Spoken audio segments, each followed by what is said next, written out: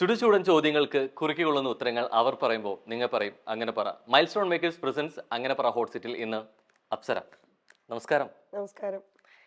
ഈ നമസ്കാരം പറയുമ്പോഴും എവിടെയോ ബിഗ് ബോസിനകത്ത് ആ സ്തംഭിച്ച പോലെ ഇപ്പോഴും സ്തംഭിച്ചിരിക്കുകയാണ്. സ്തംഭിച്ചിട്ടില്ല, ശബ്ദം കുറച്ച് സ്തംഭിച്ചു പോയിട്ടുണ്ട്. അതിന്റെ ഒരു പവർ കുറവുണ്ട്. ആണ്. ലൈഫിലേക്ക് കിട്ടാവുന്ന ഏറ്റവും വലിയ വേദികളിൽ ഒന്ന് അങ്ങനെ കിട്ടി. ഇത്രയും ദിവസത്തോളം അല്ലെ അങ്ങനെ ആക്റ്റീവായിട്ട് നിന്നൊരു ഗെയിമറാണ്. എവിക്ഷനിൽ വരുമ്പോൾ പോലും ആ വാക്കുകളിലും ആ ഒരു ബോഡി ലാംഗ്വേജിലും ഞാൻ പുറത്തു പോകാൻ പോകുന്നില്ല എന്നൊരു കോൺഫിഡൻസ് നല്ല പോലെ കാണുന്നുണ്ട്. പെട്ടെന്ന് ആ ബോർഡ് കാണുന്ന ഒരു മൊമെന്റിൽ എനിക്കൊന്ന് ബിഗ് ബോസിൽ നിന്നുള്ളതല്ല, ലൈഫിൽ തന്നെ അപ്സര ഏറ്റവും കൂടുതൽ സ്തംഭിച്ചു പോയ നിമിഷം അതായിരുന്നു എന്ന് പറഞ്ഞാൽ ശരിയാണോ? ഏറ്റവും കൂടുതൽ അൺഎക്സ്പെക്റ്റഡ് ആയിട്ടുള്ള മൊമെന്റ്, വിശ്വസിക്കാൻ പറ്റാതെ. അല്ല, വിശ്വസിക്കാൻ പറ്റാത്തൊരു മൊമെന്റ് ആയിരുന്നു, ടു ബി ഫ്രാങ്ക് പറഞ്ഞ. പക്ഷെ ലൈഫിൽ ഏറ്റവും അങ്ങനത്തെ ഒരു മൊമെന്റ് ആണോ എന്ന് ചോദിച്ചാൽ അല്ല. ഉണ്ടായിട്ടുണ്ട്, ഉറപ്പായിട്ടും ഉണ്ടായിട്ടുണ്ട്. അതല്ലേ ഇല്ലാന്ന് പറഞ്ഞാൽ കള്ളായി. പക്ഷെ ആ മൊമെന്റിൽ ഞാൻ അത് ഒട്ടും എക്സ്പെക്ട് ചെയ്തിട്ടുണ്ടായിരുന്നില്ല. ചിലപ്പോൾ കോൺഫിഡൻസ് കൊണ്ടായിരിക്കും, ഓവർ കോൺഫിഡൻസ് എന്തോ ആയിക്കോട്ടെ കേട്ടോ. പക്ഷെ ഞാൻ ഒട്ടും എക്സ്പെക്ട് ചെയ്തിട്ടുണ്ടായിരുന്നില്ല ഞാൻ അപ്പം എവിക്റ്റ് ആവുന്നു. ആക്ച്വലി ഞാൻ അവിടെ എല്ലാവരോടും തമാശക്കൊക്കെ പറഞ്ഞു നടക്കണ്ടായിരുന്നു, ഈ വീട്ടിൽ നിന്ന് ഇറങ്ങിപ്പോയാല് ഈ വീട്ടിൽ ഏറ്റവും കൂടുതൽ കരഞ്ഞ് നിലവിളിച്ച് പോകുന്ന ആള് ഞാനായിരിക്കും. ഇവിടെ എല്ലാവരെയും മാന്തി പൊളിച്ച് സാധനങ്ങളൊക്കെ തല്ലി പൊട്ടിച്ച് കിലുക്കത്തിലെ രേവതി ആ ഹോട്ടലിൽ ചെയ്തില്ലേ, അതുപോലത്തെ ഒരു അവസ്ഥയായിരിക്കും എന്നൊക്കെ ഞാൻ പറഞ്ഞിട്ടുണ്ടായിരുന്നു. പക്ഷെ എനിക്ക് അറിയില്ല, ഇപ്പോഴും ഞാൻ കരഞ്ഞിട്ടുണ്ടായിരുന്നില്ല ആ വീട്ടിൽ. എനിക്ക് തോന്നുന്നു കരയാതെ ഒരു തുള്ളി കണ്ണീര് പോലും ഒഴിക്കാണ്ട് ഇതുവരെ ഇറങ്ങിയ ആളും മേ ബി ഞാനായിരിക്കാം എന്നാ എനിക്ക് തോന്നുന്നത്.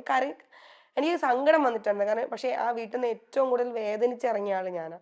കാരണം എനിക്ക് അത്ര ഇമ്പോർട്ടന്റ് ആയിരുന്നു ആ പ്ലാറ്റ്ഫോം, അത്ര ഞാൻ സ്നേഹിച്ചിരുന്നു. എനിക്ക് ഭയങ്കര ഇഷ്ടമായിരുന്നു അവിടുത്തെ ഓരോ മൊമെന്റും ഇഷ്ടമായിരുന്നു. അതുകൊണ്ടാണ് ഞാൻ അത്ര എൻജോയ് ചെയ്തിട്ട് ഓരോ കാര്യങ്ങൾ ചെയ്തിട്ടുണ്ടായിരുന്നത്. ലൈക്ക് അവിടെ നിൽക്കുന്ന രീതി ആയാലും ടാസ്ക് ആയാലും ബാക്കി അഡീഷണൽ ആയിട്ടുള്ള എന്ത് സംഭവം ചെയ്താലും ഞാൻ അത്ര എൻജോയ് ചെയ്തിട്ടുണ്ട്. കാരണം അവിടെ പോയതിന് പോലും എനിക്ക് എൻജോയ് ചെയ്യാന്നുള്ളതിനേക്കാൾ ഉപരിയായിട്ട് ഗെയിം നന്നായി ചെയ്യുക, ഒരു സേഫ് സോൺ പിടിക്കാതെ അല്ലെ, അവിടെ മാക്സിമം ടാസ്കിന്റെ കാര്യങ്ങളാണെന്നുണ്ടെങ്കിലും ഓരോ സെക്ഷനിലും അത് ചെയ്യാന്നുള്ളത് കൂടിയുണ്ട്. അപ്പൊ എൻജോയ്മെന്റ് എന്നതിനേക്കാൾ അപ്പുറത്തേക്ക് ഒരു ഗെയിമർ എന്നുള്ള രീതിയിലേക്ക് കൂടെ ചിന്തിക്കുമ്പോൾ കംപ്ലീറ്റ് കൊടുത്തിട്ടുണ്ടായിരുന്നോ അവനവനിൽ നിന്ന്? ഞാനിപ്പോ അവിടെ എല്ലാം 100% കൊടുത്ത ഒരാളെന്ന് ചോദിച്ചാൽ ഞാൻ അല്ലെന്നേ പറയൂ. പക്ഷെ എല്ലാത്തിലും ഞാനുണ്ട്. അതല്ലാന്ന് ഇപ്പം ആര് പറഞ്ഞാലും എനിക്ക് അറിയത്തില്ല. ഇപ്പം ഇവനൊരു ടാസ്ക് വന്നാലും എനിക്ക് പറ്റില്ല എന്ന് പറഞ്ഞിട്ട് ഏതെങ്കിലും ഒരു ടാസ്ക് ഞാൻ മാറിയിരിക്കുന്നതായിട്ട് നിങ്ങൾ എനിക്ക് കാണിച്ചു തരണം. ഞാൻ ഒരു ടാസ്ക് പോലും ചെയ്യാണ്ടിരുന്നിട്ടില്ല. ഈവൻ ഒരു എക്സ്ട്രാ കരിക്കുലർ ആക്ടിവിറ്റി വന്ന ഇപ്പം ഈവൻ അവിടുത്തെ സ്പെഷ്യൽ ആയിട്ടുള്ള ഡാൻസോ പെർഫോമൻസോ എന്ത് വന്നാലും ഞാൻ ഉണ്ട്. ഈവൻ അവിടുത്തെ എന്തെങ്കിലും ഡ്യൂട്ടീസ് കാര്യങ്ങളാണെങ്കിലും ഞാൻ ചെയ്തിട്ടുണ്ട്. എല്ലാത്തിനും എന്റേതായിട്ടുള്ള കോൺട്രിബ്യൂഷൻ ഞാൻ കൊടുത്തു എന്ന് ഞാൻ വിശ്വസിക്കുന്നത്.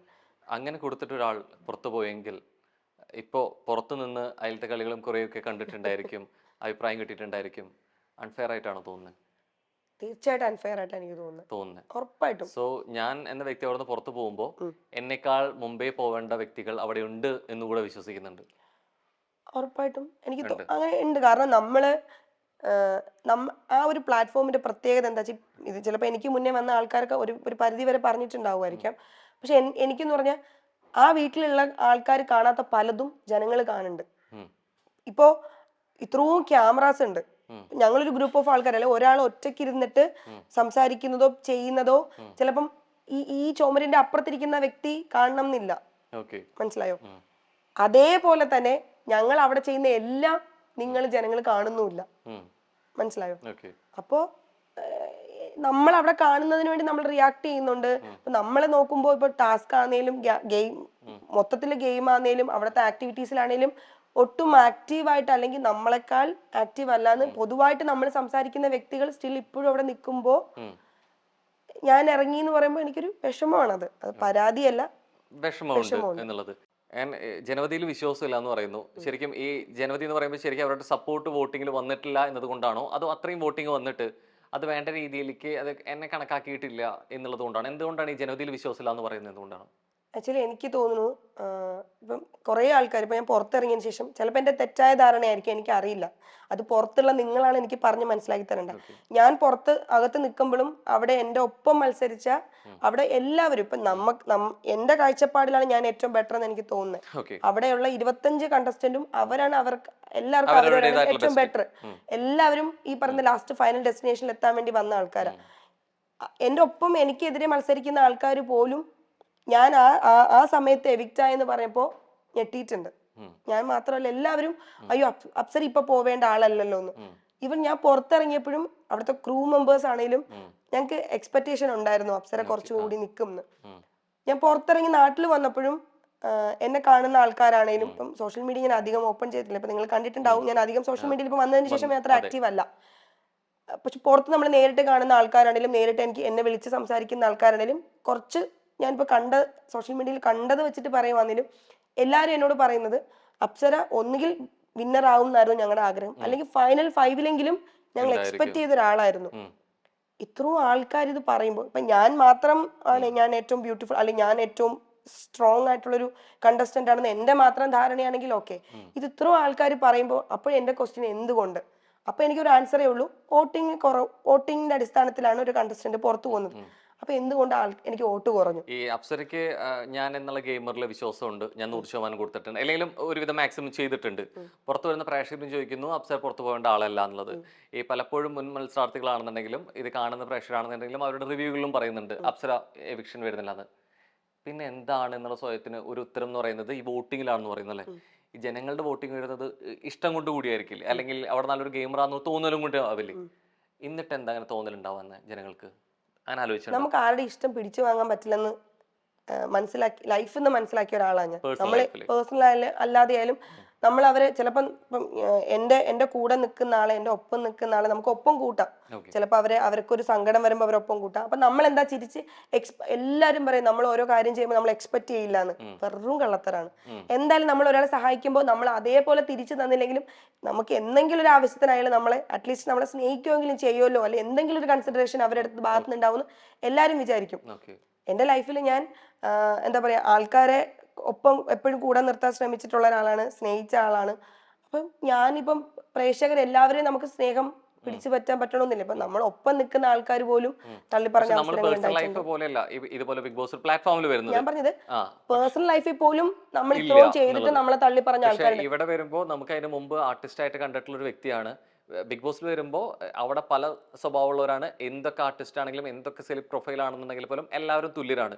അവിടെ നിന്ന് ഒന്നാം ദിവസം മുതൽ എങ്ങനെ കളിക്കുന്നു, എങ്ങനെ പെരുമാറുന്നു, സംസാരിക്കുന്നു, ആക്റ്റീവായി നിൽക്കുന്നു, ഇതൊക്കെ തന്നെയാണ് മാനദണ്ഡം അല്ലെ? എന്നിട്ടും ഈ പിടിച്ചു വാങ്ങാൻ പറ്റിയില്ലെങ്കിലും അവരവരായിട്ടുള്ള ഇഷ്ടങ്ങൾ നേടിയെടുക്കുക എന്ന് പറയുന്ന ഒരു കാര്യം കൂടിയുണ്ട് അല്ലെ? ശരിക്കും അങ്ങനെ അവരുടെ സപ്പോർട്ട് അല്ലെങ്കിൽ ജനങ്ങളുടെ ഇഷ്ടത്തിനനുസരിച്ചുള്ള ഗെയിമർ ആവാൻ പരാജയപ്പെട്ടിട്ടുണ്ട് എന്ന് സ്വയം തോന്നുന്നുണ്ടോ? ഞാൻ തിരിച്ചൊരു കാര്യം ചോദിക്കട്ടെ. ഇപ്പൊ നിങ്ങൾ ഇന്റർവ്യൂ സ്റ്റാർട്ട് ചെയ്ത സമയത്ത് പറഞ്ഞു അപ്സര ഏറ്റവും നല്ലൊരു ഗെയിമർ ആയിരുന്നു, എന്നിട്ടും അപ്സര അവിടെ നിന്ന് ഇറങ്ങി എന്ന് പറഞ്ഞു. അത് തന്നെയല്ലേ എനിക്ക് കിട്ടിയ ഏറ്റവും വലിയ വിജയം? നിങ്ങൾ ചോദിച്ചാൽ മറുപടിയാണ്. കാരണം എല്ലാവരെയും കൊണ്ട് ഞാൻ ബെറ്റർ ആണെന്ന് എനിക്ക് പറയാൻ പറ്റില്ല. കാരണം എന്റെ സ്വഭാവം അല്ലാത്ത എന്റെ നേരെ ഓപ്പോസിറ്റ് സ്വഭാവമുള്ള ഒരുപാട് ആൾക്കാർ ജീവിക്കുന്ന ലോകത്താണ് ഞാൻ ജീവിക്കുന്നത്. അപ്പൊ എന്റെ സ്വഭാവങ്ങൾ, എന്റെ പ്രവർത്തികൾ, എന്റെ ആറ്റിറ്റ്യൂഡ് അല്ലെങ്കിൽ എന്റെ ചേഷ്ടകൾ ഒന്നും ഇഷ്ടപ്പെടാത്ത ഒരു വിഭാഗം ആൾക്കാർ എന്റെ ഓപ്പോസിറ്റ് ഉണ്ട്, അല്ലെങ്കിൽ എന്റെ ഫ്രണ്ടിലുണ്ട്. അവരൊന്നും എനിക്ക് പെട്ടെന്ന് ഇഷ്ടപ്പെടുത്താൻ പറ്റില്ല. എന്റെ ചേഷ്ടകളും എന്റെ സ്വഭാവങ്ങളും എന്റെ രീതികളും എന്റെ ഭാഷാ രീതി എന്റെ എന്താ സംസാര രീതിയൊക്കെ ഇഷ്ടപ്പെടുന്ന ആൾക്കാരായിരിക്കാം മേ ബി അപ്സര നല്ലൊരു കണ്ടസ്റ്റന്റ് ആയിരുന്നു എന്ന് പറഞ്ഞത്. ഈ പറയുന്ന പോലെ എന്നെ ഇഷ്ടപ്പെടാത്ത ഒരു വിഭാഗം ആൾക്കാരും ഉണ്ട്. ഈ ഇഷ്ടപ്പെടുന്നതിന്റെ ഒപ്പം തന്നെ ഇഷ്ടക്കേടുള്ളവരുണ്ട്. ഇഷ്ടക്കേടുള്ളവരെ ഇൻഫ്ലുവൻസ് ചെയ്യിക്കുക എന്നുള്ളത് കൂടെ ബിഗ് ബോസിനകത്ത് നിങ്ങൾ ഇരിക്കുമ്പോൾ അതിനെ പുറത്ത് ചെയ്യുന്നവർ കൃത്യമായിട്ട് PR അല്ലെ? PR work. അപ്സരയ്ക്ക് അങ്ങനെ ഒരു PR വർക്ക് ടീമോ ഉണ്ടായിരുന്നു? ഞാൻ പറയാം, എന്റെ കാഴ്ചപ്പാടിൽ നല്ല ഗെയിമേഴ്സ് അല്ലെങ്കിൽ എന്റെ പോയിന്റ് ഓഫ് വ്യൂ ഫൈനൽ 5-ൽ അല്ലെങ്കിൽ വിന്നർ ആവുന്ന ഞാൻ എക്സ്പെക്ട് ചെയ്ത ഒരുപാട് ആൾക്കാർ പ്രതീക്ഷിക്കാത്ത സമയത്ത് ഔട്ടായിപ്പോയി. പക്ഷെ ഈ പറയുന്ന ആൾക്കാർക്ക് മുന്നേ ഔട്ടാവുന്ന ഞാൻ പ്രതീക്ഷിച്ച ആൾക്കാരൊക്കെ ഇപ്പോഴും സ്റ്റിൽ അവിടെ നിൽക്കുന്നുണ്ട്. സോ അന്ന് അവിടെ നിൽക്കുന്ന പല ആൾക്കാരും നമ്മളിപ്പോ അവരുടെ ഓപ്പോസിറ്റ് നമുക്ക് ഇഷ്ടമല്ലാത്ത അഭിപ്രായങ്ങൾ പറയുമ്പോൾ അവർ പറയുന്നുണ്ടായിരുന്നു, ഓപ്പൺ ആയിട്ട് അവർ പറയുന്നുണ്ടായിരുന്നു പ്ലാറ്റ്ഫോമിൽ. ജനങ്ങൾ കേട്ടിട്ടുണ്ടോ ഇല്ലോ എന്ന് എനിക്ക് അറിയില്ല. യഥാർത്ഥ ഗെയിം ബിഗ് ബോസിനകത്തല്ല, പുറത്താണ്. അപ്പോഴും സ്റ്റിൽ ഞങ്ങൾ വിശ്വസിക്കുന്ന എന്താണ്, നമുക്ക് ടാലന്റ് ഉണ്ടെങ്കിൽ നമ്മൾ കഷ്ടപ്പെട്ടാൽ നമുക്ക് ആൾക്കാർ നമ്മളെ സപ്പോർട്ട് ചെയ്യുന്നു. പക്ഷെ ഞാൻ അത് അൺഫെയർ ആയിട്ട് എനിക്ക് തോന്നി. ഞാൻ പുറത്തിറങ്ങി അല്ലെങ്കിൽ നമ്മൾ ഫൈനൽ 5-ൽ വരും അല്ലെങ്കിൽ വിജയിക്കുമെന്ന് ഞാൻ വിചാരിച്ച ആൾക്കാർ എനിക്ക് മുന്നേ ഔട്ടായപ്പോഴും ഞാനും പ്രതീക്ഷിക്കാത്തൊരു അവസരത്തിൽ ഔട്ടായപ്പോഴും എനിക്ക് മനസ്സിലായത് ശരിക്കും ഇവിടെ ചില വ്യക്തികൾ പറഞ്ഞത് ശരിയാണ്. കാരണം ബിഗ് ബോസ് വീട്ടിൽ എത്ര കഷ്ടപ്പെട്ടു. ജിൻഡോ ചേട്ടൻ എത്രയോ വട്ടം അവിടെ പറഞ്ഞിട്ടുണ്ട്. നിങ്ങൾ കേട്ടിട്ടുണ്ടോ എന്ന് എനിക്കറിയില്ല. അവിടെ പറയുന്ന കാര്യങ്ങൾ പല പ്രാവശ്യം പുറത്തോട്ട് വരുന്നില്ല എന്നുള്ള തിരിച്ചറിവ് വരുന്നുണ്ടോ ഇപ്പോ? ആക്ച്വലി ഞാൻ സത്യസന്ധമായിട്ട് പറയാം, ഞാൻ വന്നിട്ട് അധികം ഞാൻ സോഷ്യൽ മീഡിയ എടുക്കും. ഒന്നാമത്തെ കാര്യം എൻ്റെ ശബ്ദം എനിക്ക് ഒന്ന് ക്ലിയർ ആയിട്ട് വരുന്നേ ഉള്ളൂ, കാരണം എനിക്ക് ശബ്ദം പോയാൽ കുറച്ചധികം ടൈം എടുക്കും. പിന്നെ ഞാൻ വിചാരിച്ചു വന്ന ഉടനെ നമ്മൾ ഈ സോഷ്യൽ മീഡിയയിൽ ഈ പറയുന്ന പോലെ നമ്മൾ നല്ലത് പറയുന്ന ഒരു ഭൂരിഭാഗം ആൾക്കാരുണ്ടെങ്കിൽ ഒരു 10 പേര് നമ്മൾ നെഗറ്റീവ് പറയാൻ ഉണ്ടാവുമായിരിക്കും. വെറുതെ എന്തിനാണ് നമ്മളത് കണ്ടിട്ട് നമ്മൾ ഡെസ്പ് ആവുന്നത് എന്ന് വിചാരിച്ചിട്ട് ഞാൻ അധികം അതിലങ്ങോട്ട് ഇതായിട്ടില്ല. പക്ഷെ ഇൻവോൾവ് ആയില്ല. പക്ഷെ എന്നാലും അവിടെ നിന്ന് ഇവിടെ നിന്നൊക്കെ നമുക്ക് കേൾക്കാൻ പറ്റുമല്ലോ, എന്തെങ്കിലും ഫോൺ ഓപ്പൺ ചെയ്യുമ്പോൾ നമുക്ക് കേൾക്കാൻ പറ്റും. പക്ഷെ പുറത്തിറങ്ങിയപ്പോൾ അകത്ത് കേട്ട കുറെ കാര്യങ്ങൾ സത്യമാണ്, അവര് പറഞ്ഞ കാര്യങ്ങൾ സത്യമാണെന്ന് എനിക്ക്. അങ്ങനെ എത്രത്തോളം കോൺഫിഡൻസിൽ ജിന്നു ചേട്ടനോട് പറയുന്നുണ്ടെങ്കിൽ അത് പുറത്ത് PR ടീം ഇൻഫ്ലുവൻസ് ചെയ്യപ്പെടുന്നു, അല്ലെങ്കിൽ അദ്ദേഹത്തിനുള്ള റീച്ച് പുറത്ത് എന്നുള്ളതിന് ആൾക്ക് വ്യക്തമായിട്ടുള്ള ബോധ്യം ഉണ്ടെന്ന് കൂടിയാണ് പറഞ്ഞു വരുന്നത്. ഉറപ്പല്ലേ? അങ്ങനെയാണ് അകത്ത് നിൽക്കുമ്പോൾ എങ്ങനെയാണ് പുറത്തെ കാര്യങ്ങൾ ഇത്രത്തോളം റീച്ച് ഉണ്ട് എങ്ങനെ അറിയാൻ പറ്റുന്നത്? ഒന്നും അറിയാൻ പറ്റില്ല. ആ പ്ലാറ്റ്ഫോമിൽ നമുക്ക് ആകെ കൂടി അത് എത്ര പറഞ്ഞാലും ആൾക്കാർ ഇപ്പോഴും ആൾക്കാരെ വീണ്ടും വീണ്ടും അവിടെ നമുക്ക് പുറം ലോകമായിട്ട് ബന്ധപ്പെടാൻ ഒരു മണ്ണ് അങ്ങോട്ടേ ഇല്ല. സത്യസന്ധമായിട്ട് പറഞ്ഞാൽ നമ്മൾ ആ വീട്ടിനകത്ത് കയറുന്നതിന്റെ തലേ ദിവസം നമ്മുടെ ഫോൺ വാങ്ങി വെക്കും. ഒരു റൂമിനകത്ത് നമ്മൾ ഒറ്റയ്ക്കാണ്, ആകെ കൂടി TV വർക്കിംഗ് അല്ല, AC ഉണ്ടാവും, ഫാൻ ഉണ്ടാവും. നമുക്ക് ഫുഡ് പോലും നമ്മൾ മാസ്ക് വെച്ചിട്ട് ഫുഡ് പുറത്ത് അവർ കൊണ്ടുവരുമ്പോൾ മാസ്ക് വെച്ചിട്ട് നമ്മൾ ഡോറ് തുറക്കുക, അവരകത്ത് പോകും, അകത്ത് ഫുഡ് വെക്കും, പുറത്ത് പോകും. നമുക്ക് പുറം ലോകമായിട്ട് ഒരു ബന്ധമില്ല. ഈവൻ ബിഗ് ബോസ് വീട്ടിനകത്ത് കയറിയാലും അവിടെ നമുക്ക് ആകെ കൂടി നമ്മൾ പുറത്തുള്ളൊരു വ്യക്തിയോട് സംസാരിക്കണമെന്ന് പറഞ്ഞാൽ ബിഗ് ബോസിന്റെ ആ കേൾക്കുന്ന ശബ്ദവും സാറ്റർഡേ സൺഡേ എപ്പിസോഡിൽ വരുന്ന ലാലേട്ടന്റെ ശബ്ദവും ആ മുഖവും മാത്രമാണ്. നമുക്ക് എന്തെങ്കിലും ആവശ്യം ഉണ്ടെങ്കിൽ കൂടി അവിടെ ഒരു ക്യാമറ വെച്ചിട്ടുണ്ട്. നമ്മൾ കൺഫെഷൻ റൂമിലേക്ക് കയറുന്നതിന്റെ അവിടെ ഫ്രണ്ടിൽ ഒരു ക്യാം ഉണ്ട്. ആ ക്യാമിൽ പോയി നമ്മൾ വേവ് ചെയ്തിട്ട് നമ്മൾ നമ്മുടെ ആവശ്യങ്ങൾ പറയാം. ഇത് ഓപ്പോസിറ്റ് ഒരാൾ കേൾക്കുന്നുണ്ടോ? എന്നിട്ട് നമ്മൾ പലപ്പോഴും നമ്മൾ ഭയങ്കര ശരിക്കും നമ്മുടെ ക്യാരക്ടർ എനിക്ക് പോലും അറിയില്ലായിരുന്നു ഞാൻ റിയൽ ലൈഫിൽ എന്താണ് എൻ്റെ സ്വഭാവം, എനിക്കറിയില്ല. ശരിക്കും നമ്മളവിടെ കുട്ടികളായി പോകും, ചില സമയത്ത് നമ്മൾ ഓവർ പക്വതയായി പോകും. നമ്മൾ അവിടെ ചെന്നിട്ട് നമ്മൾ ശരിക്കും പിള്ളേരെ പോലെ ഇങ്ങനെ ക്യാമറ നോക്കി നിൽക്കും, ഇത് വേവ് ചെയ്യുന്നുണ്ടോ, അനങ്ങുന്നുണ്ടോ. ഈവൻ ഞങ്ങൾ അവിടെ പോയിട്ട് പല സമയത്ത് നമ്മുടെ പേഴ്സണൽ ആയിട്ടുള്ള കുറേ സാധനങ്ങൾ നമ്മൾ ചോദിച്ചിട്ടുണ്ട്. പുറത്തുനിന്ന് ഒരാൾ കേൾക്കുമ്പോൾ ഓ ഇതൊക്കെ നിസ്സാരം എന്ന് പറയും, പക്ഷെ നമുക്ക് അവിടെ അത് കിട്ടുമ്പോൾ ഭയങ്കര വലിയ കാര്യങ്ങളായിട്ട് തോന്നും. പക്ഷേ ഈ പലപ്പോഴും പുറത്തെ കാര്യങ്ങൾ അവിടെ അറിയില്ല എന്ന് പറയുമ്പോൾ വിമർശനങ്ങൾക്ക് വിവാദങ്ങൾക്കും കാരണമാകുന്ന ചില വസ്തുതയാണ്. ഒന്ന് വൈൽഡ് കാർഡ് എൻട്രിയിൽ വരുന്നവരെ പുറത്തെ കാര്യങ്ങൾ അവിടെ അറിയിക്കുന്നു എന്നുള്ളത് ഉറപ്പായിട്ട് പറയുന്നുണ്ട് കേട്ടോ. അപ്പൊ അങ്ങനെ ഉണ്ടെങ്കിൽ പുറത്തെ കാര്യങ്ങൾ അറിയുന്നുണ്ട് എന്നുള്ളത് ഒരു കാരണം. എല്ലാരും എന്ന് വെച്ചാ സ്ട്രിക്റ്റ് ആയിട്ട് അറിയാൻ ശ്രമിച്ചിട്ടില്ല, ഇല്ല, ചോദിച്ചിട്ടില്ല, ആരോടും ഒരിക്കലും ചോദിച്ചിട്ടില്ല. അതെങ്കിലും നോക്കിക്കൊണ്ടാണോ അതോ അറിയാൻ പറ്റാഞ്ഞ? എത്തിക്സ് ഒന്നും അല്ല. കാരണം എനിക്ക് എന്നെ കുറിച്ച് ഒരു ധാരണ ഞാൻ പറഞ്ഞല്ലോ, പുറത്തു നിന്നുള്ള അത് ഞാൻ കംപ്ലീറ്റ് ചെയ്തില്ല. കാരണം നമുക്ക് പുറത്തുനിന്നുള്ള കാര്യങ്ങൾ അറിയാമെങ്കിൽ പിന്നെ ഇപ്പൊ എനിക്ക് പോസിറ്റീവാണോ നെഗറ്റീവാണോ എനിക്ക് അറിയില്ല. പുറത്തുനിന്ന് ഒരാൾ എന്നോട് വന്ന് പറഞ്ഞ അപ്സരയ്ക്ക് കട്ട സപ്പോർട്ടുണ്ട്, അപ്സര ഇങ്ങനെ തന്നെ പോയാന്ന് പറഞ്ഞാൽ എനിക്ക് അങ്ങനെ തന്നെ പോവാം. നമ്മൾ കൺഫ്യൂസ്ഡ് ആയി പോകും. നമ്മൾ പറയുന്നത് ആൾക്കാർക്ക് ഇഷ്ടപ്പെടുന്നുണ്ടോ, അല്ലെങ്കിൽ നമ്മൾ ഏത് നെഗറ്റീവാണോ പോസിറ്റീവാണോ ഒന്നും അറിയാൻ പറ്റാത്തൊരവസ്ഥയില്ല. ഇപ്പൊ ഈ വൈൽഡ് കാർഡ് എൻട്രികൾ വന്നപ്പോൾ ഞാൻ എന്തുകൊണ്ട് ചോദിച്ചില്ല എന്ന് പറഞ്ഞാൽ, ഇപ്പൊ എന്റെ പാരന്റ്സ് വന്നപ്പോൾ പോലും നിങ്ങൾ എപ്പിസോഡ് ഫുള്ള് കണ്ട ആൾക്കാരാ. ഞാൻ എന്താ ചോദിക്കാത്തെന്ന് വെച്ചാൽ, ഇവൻ എനിക്ക് നെഗറ്റീവ് ആണെങ്കിൽ, കാരണം ഞാൻ അകത്ത് പോയപ്പോൾ ഒരു പ്ലാനിങ്ങും ഇല്ലാതെ പോയ ഒരാളാണ് ഞാൻ. എന്താണ് എനിക്ക്, കാരണം അവിടെ ഫെയിം ഒബിയസ്ലി ആവശ്യമാണ്, പക്ഷെ അതിലുപരി എനിക്ക് ഇപ്പം പുറത്ത് ഞാൻ ഇതുവരെ ആരോടും പറയാത്ത എനിക്ക് ഒരുപാട് ആവശ്യങ്ങളുണ്ട് അവിടെ പോയിട്ട്. എനിക്ക് കുറെ ഡ്രീം ഉണ്ട്, അത് നടപ്പിലാക്കാൻ ഞാൻ അവിടെ പോയൊരു വ്യക്തിയാണ്. ഈവൻ ഞാൻ അവിടെ പോയി ഇപ്പൊ എന്റെ ഫാമിലി അല്ലെങ്കിൽ വൈൽഡ് കാർഡ് എൻട്രിയോ അവരും എന്റെ ഓപ്പോസിറ്റ് മത്സരിക്കാൻ വരുന്ന ഒരു വ്യക്തിയാണ്. അവരെന്നോട് പറയുകയാണ് അപ്സര നെഗറ്റീവാണ്, അപ്സരയ്ക്ക് ഫുൾ നെഗറ്റീവാണ്, അപ്സര ഇപ്പൊ ചെയ്യുന്നതൊക്കെ മുഴുവൻ മോശമാണെന്ന് പറഞ്ഞാൽ ചിലപ്പോ ഞാൻ റീതിങ്ക് ചെയ്യും, ഒന്ന് ചിന്തിക്കെങ്കിലും ചെയ്യും. ഈശ്വര ഞാനിനി ഈ പുള്ളിക്കാരന് ഓപ്പോസിറ്റ് സംസാരിക്കുന്ന തെറ്റാണോ, അല്ലെങ്കിൽ ഞാൻ ചെയ്യുന്ന പ്രവൃത്തികൾ എന്താണ്, ഞാൻ ചിലപ്പോ അതില് തളർന്നു പോകും. നമ്മൾ അറിയണ്ട, അങ്ങനെ ബോധപൂർവ്വം അറിയണ്ടെന്ന് വിചാരിച്ചാണ്. അറിഞ്ഞവരുണ്ട് അല്ലെ പുറത്ത്, അതനുസരിച്ച് അങ്ങനെ ഗെയിം ചേഞ്ച് ചെയ്തവരുണ്ടോ? ഗെയിം ചേഞ്ച് ആയിട്ട് എനിക്ക് തോന്നിയിട്ടില്ല. കാരണം പുറത്തുനിന്ന് വന്ന ആൾക്കാർ, നമുക്ക് അവിടെ എന്താന്ന് വെച്ചാൽ റൂളുണ്ട്, പുറത്തുനിന്നുള്ള ഒരു കാര്യങ്ങളും സംസാരിക്കാൻ പാടില്ല. ഏതെങ്കിലും മൂലയിൽ ഇരുന്നിട്ട് ഇവരിങ്ങനെ ചോദിക്കുമ്പോഴോ സംസാരിക്കുമ്പോഴോ ബിഗ് ബോസ് അവിടെ അനൗൺസ് ചെയ്യും പുറത്തെ കാര്യങ്ങൾ സംസാരിക്കാൻ പാടില്ല. അങ്ങനെ ബിഗ് ബോസ് അനൗൺസ് ചെയ്യണമെങ്കിൽ അവിടെ ആരെങ്കിലും ചോദിച്ചിട്ടായിരിക്കുമല്ലോ. അപ്പം അങ്ങനെ അറിയാം, അല്ലാതെ അറിയില്ല. പിന്നെ അത് മാത്രമല്ല, ഇങ്ങനെ വൈൽഡ് കാർഡ് എൻട്രിയിൽ വന്നവര് സംസാരിക്കുന്നുണ്ട് എന്നുള്ളൊരു സൂചനയും അല്ലെങ്കിൽ എവിടേക്കോ തോന്നലുണ്ട്. പക്ഷെ ഈ തോന്നലിൽ എന്നെ നോക്കിയിട്ട് ഒപ്പമുള്ള സഹമത്സരാർത്ഥികൾ എവിടെയെങ്കിലും ഒക്കെ ഈ പറഞ്ഞ മാതിരി പെരുമാറ്റത്തിലോ രീതികളിലോ സഡൻ ആയിട്ടുള്ള ചേഞ്ചസ് ഉണ്ടായത് മനസ്സിലാവുമല്ലോ സ്വാഭാവികമായിട്ട് ഒബ്സർവ് ചെയ്യുമ്പോൾ. അങ്ങനെ ആരില്ലായിരുന്നു ശരിക്കും മാറിയത്? ഞാൻ അവിടെ അധികം ഞാൻ അകത്ത് പോയപ്പോഴേ എന്റെ മനസ്സിൽ ഞാൻ ആകെ കൂടെ പ്ലാൻ ചെയ്ത് പോയ അല്ലെങ്കിൽ വിചാരിച്ചിട്ട് പോയൊരു കാര്യം, ഫ്രണ്ട്ഷിപ്പ് ഉണ്ടാക്കാതിരിക്കുക, അല്ലെങ്കിൽ ഒരു ഗ്രൂപ്പായിട്ട് നിന്ന് ഒരു കാര്യം ചെയ്യാണ്ടിരിക്കുക, ഒറ്റയ്ക്ക് നിൽക്കുക. അത് നല്ലതായാലും മോശമായാലും ഒറ്റയ്ക്ക് നിൽക്കുക. അതിപ്പോ നമ്മൾ ഒറ്റയ്ക്ക് നോക്കിയാൽ മതിയല്ലോ. നെഗറ്റീവ് ആണെങ്കിലും ഞാൻ ഒറ്റയ്ക്ക് ഏറ്റെടുത്താൽ മതി, പോസിറ്റീവ് അങ്ങനെ നിൽക്കാനായിരുന്നു എനിക്കിഷ്ടം, അങ്ങനെ നിന്നു എന്ന് തന്നെയാണ് ഞാൻ വിശ്വസിക്കുന്നത്. എവിടേക്കോ ഒരു ഗ്രൂപ്പിസം എന്നുള്ള രീതിയിലേക്ക് ഒരിക്കലും ഇല്ല. അല്ലെങ്കിൽ നിങ്ങൾ ഏതാന്ന് എനിക്ക് പറഞ്ഞു തരണം. ഞാൻ ഗ്രൂപ്പായിട്ട് ഡിസ്കസ് ചെയ്തിട്ട് അവിടെ പ്രവർത്തിച്ച ഒരു കാര്യം എനിക്ക് പറഞ്ഞു തരണം. അല്ല, എവിടെയെങ്കിലും ഇപ്പൊ എന്തെങ്കിലും കുറിച്ച് പ്രതികരിക്കുന്ന സമയത്താണെന്നുണ്ടെങ്കിലും ഒരൊറ്റയ്ക്ക് നിന്നുള്ള രീതിയിലേക്ക് സംസാരിക്കുക കൃത്യമായിട്ട്. ഞാൻ ഇറങ്ങുന്നത് വരെയും അങ്ങനെ തന്നെയായിരുന്നു. ഞാൻ അവിടെ മുഖം നോക്കി സംസാരിക്കുകയോ അല്ലെങ്കിൽ സാഹചര്യങ്ങൾ മുതലെടുത്ത് സംസാരിക്കുന്ന ഒരാൾ അവിടെ പോയപ്പോഴല്ല, ഇപ്പോഴും അങ്ങനെയല്ല, ഒരിക്കലും അങ്ങനെ ആവാതിരിക്കാനാണ് ഈ എനിക്ക് അകത്തെ ബിഗ് ബോസ് വിശേഷങ്ങൾക്കൊപ്പം തന്നെ പുറത്താണ് ശരിക്കുള്ള ബിഗ് ബോസ് എന്ന് പറയുന്നു. ആ സംസാരിക്കുന്നത് പറയുന്നത് PR വർക്കിനെ കണക്ട് ചെയ്തിട്ടുള്ള സംസാരമാണ്. ഇതല്ലാതെ ചർച്ചാ വിഷയങ്ങളും പുറത്ത് നടക്കുന്നുണ്ടായിരുന്നു അല്ലെ? ഓൾറെഡി അപ്സര പുറത്ത് വന്നതിന് ശേഷം അറിയുന്നുണ്ടാവുക. അതിൽ പ്രത്യേകിച്ച് ഈ വിവാദങ്ങളിലും സംസാരങ്ങളിലും എടുത്തു പറഞ്ഞൊരു കാര്യം കൂടിയായിരുന്നു ആൽബിയുടെ സ്റ്റേറ്റ്മെന്റ്, അല്ലെങ്കിൽ ഒരു സ്റ്റേറ്റ്മെന്റിന്റെ കൊടുത്ത മറുപടി.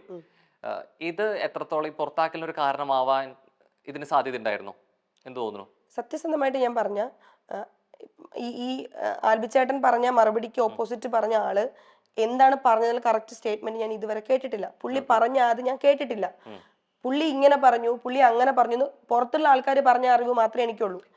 ആൽബിച്ചേട്ടനോട് ചോദിച്ചിട്ടില്ല. അതാ പറഞ്ഞത്, ആൽബി പറയുന്നതല്ല. ആൽബി ചേട്ടൻ എപ്പോഴും, ഇപ്പൊ ഞാൻ എപ്പോഴും എന്നെ ന്യായീകരിച്ച് സംസാരിക്കുള്ളൂ. അപ്പൊ നിങ്ങൾ പറയുന്നത് നിങ്ങളുടെ ഇപ്പം അഖിൽ ചേട്ടൻ എന്ന് പറഞ്ഞ അഖിൽ മാരാരെന്ന് പറഞ്ഞ വ്യക്തി പറഞ്ഞത് ഞാൻ കേട്ടിട്ടില്ല. പുള്ളി എന്താണ് പറഞ്ഞത് അത് ഞാൻ കേട്ടിട്ടില്ല. ഈവൻ ആൽബിച്ചേട്ടനാണെങ്കിൽ പോലും ഇപ്പൊ എന്റെ ഫാമിലിയിൽ നിന്ന് ആൾക്കാർ പറയുന്നുണ്ട്, അല്ലെങ്കിൽ ആൽബിച്ചേട്ടൻ പറയുന്നുണ്ട് ഞാൻ പുള്ളി ഇത് പറഞ്ഞു അപ്പൊ ഞാൻ ഓപ്പോസിറ്റ് ഇത് പറഞ്ഞു. ഈ രണ്ട് വ്യക്തികൾ മറ്റ് വ്യക്തികൾ പറഞ്ഞത് മാത്രമേ എനിക്ക് അറിവുള്ളൂ. ആൽബിച്ചേട്ടൻ പറഞ്ഞ വീഡിയോ ഞാൻ കണ്ടിട്ടില്ല, അഖിൽ ചേട്ടൻ പറഞ്ഞത് ഞാൻ കണ്ടിട്ടില്ല. പക്ഷെ പൊതുവായിട്ട് ഈ മറ്റുള്ളവർ പറഞ്ഞ അറിവിൽ എനിക്ക് തോന്നുന്നത്, എന്നെ സംബന്ധിച്ചിടത്തോളം ഇപ്പൊ അഖിലേട്ടൻ പറഞ്ഞതിന് എനിക്ക് പ്രതികരിക്കാൻ എന്താ വെച്ചാല്, എനിക്കോ അങ്ങനത്തെ ഒരു അനുഭവം ഇതുവരെ നിലവിൽ ഉണ്ടായിട്ടില്ല. എന്റെ ഒപ്പം നിന്ന ആൾക്കാർക്കോ അല്ലെങ്കിൽ ഞാനുമേ അടുത്ത് നിൽക്കുന്ന ആൾക്കാർ അത്തരം അനുഭവം ഉണ്ടായതായിട്ട് എന്നോട് പറഞ്ഞിട്ടുമില്ല. ചിലപ്പോൾ അതിന്റെ അറിവുകേടായിരിക്കും. എനിക്ക് അങ്ങനെ ഉണ്ടായിട്ടുമില്ല, അവരെന്നോട് അത് പറഞ്ഞിട്ടുമില്ല. ഇപ്പൊ അഖിൽ ചേട്ടൻ അങ്ങനെ പറഞ്ഞിട്ടുണ്ടെങ്കിൽ ചിലപ്പോൾ അദ്ദേഹത്തിന് അത്ര അനുഭവം ഉണ്ടായിട്ടുണ്ടായിരിക്കാം. അതിൽ ഞാൻ എങ്ങനെയാണ് അഭിപ്രായം പറയാ? ഈ അഖിൽമാരുടെ പറഞ്ഞൊരു പ്രസ്താവനയിൽ അങ്ങനെ ഒരു അപ്രോച്ച് എനിക്ക് ഉണ്ടായിട്ടില്ല, എനിക്കൊരു അത്തരത്തിലുള്ള അനുഭവം ഉണ്ടായിട്ടില്ല. സ്വാഭാവികമായിട്ട് അതിനോട് പ്രതികരിക്കേണ്ട എന്നുള്ളൊരു മൈൻഡ് സെറ്റ് ആണോ അപ്സരയ്ക്ക്? അതിനുള്ള മറുപടിയെ ഞാൻ പറഞ്ഞത്, അഖിൽ മാരാരെന്ന ഒരു വ്യക്തി അത് പറഞ്ഞിട്ടുണ്ടെങ്കിൽ മേ ബി അദ്ദേഹത്തിന് അങ്ങനെ ഒരു അനുഭവം ഉണ്ടായിട്ടുണ്ടായിരിക്കും, അദ്ദേഹത്തിന് ഉണ്ടായിട്ടുണ്ടാവാം. സോ അദ്ദേഹത്തിന് ഉണ്ടായ അനുഭവമോ അല്ലെങ്കിൽ അദ്ദേഹത്തിനോട് പറഞ്ഞവർക്ക് ഉണ്ടായ അനുഭവം ആയിരിക്കാം. ഇത്തരത്തിലൊരു മൈൻഡ് സെറ്റ് അവിടെ അകത്ത് പോയ ഒരാൾക്ക് രീതിയിലേക്ക് അപ്സരിക്കൂല. പിന്നെ എന്താണ് അതിൽ ആൽബി പറഞ്ഞ സ്റ്റേറ്റ്മെന്റിന് ഉള്ള വാല്യൂ എന്താ? അഖിൽ ചേട്ടൻ പറഞ്ഞ സ്റ്റേറ്റ്മെന്റിനെ കുറിച്ച് എന്തായാലും ചോദിക്കാത്തത്? അഖിൽ ചേട്ടൻ പറഞ്ഞ കുറിച്ച സ്റ്റേറ്റ്മെന്റ് ആണ് ഞാൻ ആദ്യം ചോദിച്ചത്. എന്ന് വെച്ചാൽ അഖിൽ ചേട്ടൻ പറഞ്ഞ ഓൾറെഡി അത് അനുഭവം ഉണ്ടായതുകൊണ്ടായിരിക്കാം അത് അദ്ദേഹം പറഞ്ഞു എന്നുള്ളത് പറഞ്ഞു. ഓക്കെ, സോ ആ അദ്ദേഹത്തിന്റെ അനുഭവത്തിലോ ആളോട് പറഞ്ഞ അനുഭവത്തിലോ ആൾ പറഞ്ഞിട്ടുണ്ടെങ്കിൽ, ഇത് ഇത്തരത്തിൽ അവിടെ അകത്ത് പോയ ഒരാൾക്ക് അങ്ങനെ ഒരു അനുഭവം ഇല്ലാന്ന് അപ്സരയും പറയുന്നു. സോ ഇത് രണ്ടുപേരാണ് ഈ മത്സരാർത്ഥികൾ. അപ്പൊ ഇവർക്കിടയിൽ ഇങ്ങനൊരു മത്സരാർത്ഥിയായിട്ട് പോവുകയോ അങ്ങനെയുള്ള അനുഭവങ്ങളിൽ മറുപടി പറയേണ്ട ഒരാളായിരുന്നോ ആൽബി? അല്ലെങ്കിൽ ആൽബി പറഞ്ഞ സ്റ്റേറ്റ്മെന്റിന് വസ്തുതയുണ്ടോ? ഞാനിപ്പോ ആൽബി ചേട്ടനോട് വന്നപ്പോഴും ഞാൻ അദ്ദേഹത്തിനോട് ചോദിച്ചത്, ആക്ച്വലി അദ്ദേഹം എന്റെ പേരെടുത്ത് പറഞ്ഞിട്ടില്ല. നിലവിൽ ഇതുവരെ ഒരു സ്ത്രീകളുടെ പേരെടുത്ത് പറഞ്ഞിട്ടില്ല. ഒന്നുകിൽ അഖിൽ ചേട്ടൻ ഇങ്ങനത്തെ ഒരു സ്റ്റേറ്റ്മെന്റ് പറയുമ്പോൾ അത് ആരാണെന്ന് വ്യക്തമായിട്ട് പറയണമായിരുന്നു, ഇന്ന വ്യക്തിയാണെന്ന് പറയണമായിരുന്നു. അദ്ദേഹത്തിന് അത് പറയാത്തിടത്തോളം കാലം അദ്ദേഹം ഈ പറഞ്ഞ സ്റ്റേറ്റ്മെന്റിൽ ഒരു വാല്യൂ ഇല്ല. ഒന്നിൽ അദ്ദേഹം പറഞ്ഞ സ്റ്റേറ്റ്മെന്റ് വ്യക്തി ആരാണെന്ന് പറയണം, അത് പ്രൂവ് ചെയ്യാനും പറ്റണം. അല്ലാതെ അത് വാല്യൂ ഇല്ലെന്നാണ് ഞാൻ ഇപ്പോഴും പറയുന്നത്. അങ്ങനെ വാല്യൂ ഇല്ലാത്തൊരു സ്റ്റേറ്റ്മെന്റിന് ഓപ്പോസിറ്റ് ആയിട്ട് എന്റെ ഭർത്താവ് അല്ലെ എന്റെ സ്ഥാനത്തുള്ള ഒരു വ്യക്തി, എന്റെ സൈഡ് നിൽക്കുന്ന ഒരു വ്യക്തി അതിന് തിരിച്ച് ഓപ്പോസിറ്റ് പറയേണ്ട കാര്യമേ ഇല്ലെന്നാണ് ഞാൻ പറയുന്നത്. അത് ആൽബിയോട് പറഞ്ഞിരുന്നു, എന്തിനായിരുന്നു അങ്ങനെ ഒരു മറുപടി കൊടുക്കേണ്ടിരുന്നു ആവശ്യം? ഞാൻ പറയില്ല, ഇപ്പം അഖിൽ ചേട്ടൻ അല്ലെങ്കിൽ വോട്ടവർ ആരും ആയിക്കോട്ടെ, എന്റെ ഒപ്പം ഉണ്ടായിരുന്ന സഹ മത്സരാർത്ഥിക്ക് ഇങ്ങനൊരു ദുരനുഭവം ഉണ്ടായിട്ടുണ്ട്. ഇപ്പൊ കുറെ ആൾക്കാർ പറഞ്ഞു ഇപ്പോഴാണ് റിയാക്ട് ചെയ്യുന്നത്. എപ്പോഴും ആയിക്കോട്ടെ, ഇതാണ് ആ വ്യക്തി, ഇവരുടെ ഒപ്പമാണ് ഞാൻ, ഇനി ഒരു പെൺകുട്ടിക്ക് അത് ഉണ്ടാവരുത് എന്നാണ് അഖിൽ ചേട്ടൻ പറയുന്നത്. ഞാൻ അഖിൽ ചേട്ടന്റെ ഒപ്പം നിന്നന് ഒരു വാല്യൂം ഇല്ലാതെ ഇങ്ങനെ ഒരു പെൺകുട്ടികളുണ്ട്. നമുക്ക് വിക്ടിമിന്റെ പേര് പറയാൻ അനുവാദമില്ലല്ലോ, അല്ലെങ്കിൽ നിയമം അതിന് അനുവദിക്കുന്നില്ലല്ലോ.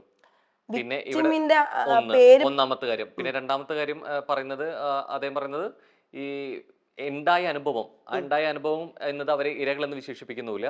പിന്നെ അത്തരം അപ്രോച്ചുകൾ ഉണ്ടായിട്ടുണ്ട് അവിടെ മറ്റുള്ളവരെ, അതങ്ങനെ സംഭവിക്കുന്നതുകൊണ്ട് തന്നെ മറ്റുള്ളവരുടെ അവസരങ്ങൾ കൂടി നഷ്ടപ്പെടുന്നു എന്നുള്ളതാണ്. അദ്ദേഹത്തിൽ ആദ്യത്തേലെ ജനറലൈസ് ചെയ്ത് പറയുന്നു എന്ന് പറഞ്ഞു, പിന്നെ രണ്ടാമത്തിന് ഒരു ക്ലാരിറ്റി കൊടുക്കേണ്ടി വന്നു, കൃത്യമായിട്ട് അദ്ദേഹം തന്നെ പറയുന്നുണ്ട്. പക്ഷെ ഇത് ഇവിടെ പറയുമ്പോൾ നേരത്തെ കൃത്യമായിട്ട് അതിനൊരു മറുപടി പറയാൻ അതിലെ കണ്ടസ്റ്റന്റ് എന്നുള്ള രീതിയിലേക്ക് അപ്സര ആഗ്രഹിക്കുന്നില്ല. സോ അവിടെ അങ്ങനെ ഒരു മറുപടി ഞാൻ പറഞ്ഞു കഴിഞ്ഞു. മറുപടി എന്ന് പറഞ്ഞാൽ ഇത്രയേ ഉള്ളൂ.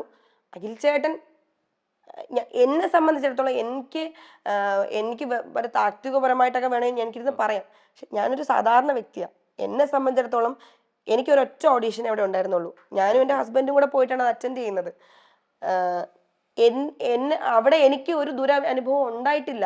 പിന്നെ ഞാൻ എന്തിന്റെ ബേസിൽ നിങ്ങൾക്ക് മറുപടി തരണം? എന്ത് പറയണം? അഖിൽ ചേട്ടൻ പറഞ്ഞൊരു സ്റ്റേറ്റ്മെന്റിന്റെ പുറത്താണോ? അദ്ദേഹം ഇപ്പോഴും ക്ലിയർ ചെയ്തിട്ടില്ല ഏതൊരു കുട്ടിക്കാണ്, അല്ലെങ്കിൽ ഏത് സീസണിലെ വ്യക്തിക്കാണെന്ന് പോലും അദ്ദേഹം വ്യക്തിയെ പറയണ്ട. ഏത് സീസണിലെ ഏത് സീസണിലെ ഒരു കുട്ടിക്കാണെന്ന് പോലും അദ്ദേഹം പറഞ്ഞിട്ടില്ല. ക്ലാരിറ്റി ഇല്ലാത്തൊരു ഒരു സ്റ്റേറ്റ്മെന്റിന് ഞാൻ എന്ത് മറുപടി? ഞാൻ 70 ദിവസം ഈ സ്റ്റേറ്റ്മെന്റ് പറയുമ്പോൾ പോലും അദ്ദേഹം ഈ പുറത്തില്ലാത്ത വ്യക്തി എന്ന രീതിയിൽ ഞാൻ എന്ത് മറുപടിയാണ് നിങ്ങൾക്ക്, എന്ത് ക്ലാരിറ്റിയാണ് ഞാൻ തരാം? സോ അങ്ങനെ കൊടുക്കുന്നില്ല, ആൽബി ഇത് കൊടുക്കും ചെയ്യുന്നു മറുപടി. അത് പിന്നെ കുറേ വിവാദങ്ങൾക്ക് ഉണ്ടാവുന്നു. സോ ഇങ്ങനെ ഇത്തരം പ്രസ്താവനകൾ അതെവിടേക്കോ ഈ ജനവിധികളും ജനങ്ങളുടെ സപ്പോർട്ട് കുറയാനോ അല്ലെങ്കിൽ ഇത് പുറത്താവാനോ അത് എവിടേക്കോ കാരണമാവുന്നുണ്ടോ? ഞാൻ ചോദിക്കട്ടെ, ആ കാര്യത്തിൽ നിങ്ങൾ യോജിക്കുന്നുണ്ടോ? ആൽബി ചേട്ടൻ എന്റെ ഭർത്താവെന്ന രീതിയിൽ ഓക്കെ, പക്ഷെ അദ്ദേഹം വേറൊരു വ്യക്തിയാണ്. അദ്ദേഹത്തിന് ഉറപ്പായിട്ടും വ്യക്തിപരമായ അഭിപ്രായങ്ങൾ പറയാനുള്ള സ്വാതന്ത്ര്യമുണ്ട്. ഞാൻ ചിന്തിക്കുന്ന രീതിയിലായിരിക്കില്ല ആൽബി എന്ന് പറയുന്ന വ്യക്തി ചിന്തിക്കുന്നത്. അദ്ദേഹത്തിനെ ഇപ്പൊ അഖിൽ ചേട്ടന്റെ സ്റ്റേറ്റ്മെന്റിനെ അദ്ദേഹത്തിനെ ചൊടിപ്പിച്ച അല്ലെങ്കിൽ അദ്ദേഹത്തിനെ പ്രൊവോക്ക് ചെയ്ത് എന്തെങ്കിലും ഒരു സ്റ്റേറ്റ്മെന്റ് അല്ലെങ്കിൽ എന്തെങ്കിലും ഒരു ഇത് ഉണ്ടാവുമായിരിക്കാം. അതുകൊണ്ടായിരിക്കാം ആൽബി എന്നൊരു വ്യക്തി അത് റിയാക്ട് ചെയ്തത്. ഇപ്പൊ ആൽബി എന്നൊരു വ്യക്തി റിയാക്ട് ചെയ്തതിന്റെ പേരിൽ അതിനകത്ത് നിങ്ങൾ ഏറ്റവും നല്ല കണ്ടസ്റ്റന്റ് ആയിരുന്നു, അതിന്റെ പേരിൽ നിങ്ങൾ പുറത്തു പോട്ടെ എന്ന് ചിന്തിച്ച ഏത് ജനങ്ങളോടൊപ്പമാണ് ഞാൻ വിശ്വസിക്കേണ്ടത്? ഏത് ജനങ്ങൾ ഉണ്ടാവാൻ സാധ്യത ഉണ്ടായിരുന്നോ എന്നായിരുന്നു ചോദ്യം. അല്ല, എനിക്ക് അതിന്റെ പേരിൽ അങ്ങനെ ചെയ്യാമോ? അത് ഞാൻ എങ്ങനെ വിശ്വസിക്കും? ഞാൻ ഇപ്പോഴും വിശ്വസിക്കുന്നില്ല. അതിന്റെ പേരിലാണെന്ന് ഞാൻ വിശ്വസിക്കാൻ ആഗ്രഹിക്കുന്നില്ല. ഇവൻ അങ്ങനെ ആണെങ്കിൽ കൂടി എനിക്ക് അത്തരം ആൾക്കാരോട് പറയേണ്ടത്, നിങ്ങൾക്ക് നല്ലതെന്ന് തോന്നി, ഇപ്പൊ ഞാനാണ് അവിടെ മത്സരിച്ചുകൊണ്ട് നിന്നത്, ഞാൻ നല്ലതെന്ന് തോന്നിയെങ്കിൽ എന്നെ മാത്രം നിങ്ങൾ നോക്കിയാൽ മതി. ഇപ്പൊ എനിക്ക് വേണ്ടി സംസാരിക്കുന്ന, എനിക്ക് ഓപ്പോസിറ്റ് എന്ന് പറയുന്ന ആൾക്കാരെ നോക്കിയിട്ട് എനിക്ക് വോട്ട് തരാതിരുന്ന ആൾക്കാരോട് എനിക്ക് ഒന്നും പറയാനില്ല. ഞാൻ ഇപ്പോഴും വിശ്വസിക്കുന്നില്ല. അതിന്റെ പേരിലാണ് ഞാൻ പുറത്തു പോയത്. പക്ഷെ ഈ കാര്യത്തിൽ ഞാൻ പ്രതികരിക്കേണ്ടെന്ന് പറയുമ്പോഴും ആൽബി പറഞ്ഞ കാര്യം അത് ആൾ വ്യക്തിപരമായ കാര്യമാണ്, ആൾക്ക് എങ്ങനെ വേണമെങ്കിലും റിയാക്ട് ചെയ്യാമെന്ന് പറയുന്നുണ്ട്. പക്ഷേ എയർപോർട്ട് കണ്ട പിക്ചറിൽ ഇത് നേരെ തിരിച്ചായിരുന്നു. കാരണം പുറത്ത് വന്നു കഴിഞ്ഞപ്പോഴും ആൽബി ചേട്ടൻ പറയുന്നുണ്ട് പ്രശ്നമൊന്നുമില്ല, ഓക്കെ ആണെന്ന് പറയുമ്പോഴും അപ്സരയാണ് അവിടെ സംസാരിക്കുന്നത് അങ്ങനെയല്ല എന്നുള്ള രീതിയിലേക്ക്. അല്ലെ, ഞാൻ ഓക്കെ അല്ല എന്നുള്ളത് അല്ല, ഈ വിഷയത്തിൽ ഞാൻ ഇപ്പോഴും ഓക്കെ അല്ല. ഞാൻ പറഞ്ഞത് അഖിൽ ചേട്ടന്റെ വിഷയത്തിൽ അപ്സര ഓക്കെ അല്ല. ഞാൻ എവിക്റ്റ് ആയ കാര്യത്തിൽ ഞാൻ ഓക്കെ അല്ല. ഈ ഇറങ്ങി വന്നിട്ടും ഈ വിഷയം അറിഞ്ഞിട്ടില്ല, ഇതിനെ പറ്റിയിട്ട് അറിയുന്നുണ്ടായിരുന്നില്ല. ആക്ച്വലി ഞാൻ എവിക്റ്റ് ആയിട്ട് രാത്രി 10:45 എന്റെ കയ്യിൽ ഫോൺ കിട്ടുന്നത്. ഫോൺ ഒരു മിനിമം ഒരു ഫോൺ നമുക്ക് 2 മാസം കണ്ടിന്യൂസ് സ്വിച്ച് ഓഫ് ചെയ്ത് വെച്ചിരുന്ന ഒരു ഫോൺ റീസ്റ്റാർട്ട് ആവാൻ എത്ര ടൈം എടുക്കുമെന്ന് നിങ്ങൾക്ക് അറിയാം. കാരണം ഞാനത് ഓപ്പൺ ചെയ്തപ്പോൾ തന്നെ എന്റെ ഫോൺ ഹാങ് ആയി. നിങ്ങൾക്ക് മെസ്സേജസും നോട്ടിഫിക്കേഷനൊക്കെ വന്നിട്ട് ഹാങ് ആയിട്ടിരിക്കുക. 10:45 എന്റെ കൈ കിട്ടിയ ഫോൺ ഞാനത് ഓൺ ചെയ്ത് ചാർജ് ചെയ്ത് അത് ഓൺ ചെയ്ത് ഇത് എന്റെ കയ്യിൽ കിട്ടി. 2 തവണ ഞാൻ പിൻ നമ്പർ ട്രൈ ചെയ്തതിന് ശേഷമാണ് എനിക്ക് പിൻ നമ്പർ ഓർമ്മ വന്നത്. അതിനുശേഷം ഞാൻ ഫോൺ യൂസ് ചെയ്തിട്ട് ആദ്യം എന്റെ ഹസ്ബൻഡിനെ വിളിക്കുന്നത്. ഔട്ട് പുള്ളിക്ക് ഭയങ്കര സങ്കടമാണ്. നീ ഓക്കെ ആവണം. എനിക്ക് സങ്കടം ഇല്ല, ഞാൻ ഓക്കെയാണ്, നമുക്ക് പുറത്തു വന്നിട്ട് നെക്സ്റ്റ് സ്റ്റെപ്പ് നമുക്ക് നോക്കാം. ഇത് ഓർത്ത് സങ്കടപ്പെട്ടിരിക്കാൻ നമുക്ക് പറ്റില്ല. നെക്സ്റ്റ് എന്റെ അമ്മയെ വിളിച്ചു, എന്റെ സിസ്റ്ററിനെ വിളിച്ചു. അത് കഴിഞ്ഞിട്ട് ഞാൻ പുറത്തെ വിവാദങ്ങൾ എന്താണ്, എനിക്ക് ഓക്കെ ആണോ, ആ ഒരു മൈൻഡിലല്ലായിരുന്നു ഞാൻ അങ്ങനെ. കാരണം ഞാൻ ഒരുപാട് എക്സ്പെക്ടേഷൻ ആയിട്ട് പോയൊരു സാധാരണ ഒരു പെൺകുട്ടിയാണ്. ഞാൻ പ്രതീക്ഷിക്കുന്നതിന് മുമ്പ് എനിക്ക് പുറത്താകേണ്ടി വന്നു. എന്താണ് കാരണമെന്ന് എനിക്ക് അറിയില്ല. അപ്പൊ ഫോൺ എടുത്ത് എനിക്ക് നെഗറ്റീവ് ആണോ പോസിറ്റീവ് ആണോ, എന്റെ ഫാൻ പേജ് എത്രയാന്ന് അതിന്റെ എണ്ണം എടുക്കലല്ലായിരുന്നു എന്റെ മൈൻഡ്. എനിക്ക് ഓക്കെ ആവണമായിരുന്നു. എനിക്ക് ആ ഔട്ടെന്ന് ആയി എവിക്റ്റ് ആയി എന്ന് പറഞ്ഞ് ഞാൻ ആ പ്ലാറ്റ്ഫോമിൽ നിന്ന് ഇറങ്ങി ആ ഒരു മൊമെന്റിലേക്ക് ഞാൻ ആ നിമിഷം വരെ ഞാൻ ഓക്കെ ആയിട്ടുണ്ടായിരുന്നില്ല. പിറ്റേ ദിവസം എന്റെ ഹസ്ബൻഡ് എന്നെ വിളിക്കാൻ വരണമെന്ന് എനിക്ക് ഒറ്റയ്ക്ക് തിരിച്ചു വരാൻ പറ്റില്ല, ഞാൻ ഓക്കെ അല്ല, ചേട്ടൻ വരണം, എന്നെ വിളിക്കാൻ വരണം എന്ന് പറഞ്ഞു. അദ്ദേഹം ഫ്ലൈറ്റ് എടുത്ത് ചെന്നൈയിൽ വന്ന് ഞങ്ങൾ പിറ്റേ ദിവസം രാവിലെ തിരിച്ച് ഒരുമിച്ച് വരികയാണ്. അപ്പോഴും എനിക്ക് നേരെ മീഡിയാസ് വന്ന ചോദ്യം, അപ്സര ഓക്കെ ആണോ എന്നാ ചോദിക്കുന്നത്. അപ്സര ഈ പുറത്തുള്ള വിവാദങ്ങൾ അറിയുന്നുണ്ടോ? ഞാൻ പറയുന്നുണ്ട്, ഞാൻ ഒന്നും അറിഞ്ഞിട്ടില്ല ഇപ്പോഴും. എനിക്ക് അതിനെക്കുറിച്ച് അഭിപ്രായം പറയാൻ ഞാൻ അറിയുന്ന കാലം വരെ എനിക്ക് അഭിപ്രായം പറയാൻ അറിയില്ല, പറ്റില്ല. ഇപ്പൊ ഞാൻ ഓക്കെ ആണെന്ന് ചോദിച്ചാൽ ഞാൻ അല്ല, ഞാൻ അപ്പോഴും ഓക്കെ അല്ലായിരുന്നു. ഇപ്പൊ എത്ര ശതമാനം ഞാൻ ഓക്കെ എന്ന് വെച്ചാൽ എനിക്ക് അറിയില്ല, പക്ഷെ ഓക്കെ ആയി വരുന്നു. ഈ നമ്മൾ തുടങ്ങി വെച്ചപ്പോൾ പറഞ്ഞൊരു കാര്യമുണ്ട്, ഈ പ്രേക്ഷക വിധി എന്നുള്ളൊരു കാര്യം. അത് അവരെ ഇഷ്ടക്കേടോ എന്നുള്ളത് നമുക്ക് പിടിച്ചു വാങ്ങാനും പറ്റില്ല എന്ന് പറഞ്ഞു. പക്ഷെ ഈ വോട്ടിംഗ് സിസ്റ്റത്തിനോട് യോജിക്കുന്നുണ്ട്, അതൊരു ജെനുവിൻ ആണ് സംഭവമാണെന്ന് വിശ്വസിക്കുന്നുണ്ട്? അല്ല, കാരണം അത് ആളുകൾക്ക് വേണ്ടി മാറ്റാം. ആളുകൾക്ക് വേണ്ടി മാറ്റാം എന്നല്ല ഞാൻ പറഞ്ഞ. അവിടെ നന്നായി കളിച്ച എത്ര ആൾക്കാർ അവിടെ നിന്ന് പുറത്തുപോയി. ഇവൻ ഞാൻ പറയാം, ഇപ്പൊ ഗബ്രിയുടെ കാര്യം പറയാം. ഗബ്രി പുറത്തെ ഇഷ്യൂസിനെ കുറിച്ച് എനിക്ക് അറിയില്ല എന്നല്ല, കംപ്ലീറ്റ് അറിയില്ല എന്നല്ല, പക്ഷെ എത്രത്തോളം ഭീകരാവസ്ഥയാണെന്ന് ഞാൻ അറിഞ്ഞു വരുന്നതേ ഉള്ളൂ. പക്ഷെ ഒരു ഗെയിമർ എന്ന രീതിയിൽ നല്ല കണ്ടസ്റ്റന്റ് ആയിരുന്നു അയാള്. ഒരു ഗെയിം തരുമ്പോൾ, ഒരു ടാസ്ക് തരുമ്പോൾ, ഒരു അഭിപ്രായം പറയുമ്പോൾ, ഒരു വിഷയത്തെക്കുറിച്ച് സംസാരിക്കുമ്പോൾ അയാൾക്ക് വ്യക്തതയുണ്ടായിരുന്നു. അയാളുടെ പ്രവൃത്തികളെ കുറിച്ചല്ല ഞാൻ പറയുന്നത്. രണ്ടാമത് റസ്മിൻ നല്ലൊരു കണ്ടസ്റ്റന്റ് ആയിരുന്നു. ഇപ്പൊ 2 ആഴ്ച റസ്മിൻ സൂപ്പർ ആയിട്ട് നിന്നിട്ട് 3-ാമത്തെ ആഴ്ച ഡൗൺ ആയി പോയെന്ന് പറഞ്ഞാൽ റസ്മിനേക്കാൾ ഡൗൺ ആയ എത്രയോ ആൾക്കാർ ഇപ്പോഴും അവിടെ ഉണ്ട്. അപ്പൊ എന്റെ കാര്യം പറയാ വെച്ചാല് ഇപ്പൊ ശ്രീരേഖ ചേച്ചി, പുള്ളിക്കാരിക്ക് ഒരു എന്ത് രസമായിട്ട് പുള്ളിക്കാരി ടാസ്കുകൾ ചെയ്യുന്നത്, എന്ത് രസമായിട്ട് പുള്ളിക്കാരി കാര്യങ്ങൾ ചെയ്യുന്നത്. അതിനേക്കാളും മോശമായിട്ട് ചെയ്യുന്ന ആൾക്കാർ ഇപ്പോഴും ഉണ്ട്. ഈവൻ ജിൻഡോ ചേട്ടനാണ് ഏറ്റവും കൂടുതൽ, ഞാൻ പുറത്തു വന്നപ്പോൾ വോട്ടിങ്ങിൽ ഏറ്റവും മുന്നിൽ നിൽക്കുന്ന ഒരു വ്യക്തി ജിൻഡോ ചേട്ടനാണ്. ജിൻഡോ ചേട്ടൻ ടാസ്കുകൾ ഓക്കെ ഫൈൻ, എല്ലാത്തിലും സൂപ്പർ അല്ലെന്നില്ല, എന്നാൽ അത്യാവശ്യം ടാസ്ക് ചെയ്യുന്നുണ്ട്. ഒരു വിഷയത്തെക്കുറിച്ച് നന്നായിട്ട് സംസാരിക്കാൻ പറഞ്ഞാൽ ജിൻഡോ ചേട്ടൻ എത്ര കാര്യങ്ങൾ നന്നായിട്ട് സംസാരിക്കുന്നത് നിങ്ങൾ പ്രേക്ഷകരെന്ന രീതിയിൽ ഞാൻ ചോദിക്കാം, നിങ്ങൾ കണ്ടിട്ടുണ്ട്? അല്ലെങ്കിൽ ജിൻഡോ ചേട്ടൻ എത്രയോ മോശമായ പ്രവർത്തികൾ അവിടെ ഉണ്ടായിട്ടുണ്ട്. ജിൻഡോ ചേട്ടൻ അവിടെ ഇപ്പം ഞാൻ ക്യാപ്റ്റൻ ആയിരുന്ന സമയത്ത് ഞാൻ കാണുമ്പോൾ, ഞാൻ ഏതോ ഒരു ടൈമിൽ ഒരു ടാസ്കിനിടയിൽ ഗബ്രിയും റോക്കിയും തമ്മിൽ ഒരു ഫൈറ്റ് ഉണ്ടായിട്ട് ഇവര് അടി ആവും എന്നൊരു സിറ്റുവേഷൻ നിൽക്കുമ്പോൾ ഞാൻ നോക്കുമ്പോൾ ജിൻഡോ ചേട്ടൻ ഏറ്റവും അവിടെ ഫിസിക്കൽ ഫിറ്റ് എന്ന് ഞങ്ങൾക്ക് തോന്നുന്ന ഒരു വ്യക്തി ജിൻഡോ ചേട്ടനാണ്. ഞാൻ വാഷ്റൂമിലായിരുന്നു.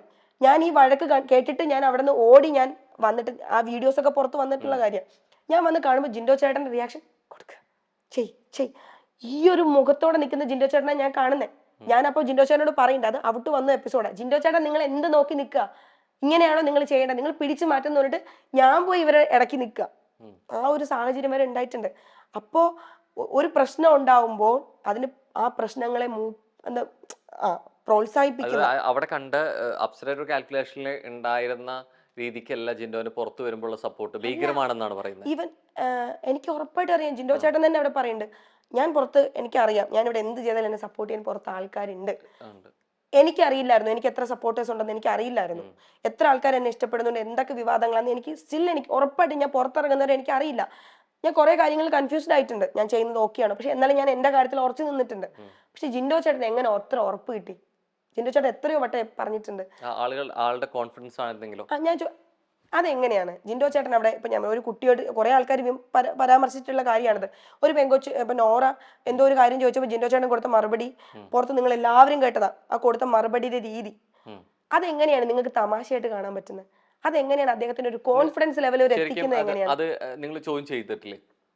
ഉറപ്പായിട്ടും ഞങ്ങൾ വീട്ടുകാർ ചോദ്യം ചെയ്യുന്നത് നിങ്ങൾ കണ്ടിട്ടുണ്ടാവുമെന്ന് ഞാൻ വിശ്വസിക്കുന്നത്. പല കാര്യങ്ങളും അവിടെ എന്നുള്ള രീതിയിലേക്ക് തുറന്നു പറയുന്നതും ചോദിക്കുന്നതും പുറത്തോട്ട് വരുന്നില്ല എന്നുകൂടി ഈ മുൻ മത്സരാർത്ഥികളുടെ തുറന്നു പറച്ചിലുകളുടെ ഭാഗമായിട്ട് കേട്ടുകൊണ്ടിരിക്കുന്നുണ്ട്. ഇപ്പൊ അപ്സര എത്രത്തോളം പുറത്ത് കാര്യങ്ങൾ അറിയുന്നുണ്ടോ എന്ന് അറിയില്ല, അറിഞ്ഞു വരുന്നു എന്നുള്ളത്.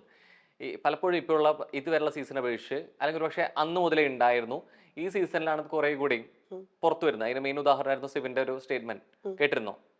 ഇല്ല, പറഞ്ഞ മതി. അപ്പോ സോ അകത്ത് നിന്നുള്ള രീതിയിലേക്ക് ഒരു മെഡിസിൻ സംബന്ധമായിട്ടുള്ള, അതായത് അഖിൽ മരാറിന്റെ ഒരു സ്റ്റേറ്റ്മെന്റ് തുടങ്ങി വെക്കുന്നത് അതിലായിരുന്നു. ഒരു മെഡിസിൻ എന്നുള്ള രീതിയിലേക്ക് കൊടുത്തത്, അതിനെ ചൊല്ലിയായിരുന്നു വിവാദം തുടങ്ങി വെച്ചത്. അതുമായി കണക്ട് ചെയ്ത് വന്നു കഴിഞ്ഞപ്പോൾ സിവിൻ തന്നെ പറയുന്നുണ്ട്, അവിടെ ഞാൻ പറഞ്ഞ പല കാര്യങ്ങളും ടെലികാസ്റ്റ് ചെയ്യപ്പെടുന്നില്ല, അല്ലെങ്കിൽ എവിടേക്കോ വ്യക്തി താല്പര്യങ്ങൾ എന്നുള്ളത് കൂടി മുൻനിർത്തിയിട്ടാണ് പോകുന്നത് എന്നുള്ളത്. അപ്സരയ്ക്കും പല കാര്യങ്ങൾ തുറന്നു പറയുന്ന സമയത്ത് അങ്ങനെ വരുന്നില്ല, അല്ലെങ്കിൽ ആ ഒരു സ്ക്രീൻ സ്പേസിനെ മാറ്റി നിർത്തുന്നു. അല്ല, ഞാൻ പറയണേ, ജിൻഡോ ചേട്ടൻ അവിടെ ചെയ്ത ഞാൻ ഇവിടെ ഏറ്റവും കൂടുതൽ സപ്പോർട്ടേഴ്സ് ഇപ്പൊ എനിക്ക് ഇപ്പൊ പോലും എന്റെ വീട്ടുകാർ, ഞാനൊരു ഇന്റർവ്യൂവിന് പങ്കെടുക്കുമ്പോൾ അവർ ഇപ്പം പുറത്ത്, ഇപ്പം റസ്മിനാണേലും അല്ലെങ്കിൽ എനിക്ക് ഞങ്ങളെ പുറത്തിറങ്ങിയ പല കണ്ടസ്റ്റൻസും പറഞ്ഞ ജിൻഡോയ്ക്കെതിരെ പറയുമ്പോൾ നമുക്ക് സോഷ്യൽ മീഡിയയിൽ ഭയങ്കര അറ്റാക്ക് വരികയാണ്, നമുക്കെതിരെ ഭയങ്കരമായിട്ട് ഭയങ്കര മോശം രീതിയിൽ കമന്റ്സ് വരികയാണ്, മോശം രീതിയിൽ നമുക്കെതിരെ പ്രതികരിക്കുന്നു എന്ന് പറയുന്നുണ്ട്. ജിൻഡോ എന്നൊരു വ്യക്തിയെ കുറിച്ച് നമ്മൾ എന്തെങ്കിലും ഒരു അദ്ദേഹത്തിന്റെ ഒരു നെഗറ്റീവ് പറഞ്ഞ, ജിൻഡോ എന്ന വ്യക്തിയെ കുറിച്ചല്ല ഞാൻ പറഞ്ഞത്, അദ്ദേഹത്തിന്റെ പ്രവൃത്തികളെ കുറിച്ചാണ് പറയുന്നത്. ജിൻഡോ എന്ന വ്യക്തി നല്ല വ്യക്തിയാണ്. ഇപ്പൊ ഞാൻ അവിടെ പലവട്ടം പറഞ്ഞിട്ടുണ്ട്, ഇപ്പൊ പുറത്തിറങ്ങിയ ശേഷം ജിൻഡോ ചേട്ടൻ എടുത്തപ്പോൾ എനിക്കൊരു ആവശ്യമുണ്ട്, ജിൻഡോ ചേട്ടാ എന്നെ ഹെൽപ്പ് ചെയ്യുമെന്ന് ചോദിച്ചാൽ മേ ബി ജിൻഡോ ചേട്ടനെ സഹായിക്കുന്ന ഒരാളാണെന്നാണ് എനിക്ക് തോന്നിയിട്ടുള്ളത്. വ്യക്തിപരമായി നല്ല വ്യക്തിയാണ്. പക്ഷെ അദ്ദേഹം അവിടെ കാണിക്കുന്ന പ്രവൃത്തികള് അതുമാത്രമല്ലല്ലോ, അദ്ദേഹത്തിന്റെ പ്രവൃത്തികൾ, അയാൾ സംസാരിക്കുന്ന രീതി, ഇപ്പം ടാസ്കിനെ അദ്ദേഹം ഇടപെടുന്ന രീതി, അതൊന്നും എനിക്ക് അക്സെപ്റ്റ് ചെയ്യാൻ പറ്റാത്ത കാര്യമാണ്. ഇത് നമ്മൾ പുറത്ത് പറയുമ്പോൾ എന്തിനാണ് ഈ സോഷ്യൽ മീഡിയയിൽ ഈ പുറത്ത് പറയുന്ന ആൾക്കാർക്കെതിരെ ഇത്ര അധികം അറ്റാക്ക് ചെയ്യുന്നത്? ഇത് ആളുകളുടെ ഇഷ്ടക്കൂടുതലുണ്ടോ അതോ PR വർക്കിന്റെ ഇൻഫ്ലുവൻസോ? ഞാൻ ചോദിക്കുന്നത്, ഞാൻ നിങ്ങളോട് ചോദിക്കുക, അങ്ങനെ ആ ഒരു വ്യക്തി ഇഷ്ടപ്പെടാൻ, ആ പുള്ളിക്കെതിരെ എന്തെങ്കിലും ഒരു നെഗറ്റീവ് ചൂണ്ടിക്കാണിക്കുമ്പോൾ അത്രമാത്രം ഇഷ്ടപ്പെടാൻ എന്താണ് നിങ്ങൾ അദ്ദേഹത്തിൽ കണ്ട ക്വാളിറ്റി? പക്ഷെ കൃത്യമായിട്ട് ആളുകൾക്കും ആളിനും ഈ ട്രോൾ സംബന്ധമായിട്ടും കുറെ രീതിയിലേക്ക് നെഗറ്റീവ് സംഭവങ്ങൾ വന്നുകൊണ്ടിരിക്കുന്നുണ്ട്. ഇപ്പൊ എപ്പോഴും ഒരാളുടെ ഇഷ്ടവും ഇഷ്ടക്കേടും പറയുമ്പോൾ തന്നെ ഈ PR വർക്കിന്റെ ഇൻഫ്ലുവൻസ് എന്നുള്ളത് എടുത്ത് പറയാത്ത അല്ലെ വയ്യ അല്ലെ? അല്ല, PR വർക്ക് തന്നെയാണ്. ഇപ്പൊ ഞാൻ പറയാം, ഒരു നമ്മുടെ സമൂഹത്തിൽ ഒരു പ്രശ്നം ഉണ്ടായി, ഇപ്പൊ 10 പേര് ഒരുമിച്ച് പറയാണ്, ഇപ്പൊ നമ്മൾ ഒരു 25 പേര് ഒരുമിച്ച് നിൽക്കുമ്പോൾ അതിൽ 15 പേര് പറഞ്ഞു അത് ശരിയാണെന്ന് പറഞ്ഞാൽ നമ്മുടെ സമൂഹത്തിൽ അതങ്ങ് ശരിയായി മാറുവാണ്. അവിടെ ഈ ഒരാൾ നിന്നിട്ട് അത് തെറ്റാണ് തെറ്റാണ് തെറ്റാണെന്ന് എത്ര വട്ടം ആവർത്തിച്ച് പറഞ്ഞാലും ഈ 15 പേര് പറഞ്ഞ് ശരിക്കൊപ്പം നിൽക്കാനാണ് എല്ലാവർക്കും ഇഷ്ടം. PR വർക്കിലും അത് തന്നെയാണ്. മെജോറിറ്റി ആളുകൾ സംസാരിക്കുന്നതിന്റെ കൂടെ കൂടിയതാണ് എന്നാണ് പറഞ്ഞു വരുന്നത്. കൂടെ കൂടിയതല്ല, സോഷ്യൽ മീഡിയ ആണ് ഏറ്റവും കൂടുതൽ ഹാൻഡിൽ ചെയ്യുന്നത്. ഇപ്പം ഒരു സാധാരണ ഒരു വീട്ടമ്മയുടെ അടുത്ത് പോകുമ്പോൾ എന്തായാലും അവർ എന്നെ ഇഷ്ടപ്പെടുന്നുണ്ട്, അല്ല അവർക്ക് ഇഷ്ടപ്പെടാത്ത രീതിയിൽ, അല്ലെങ്കിൽ സാധാരണ ഒരാളുടെ അടുത്ത് പോകുമ്പോൾ, അല്ലെങ്കിൽ സോഷ്യൽ മീഡിയ അധികം യൂസ് ചെയ്യാത്ത ഒരാൾ വോട്ട് ചെയ്യുന്ന കൂടുതലും എനിക്ക് തോന്നുന്നു ന്യൂജൻ പിള്ളേഴ്സ്, അല്ലെങ്കിൽ ആ ഒരു ടൈപ്പ് ആൾക്കാർ, അല്ലെങ്കിൽ ഫോൺ കൂടുതൽ ഹാൻഡിൽ ചെയ്യുന്ന, അല്ലെങ്കിൽ സോഷ്യൽ മീഡിയ ഹാൻഡിൽ ചെയ്യുന്ന ആൾക്കാരാണ് വോട്ടിങ്ങിൽ വരുന്നത്. ഇത് ചെയ്യാത്ത ഒരു വിഭാഗം ആൾക്കാർ പറയുന്നത് നിങ്ങൾ നല്ല കണ്ടസ്റ്റന്റ് ആണ്, അല്ലെങ്കിൽ നിങ്ങൾ നല്ല ആൾക്കാരാണെന്ന് പറയുമ്പോഴും ഈ വോട്ട് ചെയ്യുന്ന ആൾക്കാർ സോഷ്യൽ മീഡിയയിലാണേലും ഈ നമ്മളിപ്പോൾ ഞാൻ ചെയ്യുന്ന എല്ലാ നെഗറ്റീവ്സും പോസിറ്റീവായി കാണിക്കാൻ ഒരു വിഭാഗം ആൾക്കാരുണ്ടെങ്കിൽ കാണുന്ന ആൾക്കാരും അത് എൻജോയ് ചെയ്ത് തുടങ്ങും. ഇപ്പൊ ജിൻഡോ ചേട്ടൻ ചെയ്ത അന്ന് നോറയ്ക്ക് കൊടുത്തൊരു മറുപടി പോലും ഞാൻ പുറത്തിറങ്ങിയപ്പം നമ്മളത് ഭയങ്കര ചേട്ടാ ഇങ്ങനെയാണ് ഒരു കുട്ടിക്ക് മറുപടി കൊടുക്കുന്നത്. അത് നമ്മൾ പുറത്ത് ഇപ്പൊ എൻ്റെ വീട്ടിൽ ഇപ്പൊ ഒരു ചേച്ചിയുടെ മോനുണ്ട്, ഇപ്പൊ നാളെ അവൻ അത് റിപ്പീറ്റ് ചെയ്താലോ, ഒരു പബ്ലിക് പ്ലാറ്റ്ഫോമിൽ അവനോടൊരു പെൺകുട്ടി അല്ലെങ്കിൽ ഒരു ആൺകുട്ടി വന്നിട്ട് ഒരു ചോദ്യം ചോദിക്കും, അവൻ ഇങ്ങനെ മറുപടി കൊടുത്താലോ, നമ്മുടെ സമൂഹത്തിൽ നാളെ ഒരു പെൺകുട്ടി അല്ലെങ്കിൽ നാളെ ഈ പിള്ളേരത് ആവർത്തിച്ചാലോ. ഇപ്പൊ ജിൻഡോ ചേട്ടൻ അത് കൊടുക്കുന്ന ഒരു തെറ്റായ മെസ്സേജ് അല്ലേ? കാരണം പുറത്തുള്ള ഒരു സമൂഹത്തിൽ ഒരുപാട് ആൾക്കാരെ റെപ്രസെന്റ് ചെയ്തിട്ടാണ് നമ്മൾ 25 പേര് ആ വീട്ടിൽ പോയെന്നാണ് ഞാൻ വിശ്വസിക്കുന്നത്. നമ്മൾ അവിടെ ഓരോ പ്രവൃത്തികളും അവരെ ചെയ്യുന്നുണ്ട്. അപ്പൊ ജിൻഡോ ചേട്ടൻ ആ പ്രവൃത്തി ഞാൻ പുറത്തിറങ്ങുമ്പോൾ നമ്മളെല്ലാവരും പുള്ളിക്കെതിരെ സംസാരിച്ചപ്പോഴും പുറത്തിറങ്ങിയപ്പോൾ അത് ഭയങ്കര കോമഡി ആയിട്ടാണ് ആൾക്കാരെടുത്തത്. എനിക്ക് ഇപ്പോഴും മനസ്സിലായിട്ടില്ല അത് എങ്ങനെയാണ് അത്രയും വലിയൊരു കാര്യം അതങ്ങനെ കോമഡി ആയി പോയതെന്ന് എനിക്ക് മനസ്സിലാവുന്നില്ല. എവിടേക്കോ ഈ പറയുന്ന സ്റ്റേറ്റ്മെന്റും സ്വഭാവത്തിനേക്കാൾ അപ്പുറം ഈ കൂട്ടം കൂടി ഒരു ഗ്രൂപ്പായി മാറി ഒരാൾക്കെതിരെ തിരിയുമ്പോൾ ആൾക്ക് സ്വാഭാവികമായിട്ട് ഓഡിയൻസിന്റെ ഭാഗത്ത് സപ്പോർട്ട് വരും എന്ന് പ്രവണത നമ്മൾ മുൻ സീസണിൽ കണ്ടിട്ടുണ്ട്. ഇത് ശരിക്കും ജിൻഡോന്റെ കാര്യത്തിൽ അവിടെ വർക്ക് ആയിട്ടുണ്ടോ? ശരിക്കും അവിടെ ഒരു കൂട്ടം ഉണ്ടാക്കിയ ആള് ജിൻഡോ ചേട്ടനാണ്. അതുകൊണ്ടാ ചോദിച്ചത്, അങ്ങനെ ഒരു മുൻവിധിയോട് കൂടി ആൾ അങ്ങനെ ഒറ്റയ്ക്ക് നിന്ന് ജിൻഡോ ചേട്ടനല്ലേ കൂട്ടം കൂടിയത്? ഒറ്റയ്ക്ക് നിന്ന് കളിച്ച ആൾക്കാരല്ലേ ഇപ്പൊ പുറത്തു പോയത്? അല്ല, പലപ്പോഴും ആൾ എന്നുള്ള രീതിയിലേക്ക് അഗേൻസ്റ്റ് ആയിട്ട്, കാരണം പലപ്പോഴും മണ്ടൻ എന്നുള്ള വിളിയൊക്കെ കേട്ട് തുടങ്ങി. പൊതുവായിട്ട് ആദ്യമേ തന്നെ അവിടുത്തെ ഒരു ഈ ആക്ഷേപവും അല്ലെങ്കിൽ സർക്കാസ്റ്റിക് ആയിട്ട് വിളികളും പരിഹാസങ്ങളും കേട്ട് തുടങ്ങിയ ഒരു വ്യക്തി കൂടിയായിരുന്നു. ഒരു ഇൻസിഡന്റ് ഉണ്ടായി. ജാസ്മിൻ കുളിക്കാൻ വേണ്ടി പോകുമ്പോൾ അവള് ഡ്രസ്സ് എല്ലാം പാക്ക് ചെയ്തിട്ട് ടവലിൽ പൊതിഞ്ഞിട്ട് അവള് സെറ്റിയിൽ പുറത്ത് കൊണ്ട് വെച്ചു. അപ്പൊ നമ്മളപ്പോ കൺഫെഷൻ റൂം അല്ല, നമ്മൾ അവിടെ നിന്ന് ബിഗ് ബോസ് എന്തോ ഒരു കാര്യത്തിന് അവിടെ ഹാളിൽ വന്ന് ഇരിക്കാൻ പറഞ്ഞിട്ട് ജിൻഡോ ചേട്ടൻ ഭയങ്കര ഇഷ്യൂ ആക്കി. നമ്മുടെ വസ്ത്രങ്ങൾ നമ്മളിങ്ങനെ പബ്ലിക്കായിട്ട് കൊണ്ടുവയ്ക്കാമോ എന്നൊക്കെ ചോദിച്ചു ഭയങ്കര ഇഷ്യൂ ആക്കി. ഇതേ ജിൻഡോ ചേട്ടൻ ഉപയോഗിച്ച അണ്ടർവെയർ കൊണ്ടുവന്നിട്ട്, വാഷ് ചെയ്യാത്ത അണ്ടർവെയർ കൊണ്ടുവന്നിട്ട് ഞങ്ങളുടെ ഭക്ഷണം ഉണ്ടാക്കുന്ന കിച്ചൺ വയ്ക്കുവാണ്. അങ്ങനെ ഒരു വ്യക്തിയെ ഞങ്ങളിപ്പോൾ എന്താ വിളിക്കേണ്ടത്? ഞാൻ വിളിച്ചിട്ടില്ല മണ്ടനെന്ന്, അദ്ദേഹത്തിന് ഞാൻ മണ്ടനെന്ന് ടാഗ് ഞാൻ കൊടുത്തിട്ടില്ല. അപ്പോഴും എപ്പിസോഡ് കണ്ട ആൾക്കാർക്കറിയാം ഞാൻ ജിൻഡോ ചേട്ടൻ മണ്ടനെന്ന് ഞാൻ ഒരിക്കലും പറയില്ല, അന്നും പറയില്ല, ഇപ്പോഴും പറയില്ല. ആ വീട്ടിലെ ഏറ്റവും ബുദ്ധിമാനായ വ്യക്തി ജിൻഡോ ചേട്ടനായിരുന്നു. കാരണം അദ്ദേഹത്തിന് ഇവിടെ നിന്ന് കയറുന്നതിന് മുമ്പും ബുദ്ധിപരമായി അദ്ദേഹം കുറേ കാര്യങ്ങൾ പ്ലാൻ ചെയ്തിട്ട് പോകാൻ അദ്ദേഹത്തിന് നന്നായി എക്സിക്യൂട്ട് ചെയ്യാൻ പറ്റി. കുറേ കാര്യങ്ങൾ പ്ലാൻ ചെയ്യാൻ പോയി. അതേ കാര്യങ്ങൾ അദ്ദേഹത്തിന് അവിടെ വന്നിട്ടും അത് ആൾക്കാരിലേക്ക് ഇംപ്ലിമെന്റ് ചെയ്യാൻ പറ്റി. അത് ചെയ്യാതെ പോയ ആൾക്കാരാണ് മണ്ടന്മാര്, ഞാനടക്കം. ഞാൻ അങ്ങനെ, അദ്ദേഹം ബുദ്ധിമാനാണ്. ജിൻഡോ ചേട്ടൻ മണ്ടനാണെന്ന് ഞാൻ അന്നും പറഞ്ഞിട്ടില്ല, ഇപ്പോഴും പറയില്ല. അതിനകത്ത് ഇതേപോലെ പ്ലാൻ ചെയ്ത് പുറത്തുള്ള PR വർക്കിന്റെ പേരിലാണ് കോൺഫിഡൻസ് കാണിക്കുന്നതെന്ന് പറയുമ്പോഴും ഈ പുറത്ത് ആളുകളുടെ സംസാരത്തില് കൃത്യമായിട്ട് ഈ ഫേവറിസം കാണിക്കുന്നത് ജാസ്മിൻ ആണെന്നാണ് സംസാരം. ശരിക്കും ആ ഫേവറിസം അവിടെ ആർക്കെങ്കിലും കിട്ടുന്നുണ്ടോ? എനിക്കറിയില്ല. ആക്ച്വലി ഞാൻ ഈ പറഞ്ഞല്ലോ, എന്നെ കൊണ്ട് പറ്റുന്ന മാക്സിമം നന്നായിട്ട് നിൽക്കാൻ നോക്കിയൊരു വ്യക്തിയാണ് ഞാൻ. എന്നിട്ടും ഞാൻ പുറത്തായത് എന്ത് കാരണമാണെന്ന് എനിക്ക് അറിയില്ല. അപ്പം എല്ലാരും പറയുന്നു ജനങ്ങൾ വോട്ട് കുറവാണെന്ന്. അപ്പൊ എന്നിട്ടും ജനങ്ങൾ ഇപ്പൊ നമ്മളെ നേരിട്ട് കാണുമ്പോഴും നേരിട്ട് സംസാരിക്കുമ്പോഴും നമ്മൾ ഒരിക്കലും എക്സ്പെക്ട് ചെയ്തില്ല അപ്സര പുറത്തു പോകും. പിന്നെ ആരാണ് എന്നെ തോപ്പിച്ചത്? എനിക്കറിയില്ല, എനിക്കതിൽ വ്യക്തതയില്ല. അപ്പം അതിനെക്കുറിച്ച് എനിക്കൊന്നും പറയാനില്ല. എനിക്കറിയില്ല, ഞാൻ എന്താ പറയണ്ടേ? ഈ ജിൻഡോ ചേട്ടന്റെ പെരുമാറ്റം എന്നുള്ള രീതിയിലേക്ക് പലതും പറഞ്ഞു. അല്ല, ജിൻഡോ ചേട്ടൻ എന്നൊരു വ്യക്തിയെ മാത്രമല്ല ഞാൻ പറയുന്നത്. അവിടെ മെജോറിറ്റി ആൾക്കാരും ചെയ്യുന്ന നെഗറ്റീവ്സ് പോസിറ്റീവാക്കി മാറ്റാനുള്ളൊരു കഴിവ് എനിക്ക് തോന്നുന്നു PR ടീമിനുണ്ട്. പക്ഷെ പലപ്പോഴും ഇത്രയും മത്സരാർത്ഥികൾ അവിടെ ഉണ്ടായി കഴിഞ്ഞിട്ടും ഈ എടുത്ത് എന്തെങ്കിലും മോശം കാര്യങ്ങൾ പറയുമ്പോൾ കൃത്യമായിട്ട് ജിൻഡോ എന്നൊരു വാക്ക് വരുന്നുണ്ട്. ആ ചെയ്ത പ്രവർത്തികൾ ഒരു രീതിയിൽ ന്യായീകരിക്കല്ല പുറത്തു വന്നത്. പക്ഷെ എവിടേക്കോ മറ്റു സംഭവങ്ങളും അവിടെ നിന്ന് വരുന്നുണ്ട്. ഇപ്പൊ ജാസ്മിന്റെ കാര്യത്തിലാണെന്നുണ്ടെങ്കിലും അല്ലെ മറ്റുള്ളവർ പ്രതികരിക്കുന്ന കാര്യത്തിലാണെന്നുണ്ടെങ്കിലും ഇപ്പോൾ റോക്കിയുടെ ഫിസിക്കൽ അസോൾട്ട്, അങ്ങനെ കുറെ സംഭവങ്ങൾ വരുന്നുണ്ട്. പക്ഷെ എവിടെയും മറ്റൊന്നും പറയുന്നില്ല. എവിടെയോ ജിൻഡോ ആയിരുന്നു ശരിക്കും അവിടെ എതിരാളി അപ്സരയ്ക്ക്. എനിക്ക് അങ്ങനെ അവിടെ ഒരു എതിരാളിയായിട്ട് എനിക്ക് ആരും തോന്നിയിട്ടില്ല, സത്യം പറയാലോ. കാരണം ജിൻഡോ ചേട്ടന്റെ മറുപടി കൊടുക്കുന്ന പോലെ എനിക്ക് മറുപടി കൊടുക്കാൻ പറ്റില്ല. ഞാൻ മറുപടി കൊടുക്കുന്ന പോലെ ജിൻഡോ ചേട്ടനും പറ്റില്ല. ആക്ച്വലി ഞാൻ ഒരിക്കലും അവിടെ ഒരാൾ എൻ്റെ അടുത്ത് ചോദിച്ച ചോദ്യത്തിന് ജിൻഡോ ചേട്ടൻ കൊടുത്ത രീതിയിൽ ഞാൻ അവിടെ മറുപടി ഇതുവരെ കൊടുത്തിട്ടില്ല. എൻ്റെ അടുത്ത് ചോദിക്കുന്ന രീതിയിൽ ഞാൻ സംസാരിക്കുന്ന പോലെയോ അല്ലെങ്കിൽ ഞാൻ പറയുന്ന പോലെ ജിൻഡോ ചേട്ടൻ അവിടെ പറഞ്ഞ് ഞാനും കേട്ടിട്ടില്ല. ടാസ്കിലാണെങ്കിൽ പോലും ജിൻഡോ ചേട്ടൻ ഒരു പോയിന്റ് പോലും നേടാത്ത എത്രയോ ടാസ്കുകളിൽ ഞാൻ വന്നിട്ടുണ്ട്. ജിൻഡോ ചേട്ടനും അത്യാവശ്യം നന്നായി ടാസ്ക് ചെയ്യുന്നുണ്ട്. പണി ചെയ്യുന്ന കാര്യത്തിലാണെങ്കിലും ഞാൻ അവിടെ അത്യാവശ്യം പണികൾ ചെയ്യുന്ന ഒരാളായിരുന്നു, ഡ്യൂട്ടീസും കാര്യങ്ങളൊക്കെ. ജിൻഡോ ചേട്ടൻ എപ്പോഴാണോ ഏറ്റവും കൂടുതൽ അറ്റൻഷൻ കിട്ടുന്നത് അത് ഹൈലൈറ്റ് ചെയ്യാൻ വേണ്ടിയിട്ട് ജിൻഡോ ചേട്ടൻ ശ്രമിക്കാറുണ്ട്. അപ്പൊ എനിക്ക് ഏത് രീതിയിലാണ് ജിൻഡോ ചേട്ടൻ എതിരാളിയായിട്ട് എനിക്ക് തോന്നിയിട്ടില്ല.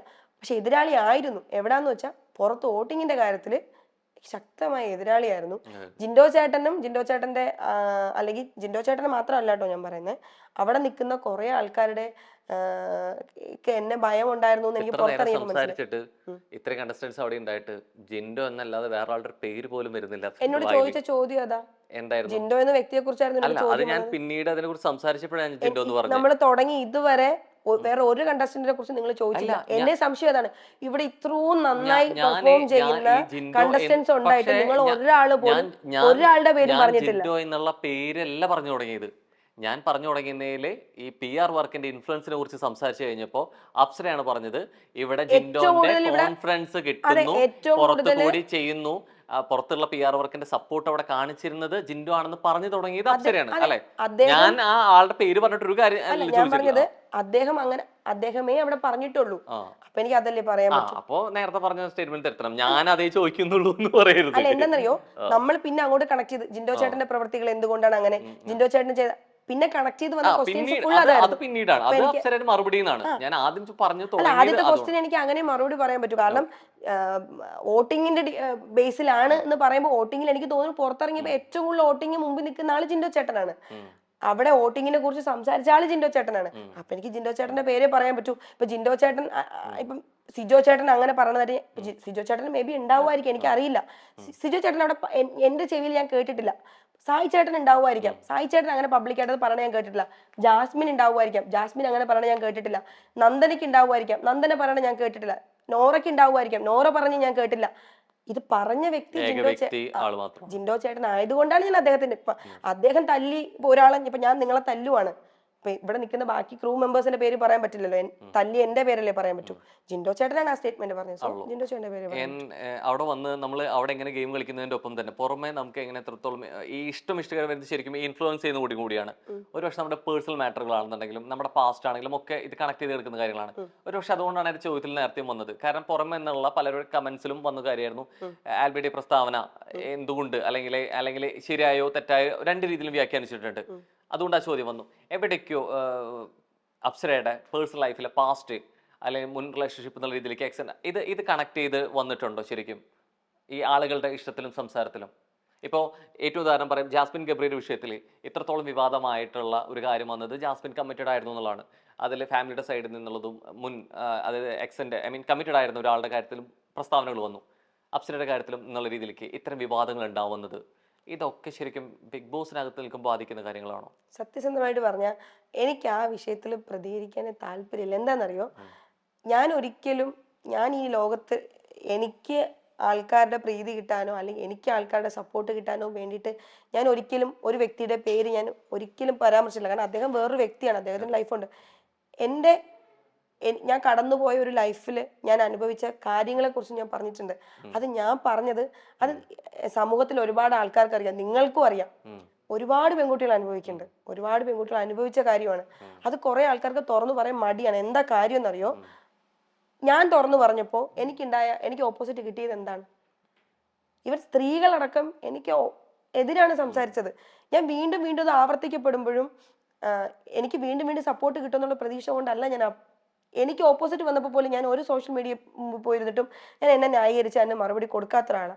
കാരണം എന്ന് വെച്ചാൽ എനിക്ക് വ്യക്തമായ ധാരണയുണ്ട് എനിക്ക് ഒരിക്കലും സപ്പോർട്ട് കിട്ടില്ല നമ്മുടെ സമൂഹത്തിൽ നിന്ന്.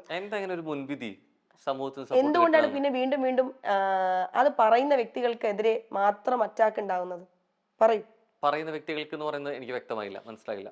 ഞാൻ എൻ്റെ ലൈഫിൽ ഞാൻ കടന്നുപോയ ഒരു മോശം സാഹചര്യത്തെ കുറിച്ച് മാത്രം ഞാൻ പറഞ്ഞു. ഇതിനു മുമ്പ് ഞാൻ ഒരു അവസരത്തിൽ പറഞ്ഞു. അപ്പോഴും ഏറ്റവും കൂടുതൽ അറ്റാക്ക് നേരിട്ട വ്യക്തി ഞാനാണ്. എന്തുകൊണ്ട് ഒരാള് പോലും ആ ചെയ്ത വ്യക്തിക്കെതിരെ സംസാരിച്ചില്ല? ഓക്കെ. അത് കഴിഞ്ഞു. അന്നും ഞാൻ വന്നിട്ട് പറഞ്ഞു വരുന്നത് ഹസ്ബൻഡിനെ കുറിച്ചാണോ ഭർത്താവിനെ കുറിച്ചാണോ? അല്ല, ഞാൻ പറഞ്ഞ ആ ഒരു ഞാൻ വ്യക്തിനെ പറഞ്ഞ കുറിച്ച്. സ്റ്റേറ്റ്മെന്റിനെ കുറിച്ചിട്ട്. ആ. അത് കഴിഞ്ഞിട്ട് ഇപ്പൊ ഞാൻ ബിഗ് ബോസിൽ പോയ സമയത്തും ഞാൻ പറയാൻ ശ്രമിച്ചത് ഇത്രയേ ഉള്ളൂ. ഒരുപാട് അവസരത്തിൽ എന്നെ പോലെ ഞാൻ ഒരുപാട് പെൺകുട്ടികളെ ഞാൻ അനുഭവിച്ചതുപോലെ റെപ്രസെന്റ് ചെയ്ത് ആ പ്ലാറ്റ്ഫോമിൽ പോയൊരു പെൺകുട്ടിയാണ് ഞാൻ.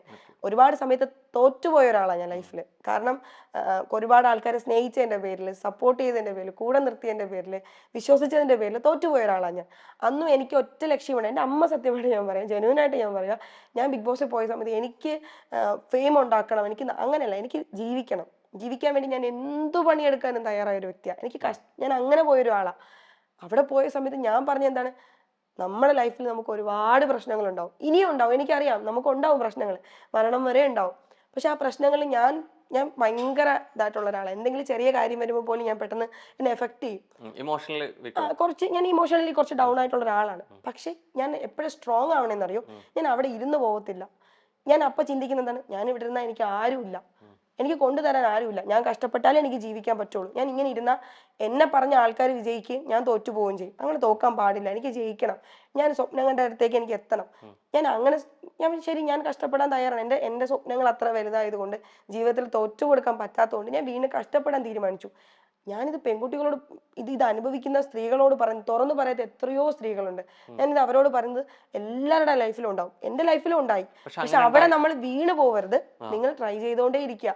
നിങ്ങൾക്ക് പറ്റാത്തൊരു ബന്ധമാണെന്നുണ്ടെങ്കിൽ നിങ്ങൾ അവിടെ കടിച്ചു തൂങ്ങണ്ട. പക്ഷെ ആ ഒരു ബന്ധത്തിൽ നിന്ന് മാറി ശരിക്കും ഈ ആള് തന്നെ വീണ്ടും വന്നിട്ട് സോഷ്യൽ മീഡിയ വന്നിട്ട് ക്ലാരിറ്റിക്കോ പ്രസ്താവനയ്ക്കോ നിൽക്കുന്നത് ഈ അകത്ത വിശേഷങ്ങളും പുറത്ത് നടക്കുന്ന ഈ വിവാദങ്ങൾ കൊണ്ട് കൂടിയല്ലേ? അങ്ങനെ തോന്നില്ലേ? അല്ല, ക്ലിയർ ചെയ്തോട്ടെ. ഞാൻ പറയട്ടെ, ഇപ്പം എപ്പോഴും ഞാനിപ്പം പറയുമ്പോൾ എന്നെ ന്യായീകരിച്ചിട്ടേ ഞാൻ പറയുള്ളൂ. ഞാൻ ഓപ്പോസിറ്റ് പറയുന്ന വ്യക്തി അദ്ദേഹത്തെ ന്യായീകരിച്ചിട്ടേ പറയുള്ളൂ.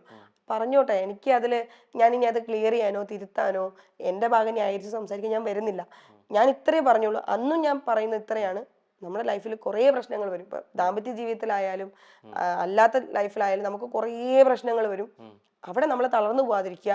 ഇപ്പൊ നമ്മൾ നമ്മുടെ സങ്കടങ്ങൾ ഇപ്പൊ പബ്ലിക്കിൽ വന്നിട്ട് പറഞ്ഞാൽ പോലും ചിലപ്പോൾ നമ്മളെ ആളുകൾ അക്സെപ്റ്റ് ചെയ്യില്ല. നമുക്ക് ഓപ്പോസിറ്റ് ആയിരിക്കും അപ്പോഴും ആൾക്കാർ കൂടുതൽ റിയാക്ട് ചെയ്യുന്നത്. അത് മൈൻഡ് ചെയ്യാതിരിക്കുക.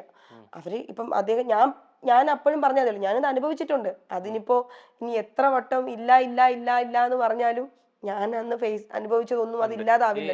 അനുഭവത്തിന്റെ ഒപ്പം ഈ അനുഭവിച്ച എക്സ്പീരിയൻസിലോ അല്ലെങ്കിൽ അനുഭവിച്ച പാഠങ്ങളിൽ നിന്നാണോ എവിടേക്ക് ഈ പ്രതികരണ ശേഷി നഷ്ടപ്പെട്ടു എന്ന് തോന്നുന്നുണ്ടോ? എനിക്ക് പ്രതികരണ ശേഷി കൂടി ഉണ്ട്. പക്ഷെ അങ്ങനെ കൂടിയ ഒരാൾ ഇപ്പൊ നേരത്തെ മരാറിന്റെ വിഷയത്തിൽ പറഞ്ഞപ്പോ ആളുടെ വ്യക്തിത്വമാണ്, ആള് പറയട്ടെ. ആൽബി പറഞ്ഞ മറുപടിയെ കുറിച്ച് ചോദിക്കുമ്പോൾ അത് ആളുടെ വ്യക്തിത്വമാണ്, ആള് പറയട്ടെ. അദ്ദേഹം ഭർത്താവ് കൂടിയാണ്, സംസാരിക്കുന്നത് മറ്റുള്ളവർക്കൊക്കെ പ്രതികരിച്ചാണെങ്കിൽ പോലും അപ്സരയെ മുന്നിൽ കണ്ടുകൊണ്ട് കൂടിയാണ് അല്ലെ. ഇത് ബാധിക്കുന്ന വ്യക്തികളിൽ ഒരാൾ കൂടി അപ്സരയാണ് എന്നുള്ളത്. കാരണം ഇത് അപ്രോച്ച് കിട്ടിയിട്ടില്ലെങ്കിലും അങ്ങനെ വിഷയം ഉണ്ടായിട്ടില്ലെങ്കിലും ഇവരെ കൂടി മറുപടി പറയേണ്ടി വരുന്നു, അല്ലെങ്കിൽ ഈ കമന്റ് ബോക്സിൽ വരുന്നത് കൊണ്ടാണ് പലരും മറുപടി പറയുന്നത് അല്ലേ. സോ ഇത് നമുക്ക് വേണ്ടി ഒരു വക്താവായി സംസാരിച്ചിട്ട് പോലും അത് ആളുടെ അഭിപ്രായമില്ല, എനിക്ക് അതിനോട് യോജിപ്പില്ല എന്ന് പറയാൻ പറ്റുന്ന എവിടേക്ക് പ്രതികരണ ശേഷി കൂടി ഇല്ലാതെ ഉണ്ടല്ലേ. കാരണം എങ്ങനെയാണ് അതിനെ ഒരു രീതിയിലും എന്താണെന്നറിയോ, അദ്ദേഹം ഈ സ്റ്റേറ്റ്മെന്റ് പറയുമ്പോൾ, ഈ അഖിൽ ചേട്ടൻ ഈ സ്റ്റേറ്റ്മെന്റ് പറയുമ്പോൾ ഞാനിത് കേട്ടിട്ടുള്ള വ്യക്തിയല്ല. ഞാൻ ഈ നാട്ടിലേ ഇല്ലാത്തൊരാളാണ്. എൻ്റെ ഭർത്താവ് ഓപ്പോസിറ്റ് അതിന് മറുപടി കൊടുക്കുമ്പോഴും എന്നോട് സംസാരിച്ചിട്ടോ അല്ലെങ്കിൽ എൻ്റെ അഭിപ്രായം കേട്ടിട്ടോ ഒന്നുമല്ല. അദ്ദേഹത്തിന് ഇവർ തമ്മിലുണ്ടായൊരു ഇഷ്യൂ ആണ്. ആൽബിച്ചേട്ടന്റെ മനസ്സിൽ തോന്നി, ആൽബിച്ചേട്ടൻ റിയാക്ട് ചെയ്തു. അത് ഞാൻ എങ്ങനെയാണ് ഇപ്പോഴും ഞാൻ ചോദിക്കുന്നത്, ഞാൻ എന്താണ് അല്ല അഭിപ്രായം വന്നിട്ടും അതിനൊരു ക്ലാരിറ്റി കൊടുക്കാൻ തോന്നിയിട്ടില്ലേ? പ്രത്യേകിച്ച് ഇങ്ങനെ പ്രതികരിച്ച് സംസാരിക്കുന്ന എല്ലാറ്റിൻ്റെ ഒരു വ്യക്തത വരുത്താൻ ആഗ്രഹിക്കുന്ന ഒരാളായിട്ട് കൂടി അതിനൊരു മറുപടി അപ്സരയിൽ നിന്ന് പ്രേക്ഷകർ പ്രതീക്ഷ ചെയ്യുന്നുണ്ടാവില്ല. മറുപടി എന്ന് പറഞ്ഞാൽ എനിക്ക് ഇത്രയേ ഉള്ളൂ. അഖിൽ ചേട്ടന്റെ സ്റ്റേറ്റ്മെന്റിൽ എനിക്ക് പ്രതികരിക്കണമെന്ന് എനിക്ക് തോന്നിയിട്ടില്ല. കാരണം ഞാൻ ഇപ്പോഴും എൻ്റെ മറുപടി ഇതാണ്, എനിക്ക് അങ്ങനെ ഒരു അനുഭവം ഉണ്ടായിട്ടില്ല. എൻ്റെ ഒപ്പം നിന്ന ആൾക്കാരും അത്ര അനുഭവം ഉണ്ടായതായിട്ട് എന്നോട് പറഞ്ഞിട്ടുമില്ല. അപ്പോൾ അഖിൽമാരാരും നല്ല ഈ ലോകത്ത് ഏതൊരു വ്യക്തി അങ്ങനെ ഒരു സ്റ്റേറ്റ്മെന്റ് പറഞ്ഞാലും ഞാൻ എന്തിനു പ്രതികരിക്കണം? അഖിൽമാരാത് ആ വ്യക്തമായിട്ട് പറയാണ്, ഇന്ന വ്യക്തിക്ക് അല്ലെങ്കിൽ ഇന്ന സീസണിൽ ഇന്നൊരു ആൾക്ക് ഇത് സംഭവിച്ചിട്ടുണ്ട്, നമുക്ക് പ്രതികരിക്കാം, അതിനെതിരെ സംസാരിക്കാം. ഇത് അദ്ദേഹം അങ്ങനെ ഒന്നും പറഞ്ഞിട്ടില്ല. അദ്ദേഹത്തിന്റെ വായി തോന്നണം വിളിച്ചു പറയുന്നതിന് നമ്മൾ എന്തിനു പ്രതികരിക്കണം? അങ്ങനെയാണെങ്കിൽ ലോകത്ത് എന്തൊക്കെ നടക്കുന്ന എല്ലാത്തിനും എല്ലാവരും പ്രതികരിക്കുന്നുണ്ടോ? എല്ലാത്തിനും നമുക്ക് പ്രതികരിക്കാൻ പറ്റില്ലല്ലോ. അപ്പൊ ഞാൻ അല്ലെങ്കിൽ അങ്ങനെ എല്ലാത്തിനും ചാടിക്കേറി പ്രതികരിക്കുന്ന ഒരാളുമല്ല. എനിക്ക് ഓപ്പോസിറ്റ് വരുമ്പോൾ എനിക്ക് നന്നായി, ഞാൻ അങ്ങനെ ഭയന്ന് മാറി നിൽക്കുന്ന ഒരാളാണ്. ചിലപ്പോൾ എൻ്റെ അനുഭവം പഠിപ്പിച്ചതായിരിക്കാം. ഭയന്ന് മാറിയിട്ടുണ്ട്, ഒരുപാട് സമയത്ത് ഭയന്ന് മാറിയിട്ടുണ്ട്. ആ അനുഭവങ്ങൾ എന്നെ പഠിപ്പിച്ചു. നമ്മൾ ഭയന്ന് മാറും തോറും നമുക്ക് നേരെയുള്ള പ്രതികരണങ്ങളുടെ എണ്ണം കൂടിക്കൊണ്ടിരിക്കും. ഒരു സമയങ്ങളിൽ നമ്മൾ റിയാക്ട് ചെയ്യണം. ഞാൻ അങ്ങനെ റിയാക്ട് ചെയ്യുള്ളൂ. ഇപ്പൊ എന്റെ ആൽബിചേട്ടൻ പറഞ്ഞത് അദ്ദേഹത്തിന് ഇത് പ്രതികരിക്കണമെന്ന് തോന്നി. അദ്ദേഹം വേറൊരു വ്യക്തിയാണ്. പറഞ്ഞ പ്രതികരണത്തിലെ ഫാമിലി വലിച്ചഴിച്ചതും കൂടി തെറ്റാണ്. അല്ല, അതിൽ ഞാൻ യോജിക്കുന്നില്ല. അതിപ്പം അഖിൽമാരാര് പറഞ്ഞാലും ഇപ്പൊ അഖിൽ ചേട്ടൻ പറഞ്ഞത് സ്ത്രീകൾ എന്ന് പറഞ്ഞു. അത് ഞാനടക്കമുള്ള എല്ലാ സ്ത്രീകളെയും ബാധിക്കുന്ന കാര്യമാണ്. മനസ്സിലായോ? ഇപ്പൊ എനിക്ക് അത്ര അനുഭവം ഉണ്ടായിട്ടുണ്ടല്ലോ, ഞാൻ വന്ന് പറയുമ്പോഴേ നിങ്ങൾ വിശ്വസിക്കുള്ളൂ. ഇപ്പൊ എന്റെ ആൽബിചേട്ടൻ എത്ര പറഞ്ഞാൽ നിങ്ങൾ വിശ്വസിക്കും? അല്ലെങ്കിൽ പുറത്തുള്ള ഒരാൾ എനിക്ക് സംസാരിച്ച് വിശ്വസിക്കില്ല. ഞാൻ വന്ന് പറയണം എനിക്ക് അത്ര അനുഭവം ഉണ്ടായിട്ടില്ല, ഞാനാണിപ്പോ പറയുന്നത്. ആൽബിചേട്ടന് ചിലപ്പം എന്നെ അടക്കമുള്ള അല്ലെങ്കിൽ എന്തോ എത്ര സ്ത്രീകൾ മലയാളം ബിഗ് ബോസിൽ വന്നിട്ടുണ്ട് കണ്ടസ്റ്റന്റ് ആയിട്ട്, ഇത് എല്ലാരെയും ബാധിക്കുന്ന ഒരു വിഷയമാണ്. അപ്പൊ അദ്ദേഹത്തിന്റെ ഭാര്യയും ഇപ്പൊ നിലവിൽ അവിടെ ഒരു കണ്ടസ്റ്റന്റ് ആണ്. അപ്പൊ അദ്ദേഹത്തിന് സ്വാഭാവികമായിട്ട് ഒരു ഭർത്താവ് എന്ന നിലയിൽ പ്രതികരിക്കണമെന്ന് തോന്നും. പക്ഷെ അദ്ദേഹം ഉപയോഗിച്ച ഭാഷ, അതിനോട് ഞാൻ യോജിക്കുന്നില്ല. അത് എനിക്ക് ഇപ്പം ഇപ്പൊ അഖിൽ ചേട്ടൻ പറഞ്ഞ മോശ കാര്യത്തിന് അതേ മോശം രീതി കൊണ്ടല്ല നമ്മൾ റിയാക്ട് ചെയ്യേണ്ടത്. ഇപ്പം രണ്ടും ഈക്വൽ ആയിപ്പോയി. അതാണ് അദ്ദേഹത്തിനും ഓപ്പോസിറ്റ് ആൾക്കാർ പ്രതികരണങ്ങൾ നമുക്ക് പറയുന്നത് നമ്മുടെ ഡിജിറ്റൽ പ്ലാറ്റ്ഫോമിലോ അല്ല മറ്റു രീതിയിലേക്ക് വ്യക്തിപരമായ അഭിപ്രായം പറയാം. പക്ഷെ എവിടേക്കും അത് ഒരു ഇന്റർവ്യൂ കൊടുത്ത് ആ കൊടുക്കുന്നതിൽ കൂടി കുറെ കൂടി ഇതിന് ഫ്യൂവൽ കിട്ടുക ചെയ്തത് ഈ വിഷയങ്ങൾക്കും വിവാദങ്ങൾക്കും ഒക്കെ അല്ലെ. ഒരു കാരണത്തെ മറുപടി അർഹിക്കുന്നില്ലെങ്കിൽ പോലും ഇത്തരം പരാമർശങ്ങൾ എവിടേക്കും നമ്മൾ പ്രതീക്ഷിക്കുന്നതിൽ അപ്പുറത്തേക്ക് ചെന്നെത്തുകയും ചെയ്യുന്നില്ലേ എന്ന് തോന്നുന്നു? അല്ല, ഞാൻ പറയട്ടെ, ആക്ച്വലി ഇപ്പൊ ഞാൻ ആ സിറ്റുവേഷനിൽ ഉണ്ടായിരുന്നെങ്കിൽ ഞാൻ ആ വിഷയത്തിൽ പ്രതികരിക്കില്ലായിരുന്നു. ആൽബിചേട്ടന് പറയാൻ വിടുകയും ചെയ്യില്ലായിരുന്നു. ഇല്ലായിരുന്നു. എന്റെ അഭിപ്രായം വിടുമെന്ന് പറയുമ്പോൾ ഞാൻ പറയല്ലോ, എത്രയെന്ന് പറഞ്ഞാലും ഇപ്പൊ ഞാനും അദ്ദേഹം ഭാര്യയും ഭർത്താവും ആണെങ്കിൽ അദ്ദേഹം വേറൊരു വ്യക്തിയാണ്. എനിക്ക് അദ്ദേഹത്തിന് പിടിച്ചു നിർത്താനോ കൊച്ചുകുട്ടിയാണെങ്കിൽ നമുക്ക് പോവരുത് എന്ന് പറഞ്ഞ് കെട്ടിയിടാനോ മുറിയിൽ അല്ലെങ്കിൽ നമുക്ക് മാറ്റി നിർത്താനോ പറ്റും. ഇതിപ്പോ അദ്ദേഹം വേറെ അദ്ദേഹത്തിന് പ്രതികരിക്കണമെങ്കിൽ അദ്ദേഹത്തിന് പ്രതികരിക്കാം. ഇപ്പൊ ഞാനെന്നൊരു വ്യക്തി ഇല്ലെങ്കിൽ പോലും മലയാളം സീസൺ ബിഗ് ബോസിൽ ഇത്തരം സ്ത്രീകൾക്ക് ഇങ്ങനെ അനുഭവം ഉണ്ടായിട്ടുണ്ടെന്ന് പറയുമ്പോൾ ചിലപ്പോൾ അദ്ദേഹത്തിന് പ്രതികരിക്കണമെങ്കിൽ പ്രതികരിക്കാം. പക്ഷെ എന്റെ അഭിപ്രായം അപ്പോഴും ഞാൻ ഇത്ര പറയുള്ളായിരുന്നു, വേണ്ട. കാരണം നമുക്കറിയില്ല, അതിനെക്കുറിച്ച് അറിവില്ല. അപ്പൊ നമ്മൾ അതിൽ അല്ലെങ്കിൽ അഖിൽമാരാർ അത് വ്യക്തമായിട്ട് പറയുന്നത് വരെ നമുക്ക് ഇത്തരം അല്ലെങ്കിൽ ഇപ്പം ആൽബിചേട്ടൻ പറഞ്ഞ് ഞാൻ കേട്ടിട്ടില്ല, അതുകൊണ്ടാണ് ഞാൻ കേട്ടിട്ടില്ല എന്ന് പറയുകയും ചെയ്തിട്ട് അതിന്റെ അല്ല കേട്ടിട്ട് രണ്ടുപേരുടെ സ്റ്റേറ്റ്മെന്റ് കൃത്യമായിട്ട് പറയുകയും ചെയ്യുന്നുണ്ട്. അങ്ങനെ വാക്കുകൾ എന്താന്ന് എനിക്ക് അറിയില്ല. നിങ്ങൾ തന്നെ പറഞ്ഞു, നിങ്ങളാണ് ഇപ്പൊ എന്നോട് പറഞ്ഞത് അദ്ദേഹത്തിന്റെ ഭാര്യയും മക്കളെയും വീട്ടുകാരെയും പറഞ്ഞു. ഞാൻ പുറത്തിറങ്ങിയപ്പോഴും ആൾക്കാർ എന്നോട് പറയുന്നുണ്ട്. പക്ഷെ നമുക്ക് അത് അങ്ങനെ പറഞ്ഞ ഇതില് തിരിച്ച് മറുപടി പറയാം. ഒരു ഭാര്യ എന്നുള്ള രീതിയിലേക്ക് സംസാരിച്ച് കേൾക്കേണ്ടി വരും എന്നുള്ളത് പറയാം. അവിടെ അമ്മയും പെങ്ങളും കുഞ്ഞു മക്കളെ വരെ വലിച്ചഴക്കുന്നു എന്നുള്ള സാധനത്തിലേക്ക് ശ്രദ്ധിക്കാത്തോണ്ടായിരിക്കും ആ പരാമർശം വേണ്ടായിരുന്നു എന്ന് തന്നെയാണ് ഞാൻ ഇപ്പോഴും പറയുന്നത്. അതെന്റെ ഭർത്താവല്ല, എന്റെ ആളോട് പറഞ്ഞിരുന്നു, ആളോടും നേരിട്ട് പറഞ്ഞിരുന്നു. ഉറപ്പായിട്ടും ഞാൻ പറഞ്ഞിട്ട് എനിക്ക് ഇപ്പൊ നിങ്ങളെ മുന്നിൽ നിന്ന് പറയും, പിന്നെ അദ്ദേഹത്തിനോട് എന്താ പറയാ. ആ ഒരു ഭാഷാ രീതി വേണ്ടായിരുന്നു എന്ന് തന്നെയാണ് അപ്പോഴും ഞാൻ പറയുന്നത്, ഇപ്പോഴും ഞാൻ പറയുന്നത്. പക്ഷെ അദ്ദേഹം റിയാക്ട് ചെയ്തത് തെറ്റെന്ന് എനിക്ക് പറയാൻ പറ്റില്ല. ഞാൻ പറഞ്ഞില്ല, അദ്ദേഹത്തിന്റെ ഭാര്യയാണ് ഞാൻ. ഭാര്യ എന്ന നിലയിൽ ഞാൻ ആ വീട്ടിലുള്ള സമയത്ത് ഇത്തരം ഓപ്പോസിറ്റ് അവിടെ ഇതിന് മുന്നേ ഉണ്ടായിരുന്ന ഒരു കണ്ടസ്റ്റന്റ് എന്ന രീതിയിൽ, അദ്ദേഹം വിന്നറോ അത് സെക്കൻഡറി ആണ്, ഒരു കണ്ടസ്റ്റന്റ് എന്ന രീതിയിൽ അവിടെ ഉണ്ടായിരുന്ന ഒരാളാണ് അഖിൽ ചേട്ടൻ. അഖിൽ ചേട്ടൻ അങ്ങനെ ഒരു കാര്യം സ്റ്റേറ്റ്മെന്റ് പറയുമ്പോൾ ഒരു അവിടെ ഉണ്ടായ ഒരു ഇപ്പൊ നിലവിലുള്ള കണ്ടസ്റ്റന്റ് എന്ന രീതിയിൽ ഒരു സ്ത്രീ എന്ന നിലയിൽ അത് എന്നെയും ബാധിക്കും. ഒരാളെങ്കിൽ ചിലപ്പോൾ എന്നെയും തെറ്റിദ്ധരിച്ചേക്കാം. അപ്പോൾ എന്റെ കൂടെ എന്നെ ജീവിക്കുന്ന, എന്നെ താലി കെട്ടി എന്റെ ഒപ്പം ജീവിക്കുന്ന എന്റെ പാർട്ട്ണർ എന്ന രീതിയിൽ അദ്ദേഹം അതിന് മറുപടി കൊടുത്തതിന് എനിക്കൊന്നും പറയാൻ പറ്റില്ല. എനിക്ക് പറയാൻ പറ്റും അദ്ദേഹം ഉപയോഗിച്ച ഭാഷ തെറ്റ് തന്നെയാണ്. അത് ഞാൻ ഒരിക്കലും ന്യായീകരിക്കില്ല, തെറ്റ് തന്നെ. റെസ്പോൺസിബിലിറ്റി അപ്സരയ്ക്ക് കൂടി വന്നിട്ടുണ്ട് എന്ന് അങ്ങനെ ഈ ചോദ്യം പോലും എന്റെ റെസ്പോൺസിബിലിറ്റി അല്ലേ? അത്രേ ഉള്ളൂ. ഈ ചോദ്യത്തിന് മറുപടി പറയേണ്ടത് പോലും എന്റെ റെസ്പോൺസിബിലിറ്റിയാണ്. അപ്പം എനിക്കത് സ്റ്റിൽ ഞാൻ ഇപ്പോഴും പറയാം, അദ്ദേഹത്തിന് പ്രതികരിച്ചതിനോട് ഞാൻ ഒരിക്കലും നിയോജിക്കുന്നില്ല. കാരണം അദ്ദേഹത്തിന്റെ തീരുമാനമാണ്. അദ്ദേഹം പ്രതികരിച്ചത് ചിലപ്പോൾ അദ്ദേഹത്തിന്റെ ഭാര്യ അതിലുണ്ട്, ആരെങ്കിലും ഇപ്പൊ എന്റെ വീട്ടുകാർ ചിലപ്പോൾ എന്നെ അറിയാം, അദ്ദേഹത്തിന്റെ ഒരു വീട്ടുകാരുണ്ട്, സുഹൃത്തുക്കളുണ്ട്, ഒരു അദ്ദേഹത്തിനെ വിശ്വസിക്കുന്ന, അദ്ദേഹത്തിന് ചുറ്റും നിൽക്കുന്ന ഒരുപാട് ആൾക്കാരുണ്ട്.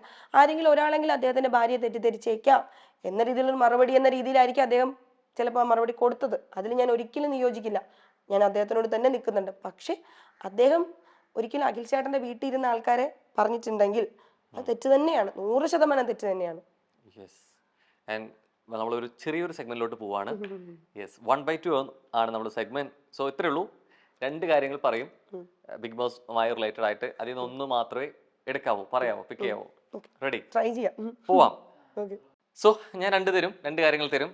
അതിൽ നിന്ന് ഒന്ന് വേണ്ട, ഇത് വേണ്ട, ഇത് ആവശ്യമില്ല എന്ന് തോന്നിയിട്ട് എടുത്ത് കളയാം. ട്രൈ ചെയ്യാം. Okay, so first one, luxury budget based food versus power room. ആവശ്യമില്ല. രണ്ടിനെ വെച്ച് കമ്പയർ ചെയ്യുമ്പോൾ നമുക്ക് ലക്ഷറി ബഡ്ജറ്റ്, നിങ്ങൾക്ക് അവിടുത്തെ ഫുഡിനെ കുറിച്ച് നിങ്ങൾക്ക് അറിയാത്തോണ്ടാ. ആക്ച്വലി ഭയങ്കര ഇത്രയും ആൾക്കാർക്ക് തരുന്ന ഫുഡ് ഞാൻ അതൊരിക്കലും അവിടുത്തെ ഷോ അല്ല ബാക്ക്ഗ്രൗണ്ടിൽ നിൽക്കുന്ന ആൾക്കാരെ ഒന്നും കുറ്റം പറയില്ല. കാരണം എന്താ അറിയോ, വ്യക്തമായി നമുക്ക് ധാരണ തന്നിട്ട് തന്നെയാണ് നമ്മൾ ആ ഷോയിലേക്ക് അവർ വിളിക്കുന്നത്. ഈ ധാരണ എന്താണ് ശരിക്കും? എന്താന്ന് വെച്ചാൽ ഇതൊരു സർവൈവൽ ഷോയാണ്. ഈ അവിടെ ഒരു സർവൈവലിന്റെ സർവൈവൽ എന്ന് പറഞ്ഞാൽ നമുക്ക് ഒരുപാട് പരിമിതികളുണ്ട് അവിടെ. നമുക്ക് പുറം ലോകമായിട്ടൊരു ബന്ധം ഉണ്ടാവില്ല, ഭക്ഷണത്തിന് പരിമിതികൾ ഉണ്ടാവാം. ഇവൻ ഞാൻ ഏതോ ഒരു ടാസ്കിൽ പറഞ്ഞത് വന്നൊന്നും എനിക്കറിയില്ല. അവിടെ ആക്ച്വലി 2 ബാത്റൂമേ ഉള്ളൂ, 2 ടോയ്ലറ്റേ ഉള്ളൂ. നമ്മൾ 19 ആൾക്കാർ അവിടെ ഉണ്ട്. ഈ ഇത് നാച്ചുറൽ ആയിട്ട് നമുക്ക് ഉണ്ടാവുന്ന ഒരു വികാരമാണ്. ലൈക്ക് നമുക്ക് ആ സമയത്ത് ഇത് തോന്നുമ്പോൾ ഈ 19 പേർക്ക് ഒരേ സമയം തോന്നിയാൽ അത് കൺട്രോൾ ചെയ്ത് ഇരിക്കുക എന്ന് പറഞ്ഞാൽ ഭയങ്കര ബുദ്ധിമുട്ടുള്ള കാര്യമാണ്. നമുക്ക് പറയുന്ന പോലെ അല്ല, നമ്മളത് അനുഭവിച്ചിട്ടുണ്ട് അവിടെ. കാരണം 2 ടോയ്ലറ്റേ ഉള്ളൂ, 19 ആൾക്കാരുണ്ട്. ഈ 19 പേർക്ക് ഒരുമിച്ച് അകത്ത് ഇടിച്ചു കയറി പോകാൻ പറ്റില്ലല്ലോ. ഇത്തരം പരിമിതികൾ അവിടെ ഉണ്ടാവുമെന്ന് നമ്മളോട് പറഞ്ഞിട്ടുണ്ട് ഓൾറെഡി. നിങ്ങൾക്ക് പറ്റുമെങ്കിൽ നിങ്ങൾക്ക് ഇതിന്റെ ഭാഗമാകാം, ഇല്ലെങ്കിൽ വേണ്ട. ഈ പരിമിതികളിലെ ഫുഡിന്റെ കാര്യത്തിലും ഈ പരിമിതി ഉണ്ടോ? ഉണ്ട്, ഉറപ്പായിട്ടുണ്ട്. കാരണം ലക്ഷറി ബഡ്ജറ്റ് ഇപ്പം നമുക്ക് റേഷൻ എന്ന് പറഞ്ഞിട്ട് നമുക്കൊരു ഇത് വരും. ആ റേഷനിൽ നമുക്കിപ്പം 2600 രൂപയാണ് നമുക്ക് തരുന്നത്, പോയിന്റ് ആയിട്ട് തരുന്നത്. ഇതിനുള്ളിൽ നമുക്ക് പർച്ചേസ് ചെയ്യാം. അപ്പം സ്ക്രീനിൽ ഇങ്ങനെ സ്ക്രോൾ ചെയ്ത് പോയിക്കൊണ്ടിരിക്കും. നമുക്കത് നമ്മൾ ഏതാണോ ചൂസ് ചെയ്യുന്നത് ഇതിനകത്ത് നമ്മൾ ചൂസ് ചെയ്യുന്ന സാധനങ്ങൾ നമുക്ക് വീട്ടിൽ വരും. ഇത് വെച്ചിട്ട് നമ്മൾ തന്നെയാണ് ഇത് കുക്ക് ചെയ്യേണ്ടത്. ഈ എല്ലാ ആൾക്കാർക്കും കുക്ക് ചെയ്യാൻ അറിയണമെന്നില്ല.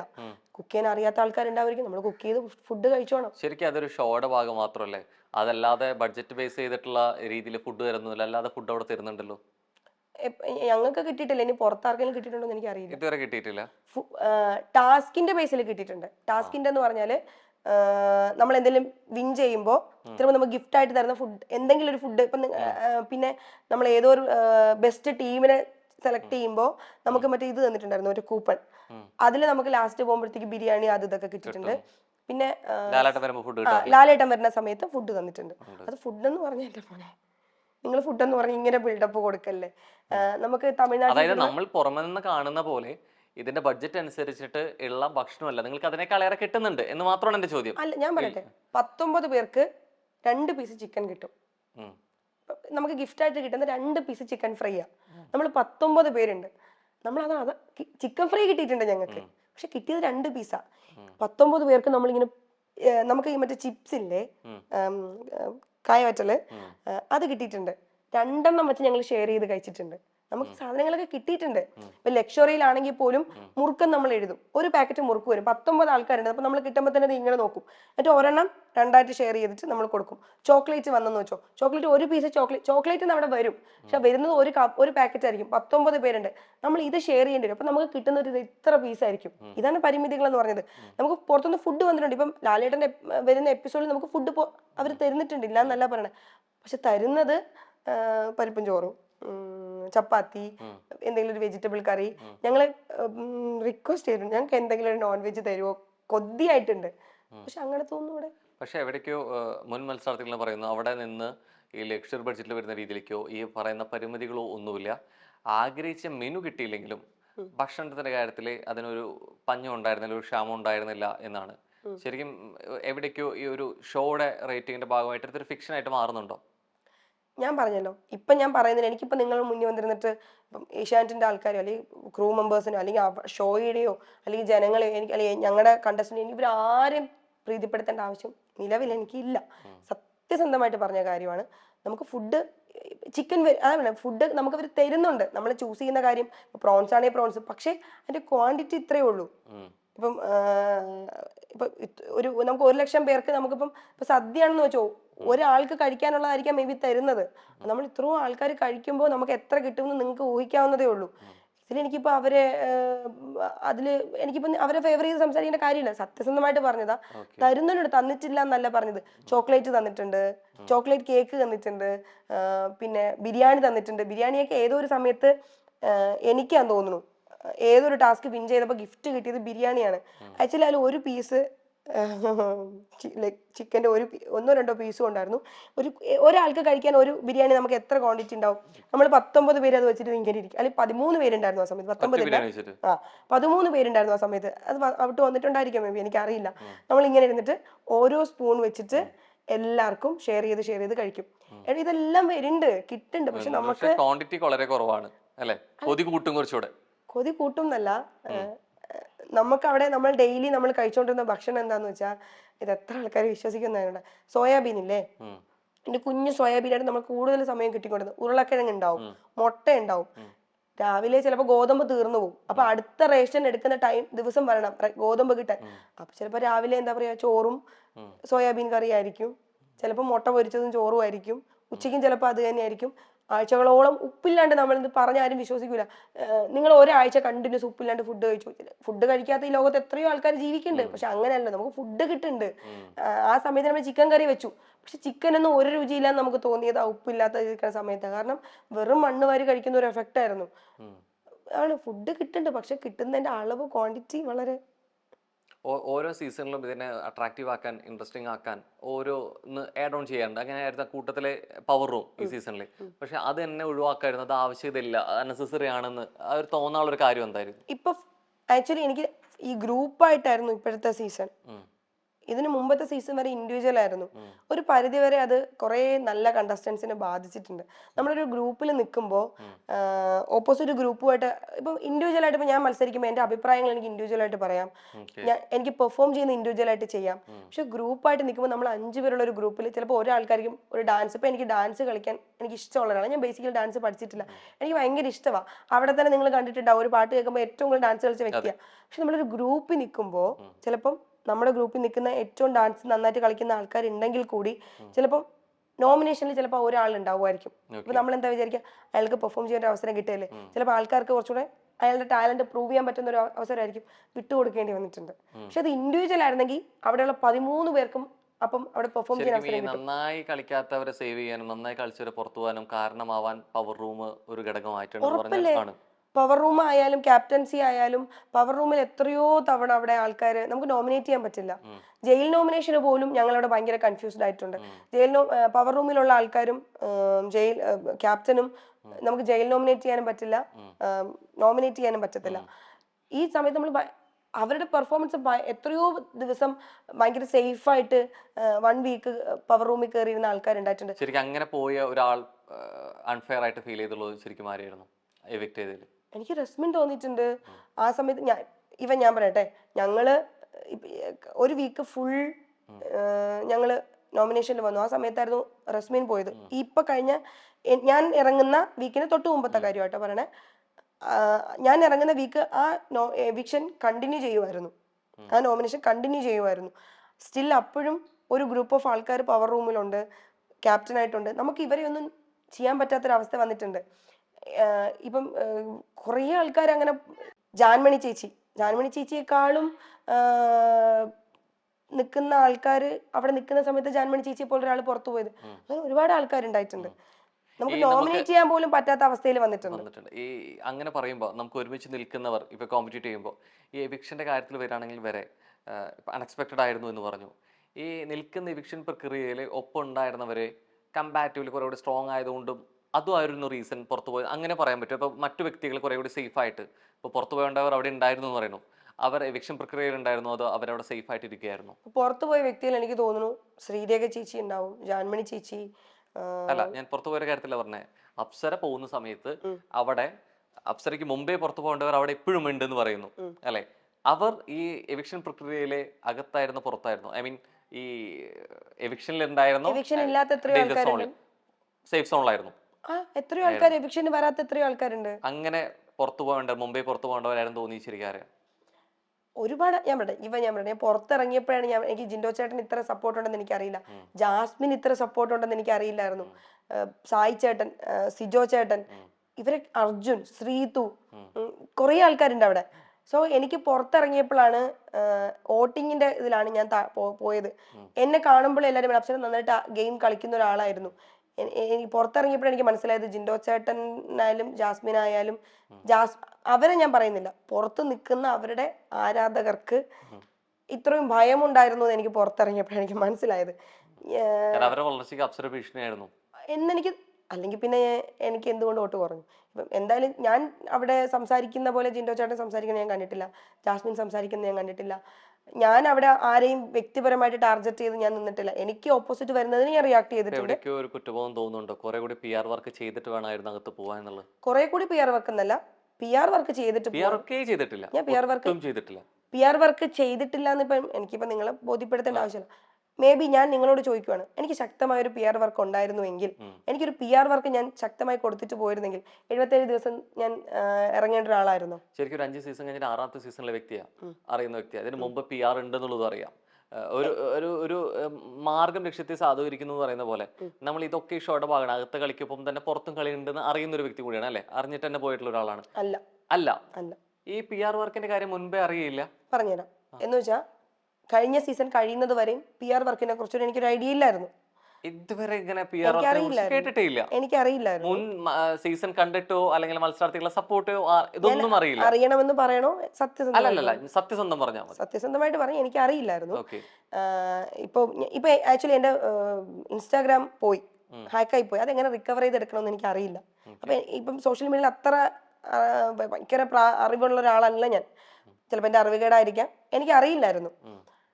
ഞാൻ അറിഞ്ഞു എപ്പോഴാന്ന് വെച്ചാൽ, ഞാൻ അതിൽ കണ്ടസ്റ്റന്റ് ആയിട്ട് പോകുന്നതിന് മുമ്പ് PR വർക്കുണ്ട്, നമ്മളെ പുറത്ത് അവർക്ക് ഹെൽപ്പ് ചെയ്യാൻ പറ്റും, നമ്മളെ കുറെ സപ്പോർട്ട് ചെയ്യാൻ പറ്റും എന്നൊക്കെ എനിക്ക് അറിയാമായിരുന്നു. ഇല്ലെന്ന് ഞാൻ പറഞ്ഞത്. ഞാൻ കണ്ടസ്റ്റന്റ് ആയിട്ട് എനിക്ക് വിളി വന്നതിന് ശേഷം എനിക്ക് അറിയാമായിരുന്നു.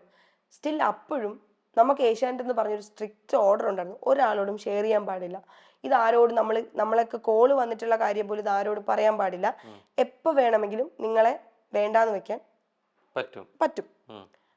ഞാൻ അപ്പോഴും സൂര്യ എന്ന് പറഞ്ഞൊരു ചാനലിൽ സീരിയൽ ചെയ്തുകൊണ്ട് നിൽക്കുമായിരുന്നു. ഞാൻ പോകുന്നതിന് 3 ദിവസം മുമ്പാണ് ഞാൻ സീരിയലിൽ നിന്ന് പോലും ക്വിറ്റ് ചെയ്തത്. അവരോട് പോലും എനിക്ക് പറയാൻ പറ്റിയിട്ടില്ല. ഇതെനിക്ക് വേണ്ടിയാണ് ഞാൻ ക്വിറ്റ് ചെയ്യുന്നത് വരെ പറഞ്ഞില്ല, റീസൺ പറഞ്ഞില്ല. ഞാൻ ചെന്നൈയിൽ പോകുന്നതിന് 3 ദിവസം മുന്നെയാണ് ആ സീരിയലിൽ നിന്ന് ഞാൻ പുറത്തു പോകുന്നത്. അതിപ്പം ആ സീരിയലിന്റെ ആൾക്കാർ നിലവിൽ ഇപ്പോൾ ജീവിച്ചിരിപ്പുണ്ട്, ഇപ്പോഴും അവർ വർക്ക് ചെയ്യുന്ന ആൾക്കാരാണ്. ഞാൻ കള്ളം പറയുവാണെങ്കിൽ, കാരണം എനിക്ക് സോഷ്യൽ മീഡിയയിൽ വന്നിരുന്ന കള്ളം പറഞ്ഞാൽ എന്ത് ഭവിഷ്യത്തുണ്ടാവും എന്ന് എനിക്ക് വ്യക്തമായിട്ട് അറിവുള്ള ഒരാളാണ്. അപ്പൊ എനിക്കിപ്പോ നിങ്ങളെ ശരിക്കും അങ്ങനെ ഒരു വർക്ക് ശരിക്കും പ്രത്യേകിച്ച് സീരിയലിലൊക്കെ ഒരു വേഷം, അതിന്റെ കണ്ടിന്യൂറ്റി ഭയങ്കര ഇമ്പോർട്ടന്റ് സംഭവമായിരുന്നു അല്ലെ? ശരിക്കും ഏതായിരുന്നു സീരിയൽ? അതിപ്പോ ഞാൻ പറഞ്ഞില്ലേ, അമ്മക്കിളി കൂടുന്നുണ്ട് സൂര്യ ടിവിയിൽ. ഞാൻ ഇപ്പം സാന്ത്വനം കഴിഞ്ഞൊരു 2-3 ആഴ്ച കഴിഞ്ഞിട്ടാണ് അമ്മക്കിളിക്കൂട് ഞാൻ ചെയ്തുകൊണ്ടിരിക്കുക. 2 സീരിയൽ ഒരുമിച്ച് ചെയ്യുമായിരുന്നു. പക്ഷെ ഞാൻ പോയാലും ഭീകര പ്രശ്നങ്ങൾ ഉണ്ടാവുന്ന ഒരു ക്യാരക്ടർ അല്ലായിരുന്നു ഞാൻ. ശ്രീജിത്ത് വിജയ് ആയിരുന്നു ശ്രീജിത്തേട്ടനായിരുന്നു എന്റെ ഹീറോ. പുള്ളിക്കാരന്റെ സിസ്റ്റർ ആയിട്ടാണ് നെഗറ്റീവ് ക്യാരക്ടർ ചെയ്തുകൊണ്ടിരുന്നത്. അപ്പം ഹസ്ബൻഡുമായിട്ട് പിണങ്ങി വീട്ടിൽ വന്ന് നിൽക്കുന്ന ഒരു ക്യാരക്ടറാണ്. അപ്പം അവർക്ക് എന്നെ തിരിച്ച് എന്റെ വീട്ടിലേക്ക് അങ്ങനെ ഒരു ചാൻസ് ഉള്ളൊരു ക്യാരക്ടറായിരുന്നു. പക്ഷെ എനിക്ക് ബിഗ് ബോസ് ഭയങ്കര എന്റെ ഡ്രീമായിരുന്നു, ബിഗ് ബോസ് ആ ഒരു പ്ലാറ്റ്ഫോം. അതുകൊണ്ട് തന്നെ ഞാൻ എന്താ പറയാ, അവരെ ഞങ്ങൾക്ക് സ്ട്രിക്റ്റ് ആയിട്ട് എന്നോട് പറഞ്ഞിട്ടുണ്ടായിരുന്നു. എല്ലാവരോടും അങ്ങനെ പറഞ്ഞതാണ് എനിക്ക് തോന്നുന്നത്. പറഞ്ഞിട്ടുണ്ടെന്ന് എല്ലാവരും പറഞ്ഞിട്ടുണ്ടായിരുന്നു. ഇത് ആരോടും പറയാൻ പാടില്ല, ഇത് ഒരാളോടും നമ്മൾ പോകുന്നത് വരെ അവിടെ എത്തുന്നത് വരെ ഇത് ആരോടും പറയാൻ പാടില്ല എന്ന് നമുക്ക് സ്ട്രിക്റ്റ് ആയിട്ട് ഓർഡർ ഉണ്ടായിരുന്നു. സോ ഞാൻ ആദ്യം ഇങ്ങനെ PR വർക്ക് ഉണ്ട് അങ്ങനെ ഡിസ്കഷൻ വന്നപ്പോൾ എനിക്ക് തോന്നി നമുക്ക് അങ്ങോട്ട് സപ്പോർട്ട് കിട്ടിയാൽ ചിലപ്പോൾ നന്നായിരിക്കും. ഇത് എന്താന്ന് വ്യക്തമായ ധാരണയില്ല, പക്ഷെ എന്നാലും നമുക്ക് ആരെങ്കിലും സമീപിച്ചാലോ എന്ന് ചിന്തിച്ചിരുന്നു. പക്ഷേ അതൊരു പക്ഷെ എന്നെ ആ പ്ലാറ്റ്ഫോമിലേക്ക് എത്തിക്കാതിരിക്കാൻ അത് കാരണമായേക്കാം. ഇവൻ നമ്മൾ അങ്ങനെ ആരെങ്കിലും സമീപിച്ചാൽ, ഇത് പുറത്തായാൽ അതൊരു മോശമാണ്. അതെന്താന്ന് പോലും നമുക്കറിയില്ല, അതെങ്ങനെ നമ്മളെ എഫക്ട് ചെയ്യും നമുക്കറിയില്ല. ചിലപ്പോൾ ഇതിന്റെ ക്രൂവിനെ ഒക്കെ മേ ബി അവരത് അറിഞ്ഞാൽ അവർക്ക് അപ്പോഴും അവർ നമ്മളോട് പറയുന്നുണ്ട്, ഇത് പുറത്തു പോയാൽ ലീക്കായാൽ നമ്മൾ അതിലേക്ക് വിളിക്കാതിരിക്കാൻ വരുമ്പോഴും അതിന്റെ ഒരു പോസിറ്റീവിനേക്കാൾ മുമ്പ് നെഗറ്റീവ് ചിന്ത ആദ്യം പോകുന്ന വ്യക്തിയാണ്. അപ്പൊ നേരത്തെ ബിഗ് ബോസ് അകത്ത് നിൽക്കുമ്പോൾ പറഞ്ഞു വൈൽഡ് കാർഡ് എൻട്രിയിൽ വരുന്നു, ഇവരോട് കാര്യങ്ങൾ ചോദിച്ചറിയാം. ഒരു പക്ഷേ ഇവർ പറയുന്നത് നല്ല കാര്യങ്ങളല്ലെങ്കിലോ മോശമായിട്ട് തന്നെ ബാധിച്ചേക്കാന്ന് പറയുന്നു. ഇപ്പൊ PR വർക്ക് ചെയ്യുന്നത് എപ്പോഴും ഒരു പോസിറ്റീവ് വശം, ഒരു സപ്പോർട്ട് കിട്ടാൻ വേണ്ടിയിട്ടാണ്. പക്ഷെ അതിന് വരെ ഒരു നെഗറ്റീവ് സാധനം ഉണ്ടായേക്കോ എന്നുള്ള രീതിയിലേക്ക് പറയുന്നു. അത് മുൻധാരണ, ഒരു നെഗറ്റീവ് സൈഡ് ചിന്തിക്കുന്നോണ്ടല്ല, അത് എന്താ പറയാ, ഒരു കരുതലായിട്ടാണ് ഞാൻ കാണുന്നത്. ആക്ച്വലി നമ്മള് ലൈഫിൽ കുറെ എടുത്തു ചാടിയത് കൊണ്ട് അനുഭവിച്ച ഒരു വ്യക്തിയാണ് ഞാൻ. അപ്പൊ അത് എടുത്തു ചാട്ടം നല്ലതല്ലെന്ന് പഠിച്ച പേഴ്സണൽ ലൈഫ് എവിടേക്ക് പ്രൊഫഷണൽ ലൈഫിനെ ബാധിക്കുന്നുണ്ട് അല്ലേ? പ്രൊഫഷണൽ ലൈഫ് എന്നല്ല, എന്റെ ലൈഫില് എന്റെ ഏറ്റവും വലിയ ടീച്ചറാണ് എന്റെ ലൈഫിന്റെ എക്സ്പീരിയൻസ്. അപ്പോൾ ഞാൻ നെക്സ്റ്റ് എന്തെന്ന് ചിന്തിക്കാണ്ട് കുറെ കാര്യങ്ങൾ എടുത്തു ചാടി ചെയ്തിട്ടുണ്ട്. അതുകൊണ്ട് ഞാൻ നല്ലപോലെ അനുഭവിച്ചിട്ടുമുണ്ട്. സോ ഞാൻ ഇപ്പം എന്റെ അപ്പോഴും എന്റെ കൺസേൺ, എനിക്ക് ബിഗ് ബോസ് പ്ലാറ്റ്ഫോമിൽ പോണം, എനിക്ക് പെർഫോം ചെയ്യണം. എന്റെ ടാലന്റിൽ എനിക്ക് കോൺഫിഡന്റ് ഉണ്ടായിരുന്നു, എനിക്ക് അവിടെ ചെയ്യാൻ പറ്റും, 100 ദിവസം നിൽക്കാൻ പറ്റും, കപ്പടിക്കാൻ പറ്റും, കപ്പ് കിട്ടും, അങ്ങനെ അല്ലായിരുന്നു എനിക്ക് ഫസ്റ്റ്. എനിക്ക് ആ പ്ലാറ്റ്ഫോമിൽ പോകണം, എനിക്ക് അത് എക്സ്പീരിയൻസ് ചെയ്യണം, എനിക്ക് അവിടെ കുറെ പെർഫോം ചെയ്യണം. ഞാൻ അങ്ങനെ ആ സമയത്ത് ചിന്തിച്ചോളൂ. മേ ബി ഒരു പക്ഷെ ഈ രീതിയിൽ നമ്മൾ പോയാൽ, ഇത് മറ്റുള്ളവർ അറിഞ്ഞാൽ അത് ചിലപ്പോൾ എനിക്ക് അവിടെ പോകാൻ പോലും പറ്റാത്തൊരവസ്ഥയിൽ വന്നാൽ അങ്ങനെയുള്ള ചില ലൈഫിലെ ട്രോമ കൊണ്ട് വേണ്ടാന്ന് വെച്ച തീരുമാനം ഇപ്പൊ ശരിക്കും റിയലൈസ് ചെയ്യുന്നുണ്ട് റിഗ്രറ്റോട് കൂടി ഇപ്പോഴും എനിക്കത് വിഷമം വരുന്നില്ല. എന്താണെന്നറിയോ, മേ ബി ഒരു പക്ഷേ ഈ പറയുന്ന പോലെ PR വർക്കൊക്കെ ചിലപ്പം എല്ലാവരും ചെയ്തിട്ട് പോകുന്നുണ്ട്. ഇപ്പൊ മേ ബി ഞാനും ചിലപ്പോൾ ചെയ്തിട്ടുണ്ടായിരുന്നു, എനിക്ക് നല്ല സപ്പോർട്ട് ഉണ്ടായേനെ. കപ്പടിച്ചു വന്നേനെ. മേ ബി എനിക്കറിയില്ല, ആൾക്കാർ അപ്പോഴും നമുക്ക് അറിയത്തില്ലല്ലോ, മേ ബി കിട്ടിയേനെ, എനിക്ക് അറിയത്തില്ല. കാരണം ഞാൻ എൻ്റെ 100% അവിടെ നിൽക്കാൻ ആഗ്രഹിച്ച ഒരു വ്യക്തിയാണ്. ചെയ്തിട്ടുമുണ്ട് എൻ്റെ 100%. ഞാൻ 100% അല്ലെങ്കിലും എല്ലാത്തിലും 100% നമുക്ക് പറയാൻ പറ്റത്തില്ല. പക്ഷെ എൻ്റെ മാക്സിമം ഞാൻ അവിടെ നന്നായിട്ട് നിൽക്കാൻ ശ്രമിച്ച ഒരു വ്യക്തിയാണ്. പക്ഷെ ഈ പറയുന്ന പോലെ നമ്മളെ ബാക്കിൽ നിന്നും കൂടെ സപ്പോർട്ട് ചെയ്യാൻ എന്തെങ്കിലും ഉണ്ടായിട്ടുണ്ടെങ്കിൽ മേ ബി എനിക്ക് നിൽക്കാൻ പറ്റിയേനെ. പക്ഷെ ഈ പറയുന്ന പോലെ ഞാനത് ചെയ്യാത്തത് എനിക്ക് ആ പ്ലാറ്റ്ഫോമിൽ എത്തണം അല്ലാതെ എന്താ പറയാ അവിടെ പോയി.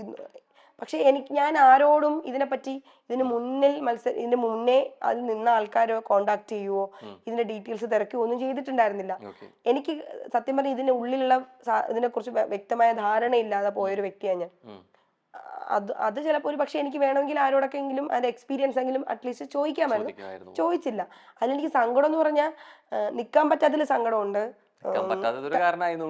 എനിക്ക് സങ്കടമുണ്ട്. പക്ഷെ ഇപ്പോഴും ഞാൻ വിചാരിക്കുന്നത് എന്താ അറിയോ, ലൈഫിൽ കുറേ മുമ്പ് ഇതിനൊക്കെ മുമ്പ് ഇതൊന്നും വേണ്ടാന്ന് വിചാരിച്ച് ഇതെല്ലാം നഷ്ടപ്പെടുമെന്ന് വിചാരിച്ചൊരു വ്യക്തിയാണ് ഞാൻ. നിങ്ങൾ എത്രത്തോളം വിശ്വസിക്കുന്നു ഞാൻ ചിന്തിക്കുന്ന ഇത്രയേ ഉള്ളൂ.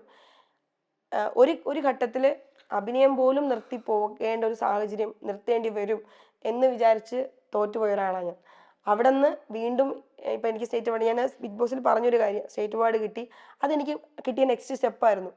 സ്റ്റേറ്റ് അവാർഡ് കൊണ്ട് എനിക്ക് വേറെ ക്യാരക്ടേഴ്സ് കിട്ടുമോ, അതിന്റെ ബേസിൽ വേറെ അവസരങ്ങൾ കിട്ടുമോ ചെയ്തിട്ടില്ല. പക്ഷെ എൻ്റെ ഉള്ളിൽ ഞാൻ ഇത്രയും ദിവസം നിന്നതിന് എനിക്ക് ലൈഫിൽ എന്നും ഓർത്തു വെക്കാൻ എനിക്ക് വാല്യുബിൾ ആയിട്ടുള്ള ഒരു സംഭവം കിട്ടിയെന്ന്, എനിക്ക് എന്നെ തന്നെ സപ്പോർട്ടീവ് ആയിട്ടുള്ള സംഭവമായിരുന്നു എനിക്ക് സ്റ്റേറ്റ് അവാർഡ്.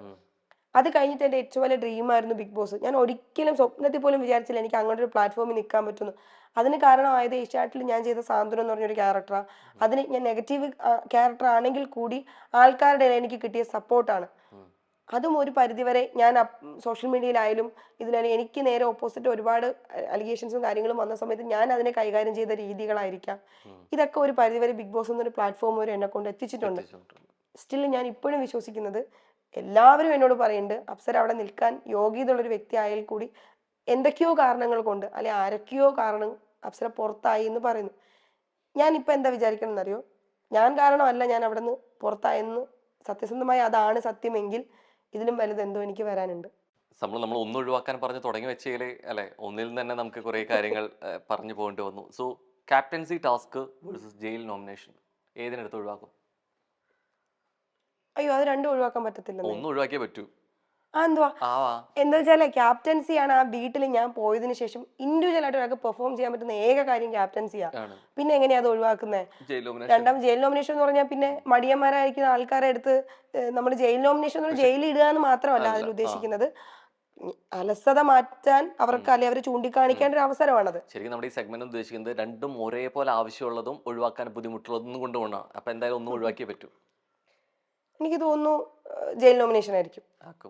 കാരണം നമുക്ക് അവരുടെ തെറ്റ് ചൂണ്ടിക്കാണിക്കാൻ, അങ്ങനെയല്ല തുടരട്ടെ എന്നല്ല, ഒരാളുടെ തെറ്റ് ചൂണ്ടിക്കാണിക്കാൻ ഒരു ജയിൽ നോമിനേഷൻ ഇല്ലെങ്കിലും നമുക്ക് പറ്റും.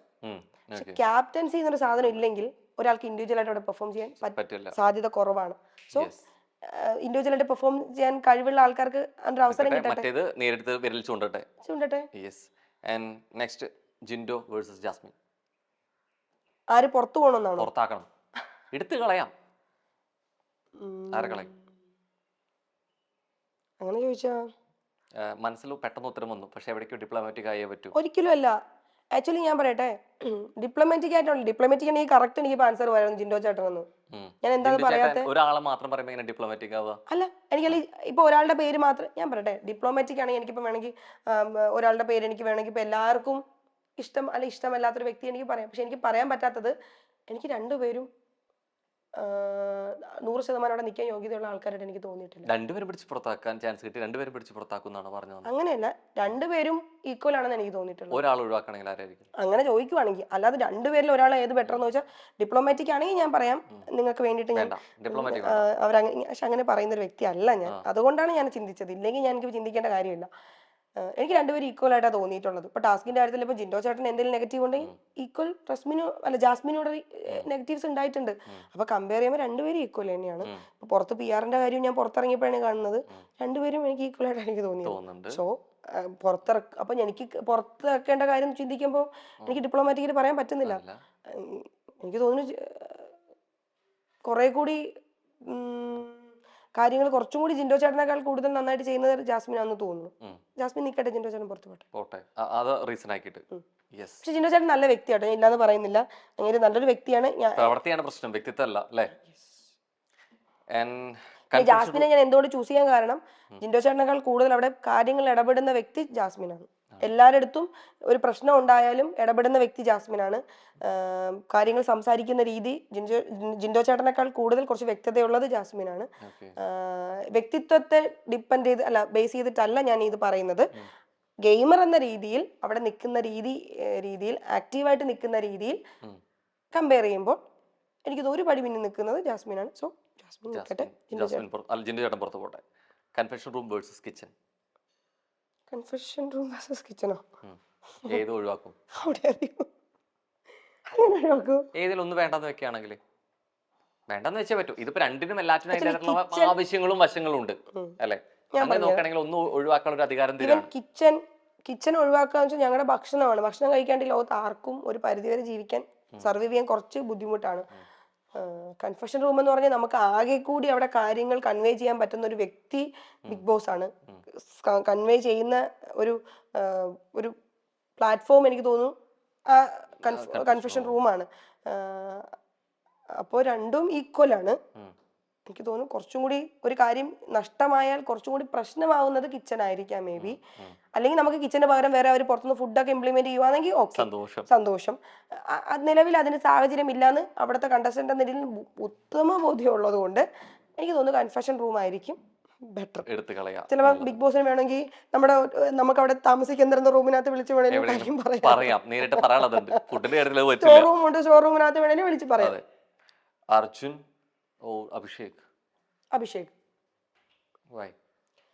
അഭിഷേക് നന്നായിട്ട് ടാസ്ക് ചെയ്യും, സൂപ്പറായിട്ട് അവൻ ചെയ്യും. കാരണം എനിക്ക് അവൻ ഏറ്റവും നന്നായിട്ട് ടാസ്ക് ചെയ്യുന്ന കാരണം ഞങ്ങളൊരു ടവർ ടാസ്ക് ഉണ്ടായിരുന്നു.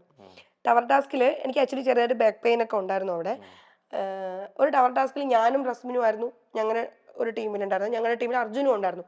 അർജുൻ ഡിഫെൻഡ് ചെയ്യാനും ഞങ്ങൾ ഇതിനെ പ്രൊട്ടക്ട് ചെയ്യാനാണ് നിന്നത്. ഞങ്ങൾ ലാസ്റ്റ് മിനിറ്റ് വരെ ഞങ്ങളത് രണ്ട് പെൺകുട്ടികളിൽ നിന്ന് പ്രൊട്ടക്ട് ചെയ്തു, അങ്ങനെ അറ്റം പ്രൊട്ടക്ട് ചെയ്തു. പിന്നെ ഒരു ഘട്ടത്തിൽ ഞാൻ ജാസ്മിനോട് പറഞ്ഞു, ജാസ്മിൻ അർജുനെ കൊണ്ട് ഒറ്റയ്ക്ക് ഡിഫെൻഡ് ചെയ്യാൻ പറ്റില്ല, ഞാൻ ഡിഫെൻഡ് ചെയ്യാം. അപ്പോൾ തനിക്ക് ഞാൻ പോവാം, പക്ഷെ നീ ഇത് പ്രൊട്ടക്ട് ചെയ്യണം. ഞാൻ പോവാ അപ്പോൾ തനിക്ക് പറ്റുമോ? ഞാൻ വീണ്ടും പറയണേ, എടോ എനിക്ക് പറ്റും, ഞാൻ പോവാന്ന് പറഞ്ഞത് മാത്രമേ എനിക്ക് ഓർമ്മയുള്ളൂ. എന്തോ ഒരു സാധനം എൻ്റെ ബാക്കിൽ വന്ന് ഇടിച്ചിട്ട് ടവറോട് കൂടി സത്യം ടവറോട് കൂടി ഞാൻ പൊങ്ങിപ്പോയി നിലത്ത് നെഞ്ചത്ത് റീത്തൊക്കെ വെച്ച പോലെ ഞാൻ ഇങ്ങനെ കിടക്കുക. പിന്നെ അറിയുന്നത് ആ വന്ന സാധനം അഭിഷേകായിരുന്നു. അവനെ ടാസ്ക് ജയിക്കണമെന്നേ ഉള്ളൂ, അതിൽ ഒരാൾക്ക് ഇഞ്ചുറി പറ്റുമെന്നോ മാനസിക പരിഗണനകളൊന്നുമില്ല തന്നില്ലെന്നാ എനിക്ക് തോന്നുന്നത്. കാരണം നിങ്ങൾക്ക് എന്ത് തോന്നുന്നു, ഞാൻ തിരിഞ്ഞ് നിൽക്കുമ്പോൾ നല്ല നമ്മൾ പിടിച്ചു മാറ്റാം, ഇവൻ പുറകിൽ നിന്ന് ഓടി ഒരാൾ ശക്തമായിട്ട് എൻ്റെ ബാക്കിൽ ഇടിച്ചിട്ട് ടവറോട് കൂടി ഞാൻ പൊങ്ങിപ്പോയി. ഞാൻ അങ്ങനെ പോയി വീണു, ഞാൻ അങ്ങനെ എടുത്ത് എന്നെ മെഡിക്കൽ റൂമിൽ കൊണ്ടുപോയൊരു സിറ്റുവേഷൻ വന്നിട്ടുണ്ട്. അതിനുശേഷം എന്തോ ജാസ്മിൻ നമ്മളെല്ലാരും കൂടെ ലാസ്റ്റ് ഞാൻ, സിജോ ചേട്ടൻ, സായി ചേട്ടൻ, അഭിഷേക്, ജാസ്മിൻ ആയിരുന്നു ലാസ്റ്റ് ഫൈനലിൽ വന്ന ടാസ്കിൽ. ഞാൻ നോക്കുമ്പോൾ അഭിഷേക് ജാസ്മിൻ ഇങ്ങനെ മറ്റേ കപ്പലണ്ടി ഒക്കെ എടുത്തിരുന്ന പോലെ ഇങ്ങനെ അറിയാം, ജാസ്മിൻ ഇങ്ങനെ പറന്നു പോകണം ഞാൻ കണ്ടു.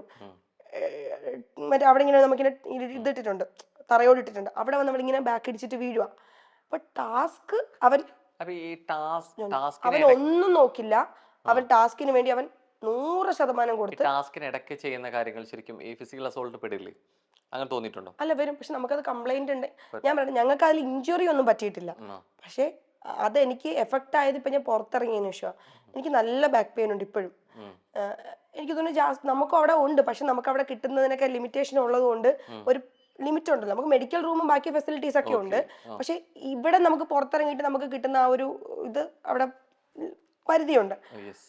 പക്ഷെ അർജുനെ സംബന്ധിച്ചിടത്തോളം അർജുൻ ഇതുവരെ ടാസ്കുകളിലോ ഒന്നിലും വേറൊരാളെ ഫിസിക്കലി അവൻ ഉപദ്രവിച്ചുകൊണ്ട് അല്ലെങ്കിൽ ഒരാളെ എന്തും ഉപദ്രവിച്ചുകൊണ്ട് എനിക്ക് വിന്നർ ആവണമെന്ന് അവൻ ചെയ്യുന്നത് ഞാൻ കണ്ടിട്ടില്ല. ലക്ഷ്യബോധത്തിലെ മറ്റൊന്നും വിഷയമല്ല. അവൻ ഇപ്പൊ ഈവൻ ഞാൻ ഒരു ടാസ്ക് ചെയ്യുമ്പോൾ ഞാൻ ഇതുവരെ ആരെയും കയ്യേറ്റം ചെയ്തിട്ടില്ല. പക്ഷെ ഞാൻ എന്തും സഫർ ചെയ്യും, ഞാൻ എന്തും വിട്ടുവീഴ്ച ചെയ്യും, ഞാൻ എന്തും എനിക്ക് വേണ്ടി എന്റെ കാര്യങ്ങൾ ഒഴിവാക്കും, ഞാൻ എന്നെ ഇതാക്കുള്ളൂ. ഓപ്പോസിറ്റ് നിൽക്കുന്ന ഒരാളെ ദ്രോഹിച്ചുകൊണ്ട് ഞാൻ ഒന്നും ചെയ്യില്ല. പിന്നെ അർജുനും എനിക്ക് അങ്ങനെയാണ് തോന്നിയിട്ടുള്ളത്. അർജുന് ടാസ്ക് ചെയ്യുമ്പോൾ ഇപ്പൊ ഫുഡ് കഴിക്കണേ അവൻ കഴിക്കും, അവൻ എത്ര വേണമെങ്കിലും കഴിച്ചു. അപ്പൊ അവന് വയ്യാണെങ്കിൽ പോലും അവൻ കഴിക്കും. ഇപ്പം ഹോൾഡ് ചെയ്ത് നിൽക്കണേ അവൻ നിൽക്കും, മഴയത്ത് നിൽക്കണേ അവൻ നിൽക്കും. പക്ഷെ മറ്റൊരാളെ ദ്രോഹിച്ച് അവൻ ടാസ്ക് ചെയ്യുന്നത് കണ്ടിട്ടില്ല. ഇവൻ ഡ്യൂട്ടീസ് കൊടുത്താലും അവനൊരു മടി കാണിക്കണം ഞാൻ കണ്ടിട്ടില്ല. അവൻ കൃത്യമായിട്ട് ഡ്യൂട്ടി ചെയ്യും. ഇപ്പൊ ക്യാപ്റ്റൻസി വന്നു, എനിക്ക് അഭിഷേകിന്റെ ക്യാപ്റ്റൻസിയേക്കാൾ ഇഷ്ടപ്പെട്ടത് അർജുന്റെ ക്യാപ്റ്റൻസി ബെറ്റർ എന്ന് ഞാൻ പറയത്തില്ല. പക്ഷെ കമ്പയർ ചെയ്യുമ്പോൾ അഭിഷേകിന്റെ ക്യാപ്റ്റൻസിയേക്കാൾ ബെറ്റർ അർജുന്റെ ക്യാപ്റ്റൻസി ആയിരുന്നു. പിന്നെ മറ്റുള്ളവരോടുള്ള പെരുമാറ്റം, അർജുൻ അവിടെ എല്ലാവരുമായിട്ട് സംസാരിക്കുന്ന ഒരാളാണ്. എല്ലാവരുമായിട്ടും ഇപ്പൊ നമുക്ക് ഏറ്റവും ഫേവറേറ്റ് ആയിട്ടുള്ള വ്യക്തികൾ ഉണ്ടാവും, എനിക്കും ഉണ്ടായിട്ടുണ്ട്. പക്ഷെ എന്നാലും എല്ലാവരുമായിട്ടും അർജുൻ ഒരു സംസാരിക്കുന്നുണ്ട്, ഇടപെടുന്നുണ്ട്, ഞാൻ കണ്ടിട്ടുണ്ട്. പക്ഷെ അഭിഷേകിന് അവിടെ ഞാൻ ഇറങ്ങുന്നത് വരെയുള്ള കാര്യം പറയുന്നത് കേട്ടോ, ഞാൻ ഇറങ്ങുന്നത് വരെ അഭിഷേകിന് അവിടെ അഭിഷേകിന്റെ മാത്രം ഒരു ഗ്രൂപ്പ് ഉണ്ടായിരുന്നു. അതിന് മാത്രം ഒതുങ്ങി പോയതുപോലെ എനിക്ക് തോന്നിയിട്ടുണ്ട്. അങ്ങനെ കമ്പയർ ചെയ്യുമ്പോൾ ഇപ്പൊ നിങ്ങൾക്ക് തന്നെ തോന്നുന്നു എന്തുകൊണ്ടാണ് ഞാൻ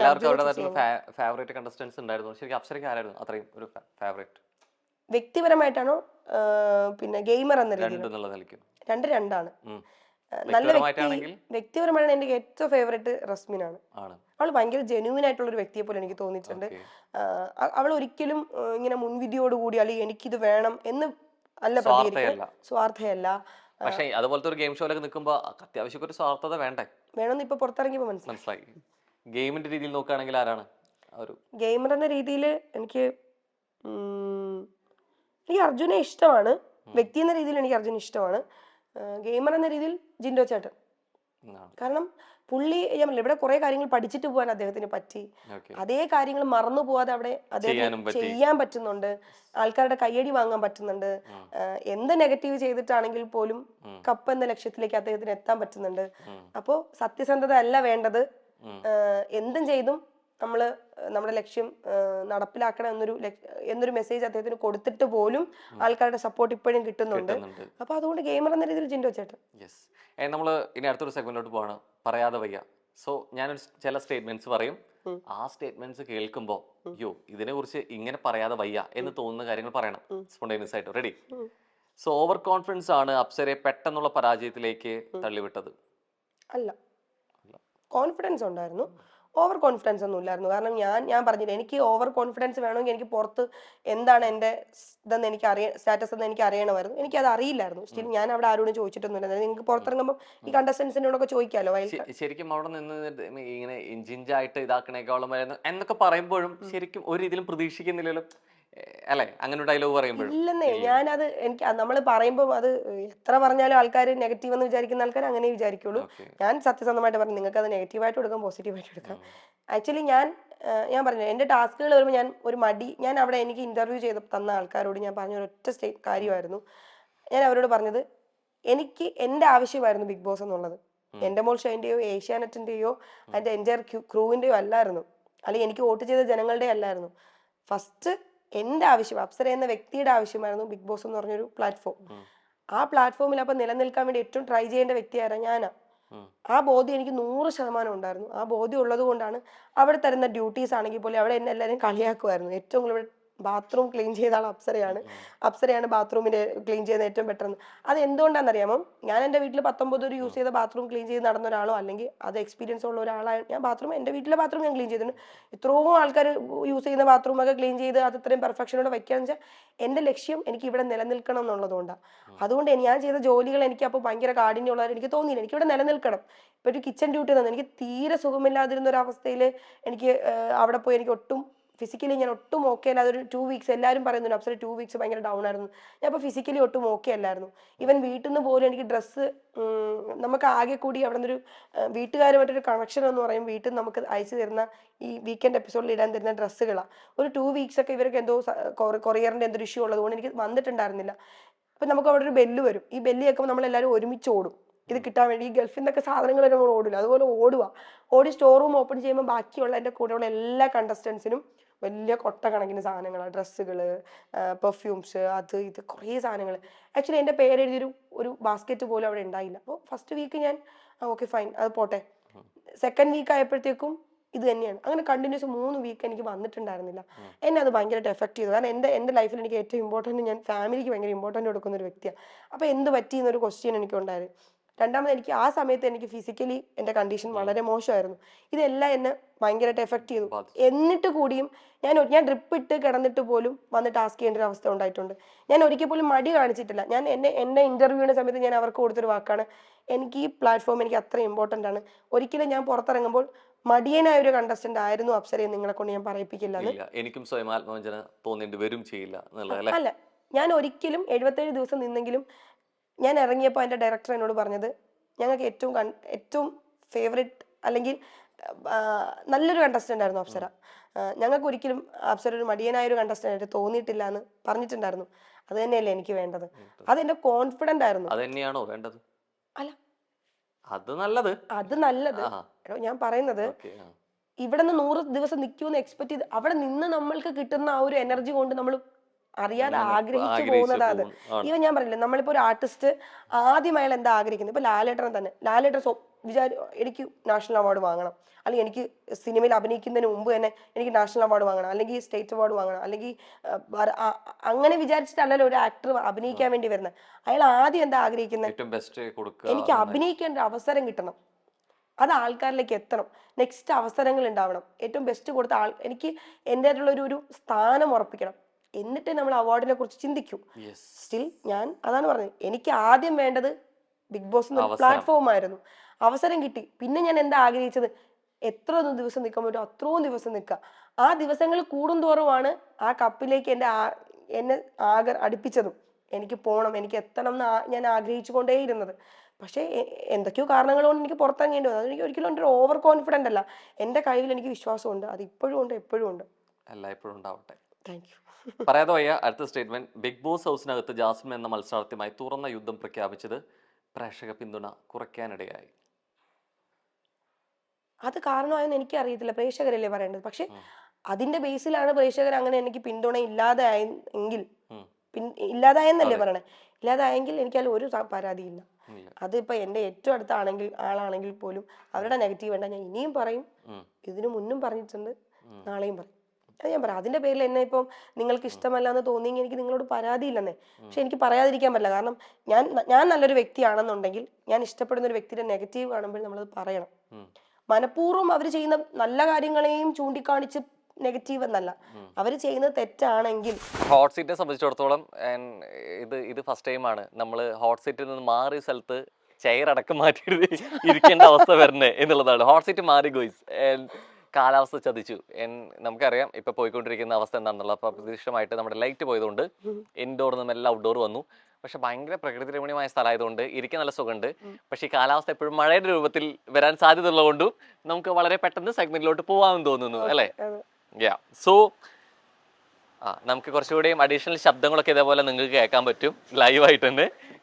സോ പറയാതെ വയ്യാണ് നമ്മൾ പോയിക്കൊണ്ടിരുന്നത്. സോ അടുത്തൊരു സ്റ്റേറ്റ്മെന്റ് പറയാണ്. സോ അതിൽ പറയാതെ വയ്യ എന്നുള്ള കാര്യങ്ങൾ തുടരാം. റെഡി? സോ അടുത്ത സ്റ്റേറ്റ്മെന്റ്, വെറുതെ തെറ്റിദ്ധാരണകൾ കൊണ്ട് മാത്രം ഹൗസിനകത്ത് ചില സൗഹൃദങ്ങൾ തകരുന്നത് കണ്ടിട്ടും ആരെയും സഹായിക്കാതെ അപ്സര ന്യൂട്രൽ സ്റ്റാൻഡ് തുറന്നു പോയിട്ടുണ്ട്, അല്ലെങ്കിൽ അത് പുലർത്തിയിരുന്നു. ആക്ച്വലി ഇത് അനുഭവിച്ച ആളാണ് ഞാനത് കണ്ടിട്ട് റിയാക്ട് ചെയ്തിരുന്ന ആളല്ല. നിങ്ങൾ ഈ പറഞ്ഞ സ്റ്റേറ്റ്മെന്റിന്റെ വിക്ടമാണ്. ലൈക്ക്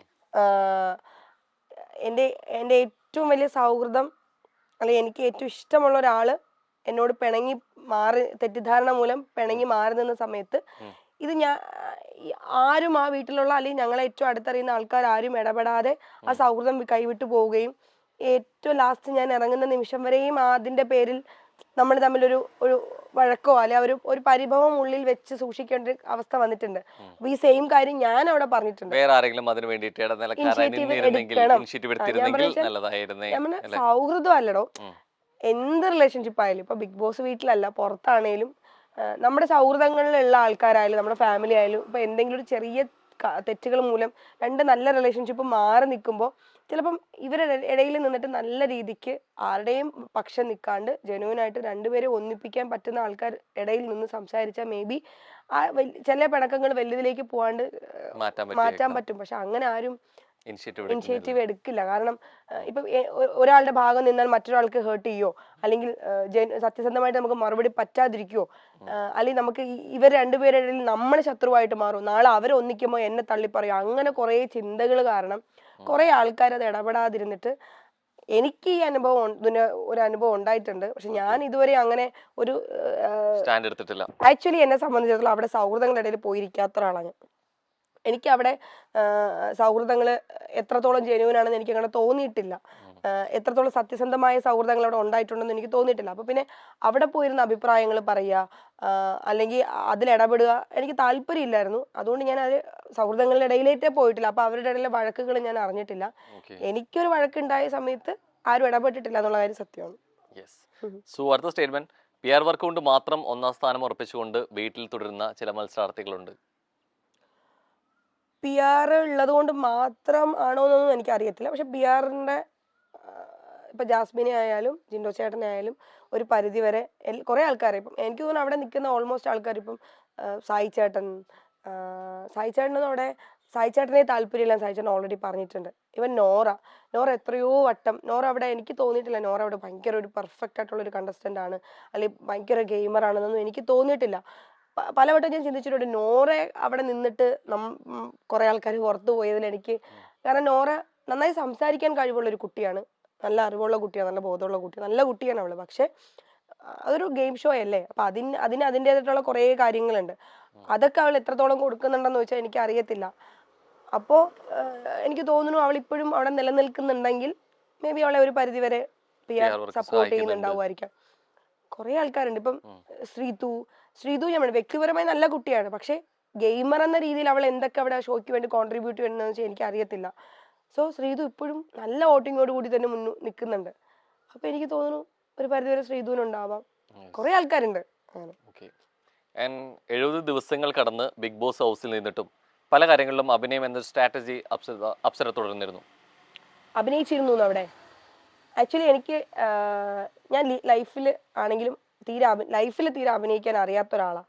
അതുകൊണ്ടാണ് എനിക്ക് എപ്പോഴും ഒരു പരിധി വരെയെങ്കിലും ചിലയിടത്തെങ്കിലും ഒക്കെ തോൽക്കേണ്ടി വന്നത്. അഭിനയം ക്യാമറയ്ക്ക് മുന്നിൽ നന്നായിട്ട് അഭിനയിക്കും. ജീവിതത്തിൽ ഒട്ടും അഭിനയിക്കാൻ അറിയാത്ത. ക്യാമറയ്ക്ക് മുന്നിൽ അഭിനയിച്ചിരുന്നു? അല്ല, അഭിനയിക്കാത്തതുകൊണ്ടല്ലേ 77 ദിവസം ആയപ്പോഴത്തേക്കും ടാറ്റ ബൈ ബൈ പറഞ്ഞ് ഇറങ്ങേണ്ടി വന്നത്. എനിക്ക് അഭിനയിച്ച് നിൽക്കാൻ അറിയാം. അല്ല അത് എനിക്ക് തോന്നുന്നു. ഞാൻ പറയട്ടെ, ഞാൻ 77 ദിവസം നിന്നിട്ടുണ്ടെങ്കിൽ ഞാൻ ഒരു ദിവസം പോലും ഞാൻ അവിടെ മടി പിടിച്ചിരുന്നിട്ടില്ല. അതിന്റെ എനിക്ക് ഫലമായിട്ടാണ് 77 ദിവസം കിട്ടിയെന്നാണ് ഞാൻ വിശ്വസിക്കുന്നത്. പിന്നെ ഞാൻ അവിടെ അഭിനയിച്ച് നിന്നിരുന്നെങ്കിൽ മേ ബി എനിക്ക് 100 ദിവസം കംപ്ലീറ്റ് ചെയ്യാൻ പറ്റിയേനെ. ഞാൻ അവിടെ ഒരിക്കൽ പോലും ഒരാളെയും ഫേവർ ചെയ്ത് അവിടെ സംസാരിക്കുന്നത് നിങ്ങൾ കണ്ടിട്ടുണ്ടാവില്ല. എന്റെ ഏറ്റവും അടുത്ത സൗഹൃദമാണെങ്കിൽ പോലും ഇപ്പൊ റസ്മിൻ എന്റെ ഏറ്റവും അടുത്ത സുഹൃത്താ.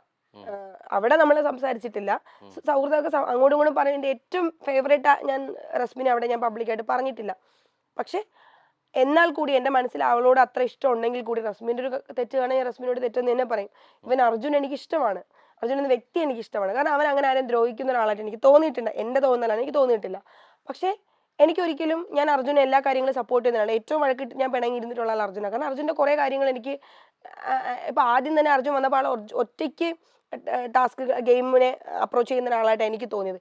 പക്ഷെ പിന്നെ ആയ സമയത്ത് അർജുൻ ചില ഗ്രൂപ്പുകളിൽ പോയി ഇരിക്കുന്നതായിട്ട് ഞാൻ കണ്ടിട്ടുണ്ട്. അത് എനിക്കത് അക്സെപ്റ്റ് ചെയ്യാൻ പറ്റില്ല. കാരണം ഒറ്റയ്ക്ക് നിന്ന് നന്നായി മുന്നോട്ട് പോകാൻ പറ്റുന്ന ഒരാളായിട്ടാണ് ഞാൻ അർജുനെ ഫസ്റ്റ് മുതൽ ഞാൻ കണ്ടിട്ടുണ്ടായിരുന്നത്. അപ്പൊ അവൻ അങ്ങനെ ഗ്രൂപ്പിന്റെ ഇടയിൽ പോയി ഇരുന്ന് ആവശ്യമില്ലാത്ത കാര്യങ്ങൾ ചെയ്യേണ്ട, ഗ്രൂപ്പ് തെറ്റെന്ന് ഞാൻ പറയുന്നില്ല, പക്ഷെ അങ്ങനെ എനിക്ക് അക്സെപ്റ്റ് ചെയ്യാൻ പറ്റില്ല. അങ്ങനെ സോ ചില മത്സരാർത്ഥികളുടെ ഏകാധിപത്യം ബിഗ് ബോസ് ഷോയുടെ ഫ്ലോയെ നന്നായി ബാധിച്ചിട്ടുണ്ട്. ഏകാധിപത്യം മീൻസ് ചില വ്യക്തികൾ മാത്രം എന്നുള്ള രീതിയിലേക്ക് അവരുടെ സ്പേസ് ആണെങ്കിലും അവരുടെ കാര്യങ്ങളിലെ അവരെ കുറച്ചും കൂടി ഡോമിനേറ്റ് ചെയ്യുന്നു. ആ രീതിയിലേക്കുള്ള എടുത്തതാണോ? അതെ, രണ്ട് രീതിക്കാവാം. എനിക്കറിയില്ല അത്. സോ അങ്ങനെ ആരുടെങ്കിലും എന്നുള്ള രീതിയിലേക്ക് അവിടെ എനിക്ക് അങ്ങനെ വന്ന സമയത്ത് തുടക്കത്തിൽ ഉണ്ടായിരുന്നു. കാരണം രതീഷ് ചേട്ടൻ അങ്ങനെ ഒരു ആറ്റിറ്റ്യൂഡ് ഉള്ളതായിട്ട് എനിക്ക് ആദ്യം തോന്നുന്നുണ്ട്. രതീഷ് ചേട്ടൻ എപ്പോഴും രതീഷ് ചേട്ടൻ എന്നോട് മാത്രം വഴക്കുണ്ടാക്കാം. ഒരു തവണ എന്തോ ഞങ്ങൾ തമ്മിൽ വഴക്കുണ്ടായിരുന്നു. രതീഷ് ചേട്ടൻ എപ്പോഴും വേണം, ഞാൻ അപ്സരയോട് വഴക്കുണ്ടാക്കിയിട്ടില്ല. കാരണം എനിക്ക് അപ്സരയുടെ അടുത്ത് രതീഷ് ചേട്ടൻ എന്നെ നോക്കുമ്പോൾ പോലെ ഞാൻ രതീഷ് ചേട്ടനെ തിരിച്ച് നോക്കുന്ന ആറ്റിറ്റ്യൂഡൊക്കെ വേറെയാണ്. രതീഷ് ചേട്ടൻ എന്നോട് വഴക്കുണ്ടാക്കാൻ വന്നിട്ടില്ല. പക്ഷെ രതീഷ് ചേട്ടൻ അങ്ങനെ ഒരു ആധിപത്യം സ്ഥാപിക്കാൻ ശ്രമിച്ചതുപോലെ എനിക്ക് തോന്നിയിട്ടുണ്ട്. പിന്നെ റോക്കി ചേട്ടനാണെങ്കിലും ഈ റോക്കി ആണെങ്കിൽ പോലും റോക്കി അങ്ങനെ ഒരു ഞാനാണ് ഇവിടെ എല്ലാം, ഞാൻ പറയുന്നത് എല്ലാവരും കേട്ടാൽ മതി, അങ്ങനെ ഒരു ആറ്റിറ്റ്യൂഡിലേക്ക് വന്ന വ്യക്തികൾ ആറ്റിറ്റ്യൂഡ് പെട്ടെന്ന് പോണ സ്ഥിതി വിശേഷം കണ്ടു അല്ലേ? ആയിരിക്കാം. പക്ഷെ എനിക്ക് വേറെ ആരും അങ്ങനെ ആധിപത്യം സ്ഥാപിക്കാൻ ശ്രമിക്കാൻ അവിടെ സമ്മതിക്കൂല ആരും. ആരെങ്കിലും തലവൊക്കിയാൽ അപ്പൊ തന്നെ മാക്സിമം എതിർക്കാൻ. ഇവൻ ഞാനാണെങ്കിൽ പോലും നമ്മൾ അവരെ ഇതാക്കാൻ വേണ്ടിയിട്ടല്ലല്ലോ. ഇപ്പൊ ഞാനും ജിൻഡോ ചേട്ടനും ഒരിക്കൽ ലാസ്റ്റ് ഒരു വഴക്ക് ഉണ്ടായിട്ടുണ്ടായിരുന്നു. അത് ഔട്ട് വന്നൊന്നും എനിക്ക് അറിയത്തില്ല. ഏതോ ഒരു ദിവസം ലാലേട്ടന്റെ സ്പെഷ്യൽ എപ്പിസോഡിൽ ഡാൻസ്, നമുക്ക് എല്ലാവർക്കും ഡാൻസ് കളിക്കാണ്ട്, അപ്പൊ കോർഡിനേറ്റ് എന്നെയായിരുന്നു ഏൽപ്പിച്ചിട്ടുണ്ടായിരുന്നത്. അപ്പൊ പാട്ടുകൾ തന്നിട്ട് ആ ഷോ അത് കോർഡിനേറ്റ് ചെയ്യാനായിട്ട്. അപ്പൊ എനിക്ക് തീരെ സുഖം ഉണ്ടായിരുന്നില്ല ആ സമയത്ത്. എന്നിട്ട് ഞാൻ എല്ലാവരും പാട്ടുകൾ കറക്റ്റ്, എല്ലാവർക്കും പാട്ടുകൾ സെലക്ട് ചെയ്ത് കൊടുത്തു, പേരുകൾ സെലക്ട് ചെയ്തിട്ട് കറക്റ്റ് റിഹേഴ്സൽ ചെയ്യിപ്പിച്ച് രാത്രി ജിൻഡോ ചേട്ടൻ ഡാൻസ് കളിക്കാൻ ഭയങ്കര ഇഷ്ടമാണ്. എനിക്ക് തോന്നുന്നു അവിടെ ഏറ്റവും കൂടുതൽ ജിൻഡോ ചേട്ടന്റെ കൂടെ പെയറായിട്ട് ഡാൻസ് ആയാലും സ്കിറ്റ് ആയാലും പേര് കൊടുത്തൊരു വ്യക്തി ഞാനാണ്. പക്ഷെ ഏറ്റവും കൂടുതൽ ജിൻഡോ ചേട്ടന്റെ ആരാധകർ എതിർത്തതും എന്നെയാണ്. ജിൻഡോ ചേട്ടൻ ഏറ്റവും കൂടുതൽ ഇപ്പൊ എല്ലാവരും പറഞ്ഞു ജിൻഡോ ചേട്ടനെ ആൾക്കാർ ശ്രദ്ധിച്ചു തുടങ്ങിയത് പോലും ജിൻഡോ ചേട്ടൻ ഞാനും അതിന് ഒരുമിച്ച് കളിച്ച ഡാൻസ് ആണ്. എനിക്ക് ഒരു ആവശ്യം ഉണ്ടായിരുന്നില്ല. പക്ഷെ ഞാൻ അപ്പൊ ആഗ്രഹിച്ചത് ജിൻഡോ ചേട്ടനെ ഇഷ്ടമാണ്.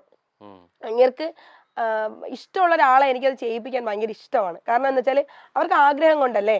അപ്പൊ എനിക്ക് എത്ര വയ്യെങ്കിലും ഇപ്പൊ ജിൻഡോ ചേട്ടന് സ്പെഷ്യലായിട്ടൊരു ഡാൻസ് കളിക്കണം, ഒറ്റയ്ക്ക് കളിക്കണം. അപ്പൊ ജിൻഡോ ചേട്ടൻ വെച്ച് എൻ്റെ കൂടെ അപ്സര പേരായിട്ട് കളിക്കുമോ, എനിക്ക് പഠിപ്പിച്ചു തരും. പക്ഷെ ഞാൻ സന്തോഷത്തോടെ ഞാൻ ചെയ്യാന്ന് പറഞ്ഞു.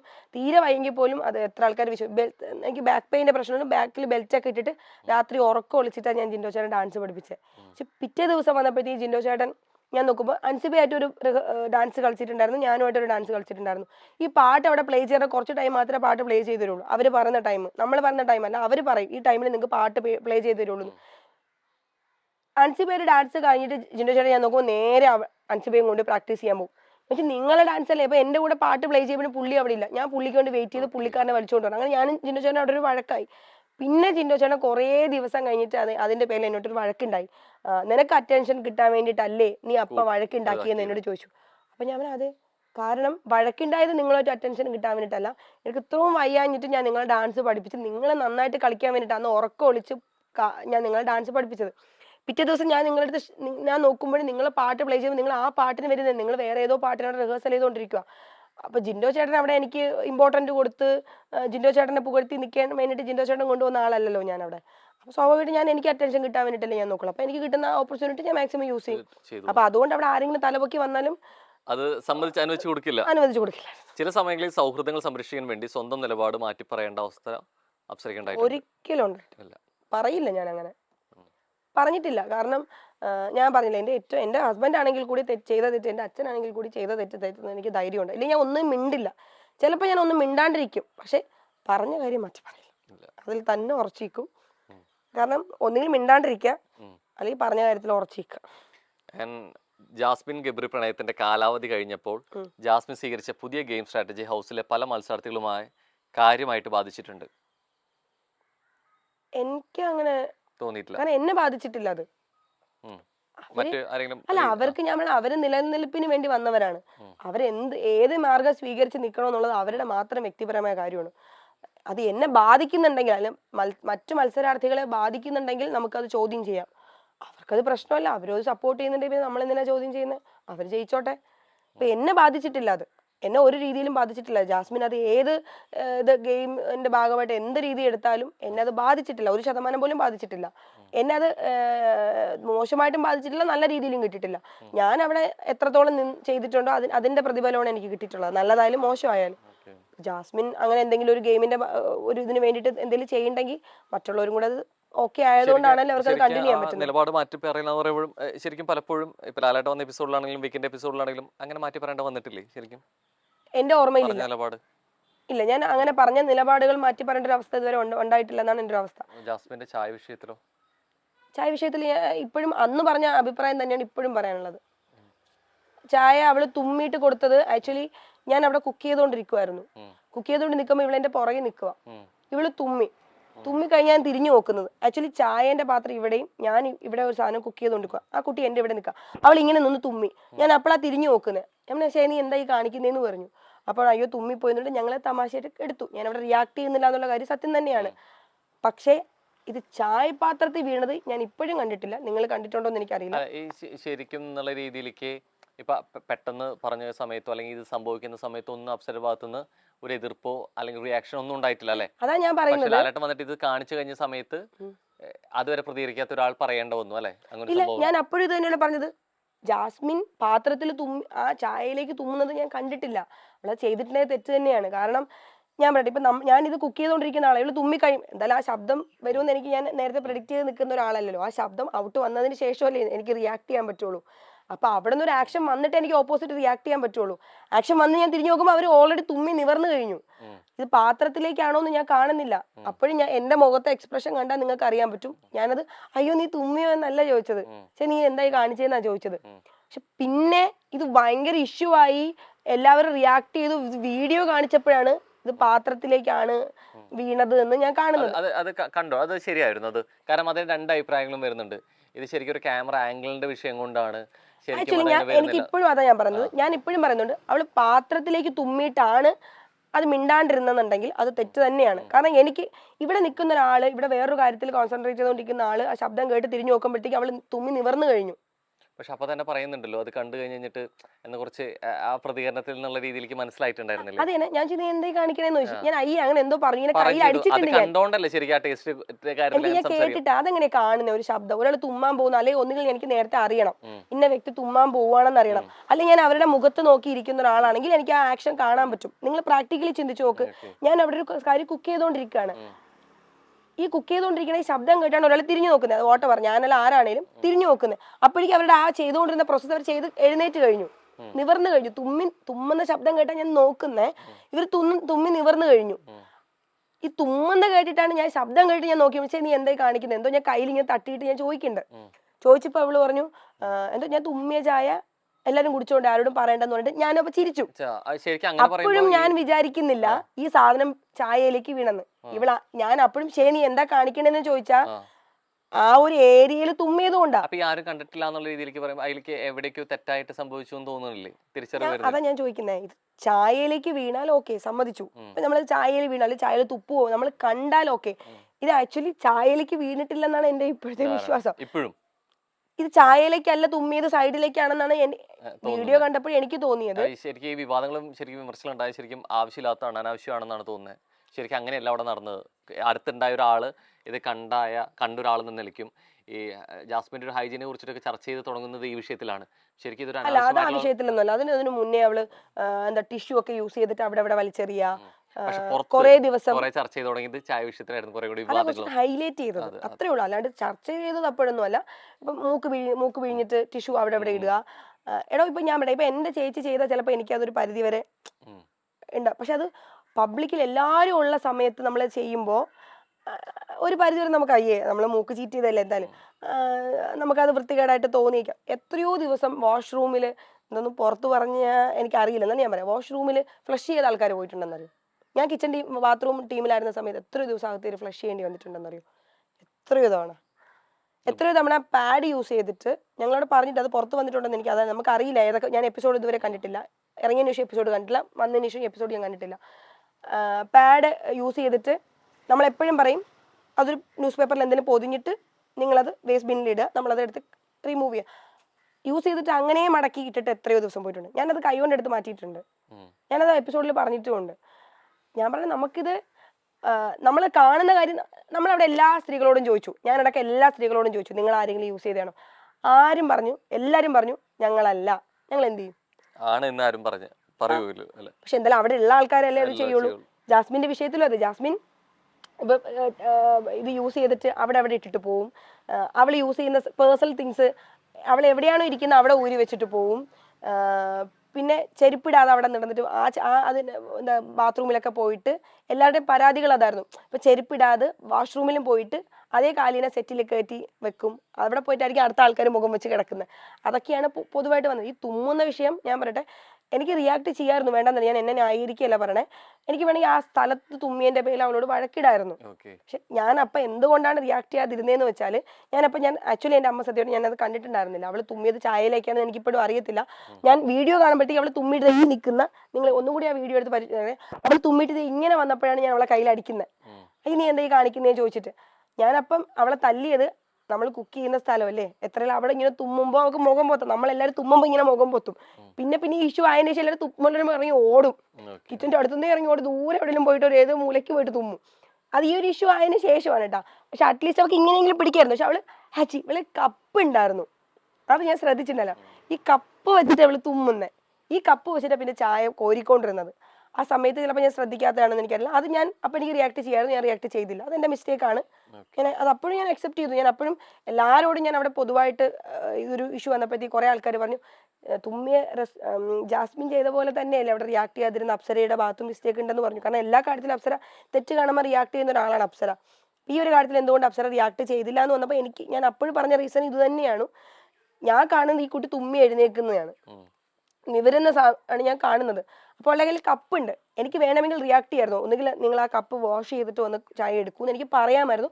ഞാൻ അപ്പോൾ പറഞ്ഞില്ല. അത് മനഃപൂർവ്വം പറയാതിരുന്നതല്ല, പക്ഷെ ആ സമയത്ത് ഞാൻ പറഞ്ഞില്ല. പറയാതിരുന്ന തെറ്റ് തന്നെയാണ്, അത് ഞാൻ അക്സെപ്റ്റ് ചെയ്യുന്നു. നമ്മൾ അടുത്തൊരു സെഗ്മെന്റിലോട്ട് പോവാണ്, ടൈറ്റിൽ കാർഡ്. സോ ചില പേരുകൾ അല്ലെങ്കിൽ വാക്കുകൾ, പദങ്ങൾ ഞാൻ പറയും. അത് ആർക്ക് ഏറ്റവും കൂടുതൽ അനുയോജിക്കുന്നതെന്നുണ്ടെങ്കിൽ അത് പറയണം. ഹൗസിനകത്ത് റെഡി? ട്രൈ ചെയ്യാം. കഴുകൻ. എനിക്ക് കഴുകനായിട്ട് എനിക്ക് തോന്നുന്നേ കുറേ കഴുകന്മാരുണ്ട് അവിടെ. ഉണ്ട്. മെയിൻ കഴുകനാരാ? മൂത്ത കഴുകൻ.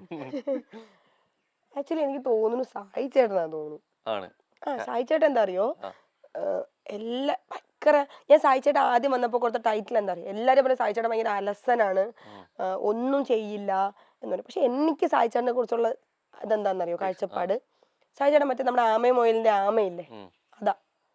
പുള്ളിക്കാരൻ പതിയെ സ്ലോ ആയിട്ടേ ചെയ്യുള്ളൂ, ഇങ്ങനെ സ്ലോ ആയിട്ട് മൂവ് ചെയ്ത് പക്ഷെ ആൾ ആ ലക്ഷ്യസ്ഥാനത്ത് എത്തിയില്ലേ, ടോപ്പ് 10 അല്ലെങ്കിൽ ടോപ്പ് 5 അവിടെ എത്തിയില്ലേ. പുള്ളിയാണ് അവിടെ ഏറ്റവും കൂടുതൽ പറഞ്ഞുകൊണ്ടിരുന്നത് എനിക്ക് ഇവിടെ നിൽക്കാൻ താല്പര്യമില്ല, എനിക്ക് മടുത്തു, എനിക്ക് പോണം എന്ന് പറഞ്ഞുകൊണ്ടിരിക്കുക. അവിടെ പോണം എന്ന് പറഞ്ഞ പല ആൾക്കാർ, ഇപ്പൊ നോറ ആയാലും സായി ചേട്ടനാണെങ്കിലും ജാസ്മിൻ ആണെങ്കിലും കുറേ ആൾക്കാർ എനിക്ക് ഇവിടുന്ന് പോകണം, എനിക്ക് മടുത്തു, എനിക്ക് നിൽക്കാൻ വയ്യാന്ന് പറഞ്ഞ് ഈവൻ ബിഗ് ബോസിനോട് പോലും ഒരുപാട് പ്രാവശ്യം റിക്വസ്റ്റ് ചെയ്ത ആൾക്കാരാണ്. പോണം എന്ന് പറഞ്ഞ ആൾക്കാർ ഇപ്പോഴും അവിടെ ഉണ്ട്. എനിക്ക് പോകണ്ട, എനിക്ക് പ്ലാറ്റ്ഫോം എനിക്ക് ഇഷ്ടമാണ്, പുറത്താവുകയും ചെയ്തു. അതിൽ ഏറ്റവും ഞാൻ ഇവരൊക്കെ ഇപ്പൊ ജാസ്മിൻ ആണെങ്കിലും നോറയാണേലും സായി ചേട്ടനൊക്കെ എനിക്ക് അങ്ങനെ തോന്നിയിട്ടുണ്ട്. പക്ഷെ സായി ചേട്ടൻ കുറച്ചും കൂടി ആൾക്കാരെ വീക്ഷിക്കുന്ന കാര്യത്തിലും അത് വീക്ഷിച്ചിട്ട് ആ കാര്യങ്ങൾ ഒബ്സർവ് ചെയ്ത് അതിനെ മൈൻഡിലേക്ക് എടുത്ത് അതിനൊരു ഗെയിം പ്ലാൻ ആക്കി ഒരു ടീം ഉണ്ടാക്കി അതിനെ വർക്കൗട്ട് ചെയ്ത് അതിനെ ഏറ്റവും കൂടുതൽ എവിടെയാണോ പണി കൊടുക്കേണ്ടത് അവർക്ക് മുന്നിൽ നിന്നല്ലാണ്ട് പിന്നിൽ നിന്ന് കൊടുക്കാൻ കുറച്ചും കൂടി സായി ചേട്ടനെ കൊണ്ട് പറ്റിയിട്ടുണ്ടെന്ന് എനിക്ക് പുറത്തിറങ്ങിയ ആൾക്കാരുടെ സംസാരത്തിലും ഗെയിമിന്റെ ഇപ്പോഴുള്ള പോക്ക് കാണുമ്പോൾ എനിക്ക് തോന്നിയിട്ടുണ്ട്. കഴുകൻ സായിയാണ് എങ്കിൽ മൂങ്ങാര? മൂങ്ങയുടെ എന്താ പ്രത്യേകത? പതുങ്ങിയിരിക്കും.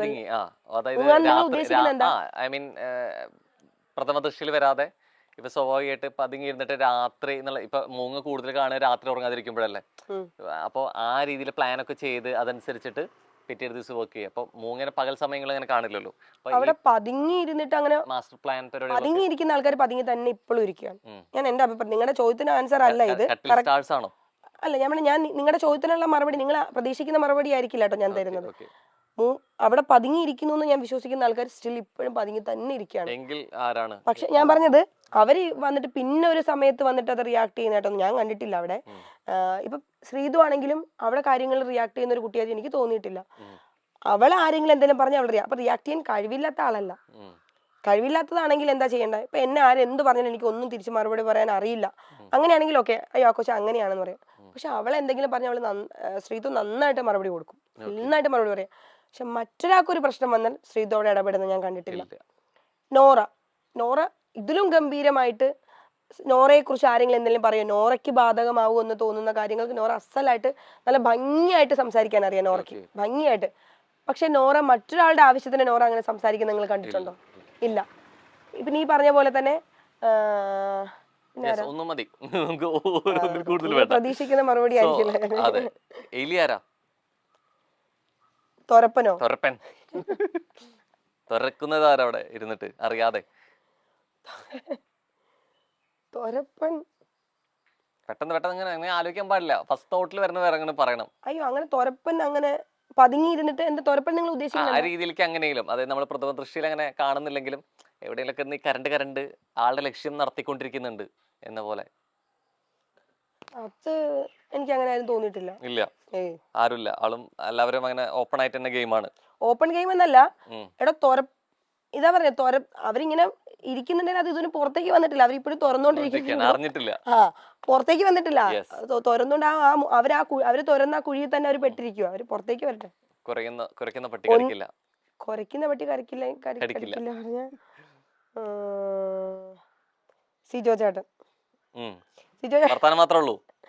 ആ സിജോ ചേട്ടൻ പക്ഷെ നല്ലൊരു വ്യക്തിയാണ്, എനിക്ക് ഭയങ്കര ഇഷ്ടമുള്ള ഒരു വ്യക്തി വ്യക്തി. നല്ല വ്യക്തി പട്ടം കുറെ ആയല്ലോ, കുറെ കണ്ടല്ലോ അല്ലേ? അല്ല എന്താണെന്നറിയാമോ, നല്ല വ്യക്തി എന്ന് പറയാൻ കാരണം സിജോ ചേട്ടൻ ഇന്നവരെ ആരെയും അങ്ങനെ വ്യക്തിഹത്യ ചെയ്യുന്ന പോലെ എനിക്ക് തോന്നിയിട്ടില്ല. ഞാൻ അങ്ങനെയുള്ള വ്യക്തികളെ നല്ല ഈ വ്യക്തി. രണ്ടാം വരവിലും കുറെ മാത്രമേ ഉള്ളൂ എന്നാണ് പറഞ്ഞു പറഞ്ഞത്. ആ സിജോ ചേട്ടൻ വന്നു പറഞ്ഞാൽ ഞാൻ തീപ്പൊരിയാണ്, ഞാൻ ഇവിടെ കത്തിക്കും. ആക്ച്വലി നമ്മളെ സീസൺ 6 ഫസ്റ്റ് വന്നപ്പോൾ നമുക്ക് പ്രതീക്ഷയുള്ള, അത്യാവശ്യം മുന്നോട്ട് പോകുന്ന പ്രതീക്ഷയുള്ള കണ്ടസ്റ്റൻസിൽ ഒരാളായിരുന്നു സിജോ ചേട്ടൻ. നിർഭാഗ്യവശാൽ സിജോ ചേട്ടൻ പുറത്തുപോയി. അയാൾ നല്ല വ്യക്തി എന്ന് പറയാൻ കാരണം എന്താ അറിയോ, അയാൾക്ക് പറ്റിയ ഇഞ്ചുറി നിങ്ങൾ ആരും പ്രതീക്ഷിക്കുന്ന പോലെ അല്ല, വലിയൊരു ഇതാ. സ്റ്റിൽ ഇപ്പോഴും പുള്ളി അതിൽ ഒരുപാട് കാര്യങ്ങൾ ഫേസ് ചെയ്ത് അവിടെ നിൽക്കുന്നുണ്ട്, ഒരുപാട് കാര്യങ്ങൾ. എന്നിട്ടും ആ പുള്ളി ഇപ്പോഴും അവിടെ നിൽക്കുന്നുണ്ട്. അത് വേറൊരാൾക്ക് ഒരു പരിധിയുണ്ട്. പുള്ളി അവിടെ ഇപ്പോഴും നിൽക്കുന്നുണ്ടെങ്കിൽ അത് അയാളുടെ കഴിവ് തന്നെയാണ്. അത് നല്ലൊരു വ്യക്തിയാണ് അങ്ങേര്. അത് മാത്രമല്ല അങ്ങേര് ഒരിക്കലും ആവശ്യമില്ലാതെ ഒരാള് മനഃപൂർവ്വം പോയി ചൊറിഞ്ഞ് വഴക്കുണ്ടാക്കുന്ന ഞാൻ കണ്ടിട്ടില്ല. പിന്നെ അങ്ങേര് തെറ്റ് കണ്ട അയാൾ തെറ്റെന്ന് തന്നെ പറയണ ഞാൻ കണ്ടിട്ടുണ്ട് സിജോ ചേട്ടൻ. പക്ഷേ സിജോ ചേട്ടൻ വന്നപ്പോൾ സെക്കൻഡ് എൻട്രിയിൽ ഞാൻ പ്രതീക്ഷിച്ചു കുറെ, കാരണം പുറത്തുനിന്ന് വന്ന ഒരാളാണ്. അപ്പൊ കുറച്ചും കൂടി ഒരു ഊർജ്ജം, നിലവിൽ നല്ല ഊർജ്ജമുള്ള ഒരാളായിരുന്നു. പോയി വരുമ്പോൾ കുറച്ചും കൂടെ തിരിച്ചു വരും എന്ന് പ്രതീക്ഷിച്ചു. പക്ഷെ പോയ ഒരാളല്ല സിജോ ചേട്ടൻ, കുറെ അങ്ങ് പാവമായി പോയി. പക്ഷെ സ്റ്റിൽ അപ്പോഴും പറഞ്ഞുകൊണ്ടിരിക്കണ്ടായിരുന്നു ഞാനിവിടെ കത്തിക്കും, ഞാനിവിടെ പൊരിക്കുന്നു. പക്ഷെ ഇതുവരെ കത്തിച്ചതായിട്ട് ഞാൻ കണ്ടില്ല. സോ ആരാണ് ജൂനിയർ റോബിൻ രാധാകൃഷ്ണൻ? അതാരുമില്ല അവിടെ. ഇല്ല, തുടക്കം മുതലുള്ള നോക്കുമ്പോഴാണെങ്കിലും ആരുമില്ല. ഉണ്ടായിരുന്നോ?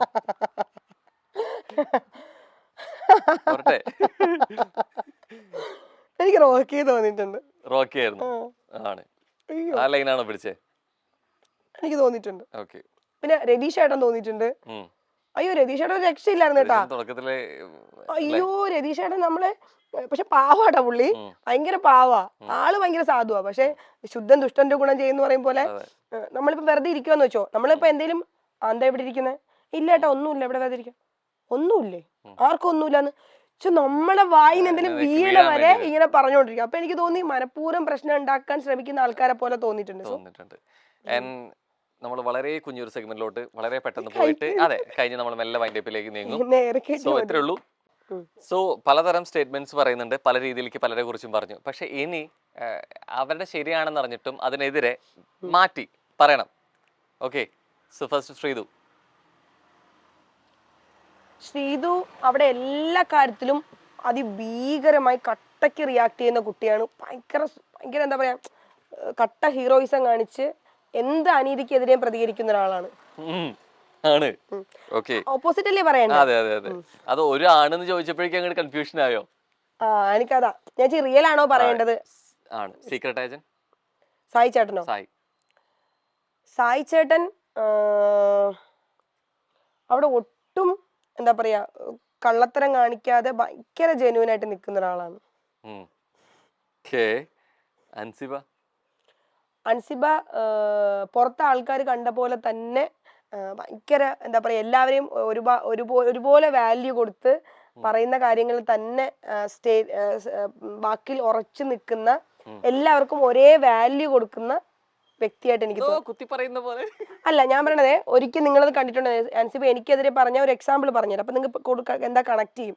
അൻസിബ ഒരു ദിവസം എനിക്കെതിരെ ഏറ്റവും കൂടുതൽ മുൻ ദേഷ്യത്തിൽ എപ്പോഴോ പറഞ്ഞൊരു എനിക്കെതിരെ ഉന്നയിച്ച ഒരു ആരോപണമായിരുന്നു, ഇങ്ങനെ കൈതട്ടി വിളിക്കുന്നത് അൻസിബയുടെ നാട്ടിൽ നായയെ വിളിക്കുന്ന പോലെ. എന്റെ നായയെ ഞാൻ അങ്ങനെയല്ല വിളിക്കുന്നത്, ഞങ്ങളുടെ നാട്ടിൽ അങ്ങനെ ഇങ്ങനെ ആൾക്കാരല്ല, ഇപ്പൊ ദൂരെ നിൽക്കുന്ന ഒരാളെ അറ്റൻഷൻ കിട്ടാൻ വേണ്ടി നമ്മൾ ഹലോ എന്ന് വിളിക്കും. ഇതേ അൻസിബ പവർ റൂമിൽ വന്ന സമയത്ത് നമ്മൾ എന്തോ പ്രശ്നം ഉണ്ടാക്കിയ സമയത്ത് അൻസിബ അതെ എല്ലാരും വാന്നു പറഞ്ഞു.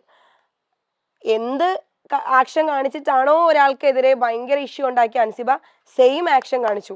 അപ്പൊ തന്നെ അവര് പറയുന്ന വാക്കുകളില്, പക്ഷെ അത് ഞാനത് കണ്ടിട്ടും പറഞ്ഞില്ല. കാരണം എന്താ വെച്ചാൽ ഞാനല്ലല്ലോ റിയാക്ട് ചെയ്യേണ്ടത്, അവരാണ് അത് പറഞ്ഞത്. അല്ല അതെനിക്ക് അപ്പം എനിക്കത് റിയാക്ട് ചെയ്യാൻ തോന്നിയില്ല. കാരണം ഇത് ഓഡിയൻസ് കണ്ടിട്ടുണ്ടോ ഇല്ലയോ എന്ന് എനിക്ക് അറിയത്തില്ല. പക്ഷെ അവരവിടെ പ്രൂവ് ചെയ്തത് അവരുടെ എന്താ പറയാ, നമ്മള് ചേട്ടത്തടിച്ച മറ്റേ ചേട്ട് കാണിച്ചു കൊടുക്കാൻ നമ്മൾ ഗാന്ധിമാർക്ക് സ്കൂളിലൊന്നും പോയല്ലോ, ബിഗ് ബോസിലല്ലേ നമ്മൾ തിരിച്ച് എല്ലായിടത്തും അങ്ങനെ എപ്പോഴും നമുക്ക് പറ്റില്ലല്ലോ. എനിക്കങ്ങനെ ഞാൻ എല്ലായിടത്തും പോയി കട്ട ഹീറോയിസം കാണിക്കുന്ന സിനിമയൊന്നും അല്ലല്ലോ, റിയൽ ലൈഫ് അല്ലേ. അപ്പൊ പിന്നെ എനിക്ക് അപ്പൊ എനിക്ക് ആ സിറ്റുവേഷനെ ബേസ് ചെയ്തിട്ട് എനിക്ക് അപ്പൊ അവിടെ പോയി വേറെ എന്തോ ഒരു ഇഷ്യൂ നടക്കുമായിരുന്നു. ആ ഇഷ്യൂ നടക്കുമ്പോൾ ഇപ്പം അൻസിബയുടെ കാര്യം പറഞ്ഞുകൊണ്ട് തന്നെ പറയാം എന്തുകൊണ്ടാണ് ഞാൻ റിയാക്ട് ചെയ്യാത്തതെന്ന് പറയാം. അപ്പൊ റസ്മിനും ജാസ്മിനും അവിടെ ഒരു അടി ഉണ്ടായ സമയത്ത് നമ്മൾ എന്തോ ഒരു വിഷമായിട്ട് നമ്മളെല്ലാവരും കുറെ ഗ്രൂപ്പ് ഓഫ് ആൾക്കാർ പുറത്തിരിക്കുക. ഈ അടിയുടെ ശബ്ദം കേട്ടിട്ടാണ് ഞങ്ങൾ അകത്തേക്ക് വരുന്നത്. അപ്പൊ ഞാൻ വന്ന് നോക്കുമ്പോൾ റസ്മിൻ ഒരു സൈഡിൽ ഇങ്ങനെ ഇങ്ങനെ സ്തംഭിച്ച് നിൽക്കുക, ജാസ്മിൻ അവിടെ നിന്നിട്ട് ഇങ്ങനെ കരഞ്ഞോണ്ടിരിക്കുക. അപ്പൊ ഞാൻ വിചാരിച്ചു ജാസ്മിൻ റസ്മിനെ തല്ലി. അപ്പൊ ഞാൻ ഓടിപ്പോയി റസ്മിനെ ഇങ്ങനെ പിടിച്ചു, റസ്മിൻ എന്താ പറ്റിയെന്ന് ചോദിച്ചു. അപ്പം ആ സമയത്ത് അവിടെ കൂടി നിന്ന എല്ലാവരും പെട്ടെന്ന് ജാസ്മിനും റസ്മിനും എന്ത് പറ്റിയെന്നാ ചിന്തിക്കുന്നത്. പക്ഷെ അൻസിബ മാത്രം എന്നെ പിടിച്ച് തള്ളി. അതിനെതിരെ ആരും സംസാരിച്ചിട്ടൊന്നുമില്ല കേട്ടോ.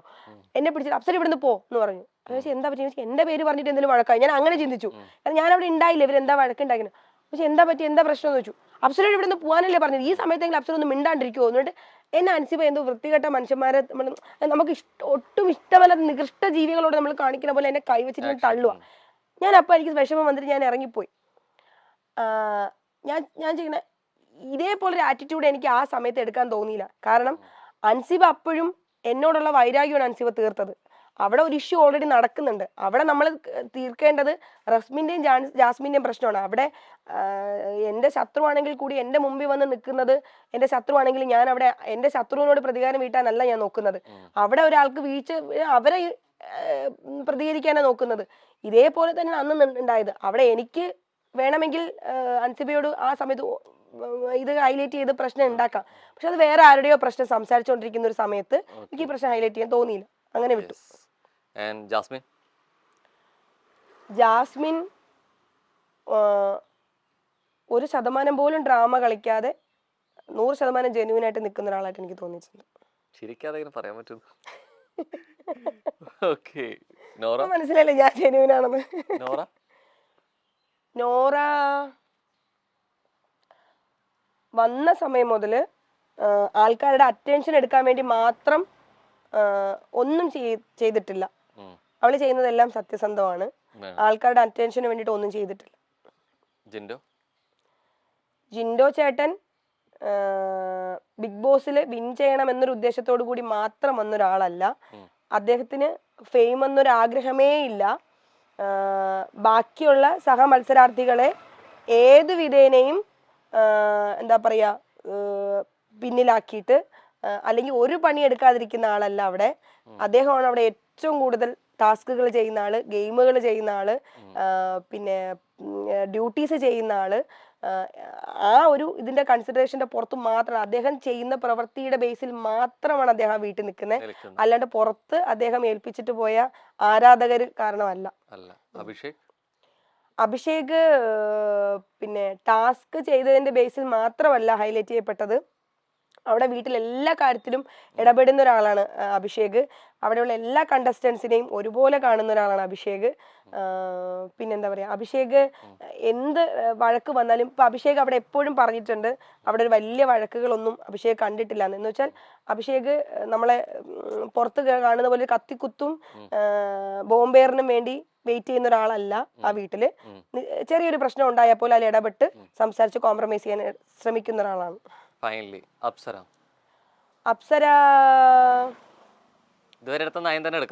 ഉറപ്പായിട്ടും ഞാൻ എന്തിനാ കള്ളം പറഞ്ഞത്. അപ്സര ചില സാഹചര്യം അല്ല ചില എന്നെ പറ്റി പറയുമ്പോൾ എനിക്ക് ആലോചിക്കണേ.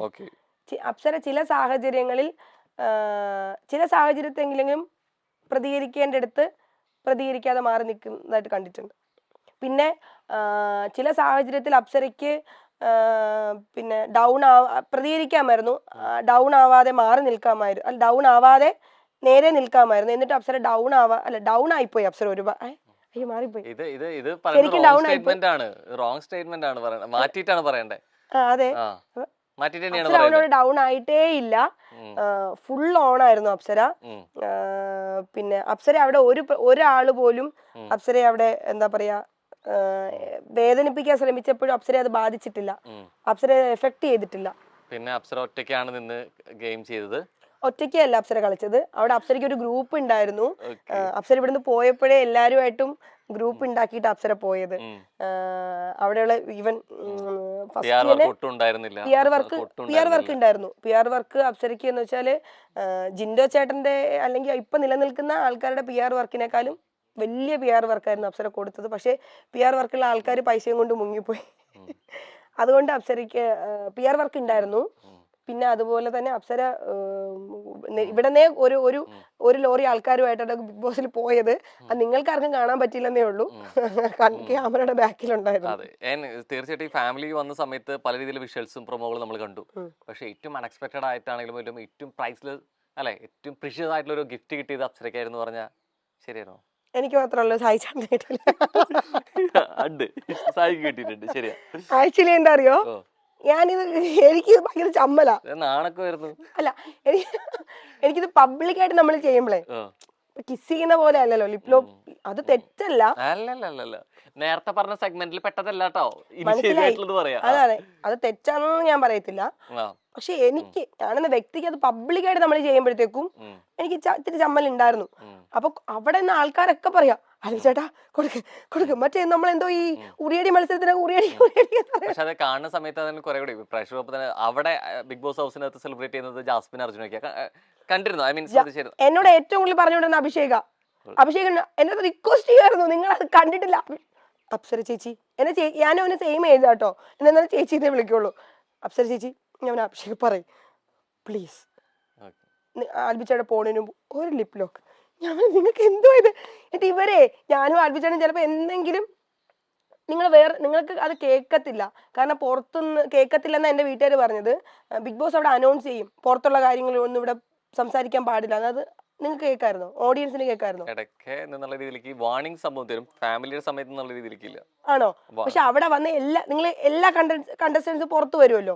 നിങ്ങൾ ചോദിച്ചു നോക്കൂട്ടെ, ആരെങ്കിലും ഇത് മാറ്റി പറയുവാണെങ്കിൽ ഞാൻ എന്ത് ഇത് എടുക്കാം, ഞാൻ ഉറപ്പായിട്ട് പറയാം. ഓൾമോസ്റ്റ് ആൾക്കാരുടെ ഫാമിലി വന്നപ്പോഴും അവിടെ ബിഗ് ബോസ് അനൗൺസ് ചെയ്തിട്ടുണ്ട് പുറത്തുള്ള കാര്യങ്ങൾ ഇവിടെ ചോദിക്കാൻ പാടില്ല, പറയാൻ പാടില്ല എന്ന് കുറേ പേര്. പക്ഷെ എൻ്റെ വീട്ടുകാർ വന്നപ്പോൾ ഒരു ക്ലൂവും എനിക്ക് തന്നിട്ടില്ല. ഞാൻ എപ്പോഴും ഒരു തവണ ആൽബി ചേട്ടൻ ഫുൾ ടൈം അവിടെ എല്ലാവരുടെ അടുത്തും വർത്താനം പറഞ്ഞ് നടക്കുമായിരുന്നു, ഇത് സംസാരിച്ച് നടക്കുമായിരുന്നു. എപ്പോഴും ഒരു തവണ ഞാൻ വാഷ്റൂമിൻ്റെ അവിടെ നിൽക്കുമ്പോഴത്തേക്ക് അനൗൺസ് ചെയ്യുന്നു പുറത്തുള്ള കാര്യങ്ങളിവിടെ പറയാൻ പാടില്ല. ഓഹോ, ഭാര്യ ഇവിടെ ഞാൻ നിൽക്കുമ്പോൾ ഇങ്ങനെ ആരെടുത്താ പറഞ്ഞത്. ഞാൻ ഓടി നോക്കിയപ്പോൾ സിജോ ചേട്ടനും ആൽബി ചേട്ടനോട് സംസാരിച്ചുകൊണ്ടിരിക്കുക. അവരെന്നോട് പറഞ്ഞാൽ IPL-ന്റെ കാര്യം അങ്ങനെ എന്തോ കാര്യം ഡിസ്കസ് ചെയ്യുമായിരുന്നു. അതാ പറഞ്ഞതെന്ന്. എന്തായാലും നമ്മൾ ഗിഫ്റ്റ് ഇത് എല്ലാരും ഞങ്ങളുടെ ചുറ്റും ഇങ്ങനെ പിന്നാലെ നടക്കുമായിരുന്നു. അവസാനം സംഭവിച്ചു. ഫൈനലി നമ്മൾ മെല്ലെ വൈൻഡപ്പിലേക്ക് നീങ്ങുമ്പോൾ അതിനേക്കാൾ മുമ്പായി പ്രേക്ഷകർ പ്രതീക്ഷിക്കുന്നുണ്ട് അപ്സരയുടെ മൈൻഡിലെ കാൽക്കുലേഷനിൽ ടോപ്പ് 3 ആരായിരിക്കും എന്നുള്ളത് അറിയാനുള്ള എനിക്കറിയില്ല. അറിയില്ല. ഒരു കാൽക്കുലേഷനിൽ അറിയൂ എന്നുള്ളത് അല്ല ഉദ്ദേശിക്കുന്നത്, പ്രഡിക്ഷൻ അല്ല ഉദ്ദേശിക്കുന്നത്. പ്രഡിക്ഷൻ എന്നുള്ള രീതിയിലേക്ക് വേണമെങ്കിൽ പറയാം. എന്താണെന്നറിയോ, ജെന്യൂൻ ആയിട്ട് പറയുവാണെങ്കിൽ അവിടെ എന്താ സത്യസന്ധമായി കളിച്ച് അല്ലെങ്കിൽ ആ വീട്ടിന്റെ ടാലന്റ് കൊണ്ട് മാത്രം അവിടെ പ്രൂവ് ചെയ്ത ടാലന്റിന്റെ അടിസ്ഥാനത്തിൽ മാത്രം അല്ലെങ്കിൽ മെജോറിറ്റിയും ടാലന്റിന്റെ അടിസ്ഥാനത്തിൽ മാത്രം അവിടെ നിൽക്കുന്ന ആൾക്കാർ ആരും ഇപ്പൊ അവിടെ ഇല്ല. എങ്കിലും പക്ഷെ പുറത്തു വന്നിട്ട് ഈ പറയുന്ന ആരാധകരുടെ പിന്തുണയുള്ള ജിൻഡോ ചേട്ടൻ, ജാസ്മിൻ, ആരാധകരുടെ പിന്തുണയുള്ള ആരാ, അർജുൻ, 3 പേര്. ഇവർക്ക് നല്ല ആരാധക പിന്തുണയുണ്ട്. ഒരു റീ എൻട്രി വിളിച്ചാൽ പ്രതീക്ഷിക്കുന്നുണ്ടോ? പുറത്തു പോകേണ്ട ആളല്ല പ്രേക്ഷകർ പറയുമ്പോഴും ഇനി ഉണ്ടാവില്ലല്ലോ, കഴിഞ്ഞില്ല, 2 ആഴ്ചയും കൂടെ ഉള്ളൂ. ഒരു വെറൈറ്റി എപ്പോ വേണമെങ്കിലും തീരുമാനങ്ങളും നയങ്ങളും മാറ്റാലോ. അത് വേണമെങ്കിൽ എനിക്ക് അവരെ എവിക്ഷന് മാറ്റായിരുന്നു. കാരണം ഒരുപാട് എവിക്ഷൻസ് അവര് വേണ്ട വെച്ചിട്ടുണ്ട്. വിഷുവിന് വേണ്ട വെച്ചിട്ടുണ്ട്, ലാലേട്ടന്റെ എന്തോ ബർത്ത്ഡേക്കോ എന്തോ സമയത്തിന് വേണ്ട വെച്ചിട്ടുണ്ട്, കുറെ എവിക്ഷൻസ് വേണ്ട വെച്ചിട്ടുണ്ട്. ഏതോ ഒരു സമയത്ത് ശരണ്യയും ജാൻമണി ചേച്ചി എവിക്റ്റ് ആയെന്ന് പറഞ്ഞിട്ട് പ്രാങ്ക് എന്ന് പറഞ്ഞിട്ട് തിരിച്ചു വന്നിട്ടുണ്ട്. എനിക്ക് തോന്നുന്നു അവർക്ക് വേണമെങ്കിൽ ആ എവിക്ഷൻ വേണ്ടാന്ന് വെക്കായിരുന്നു. അന്ന് വെക്കാത്തത് ഒരിക്കലും ഇനി ഉണ്ടാവില്ല. അപ്പൊ എന്തായാലും സംഭവിച്ചെല്ലാം നല്ലതിനെ, സംഭവിക്കാൻ പോകണം നല്ലതിനെ എന്നുള്ള പോകുന്ന ഒരാൾ കൂടിയാണ്. അപ്പൊ കുറെ നല്ലത് ഉണ്ടാവട്ടെ, കുറെ നല്ലത് സംഭവിക്കട്ടെ. Very best. Yes, so thank you so much.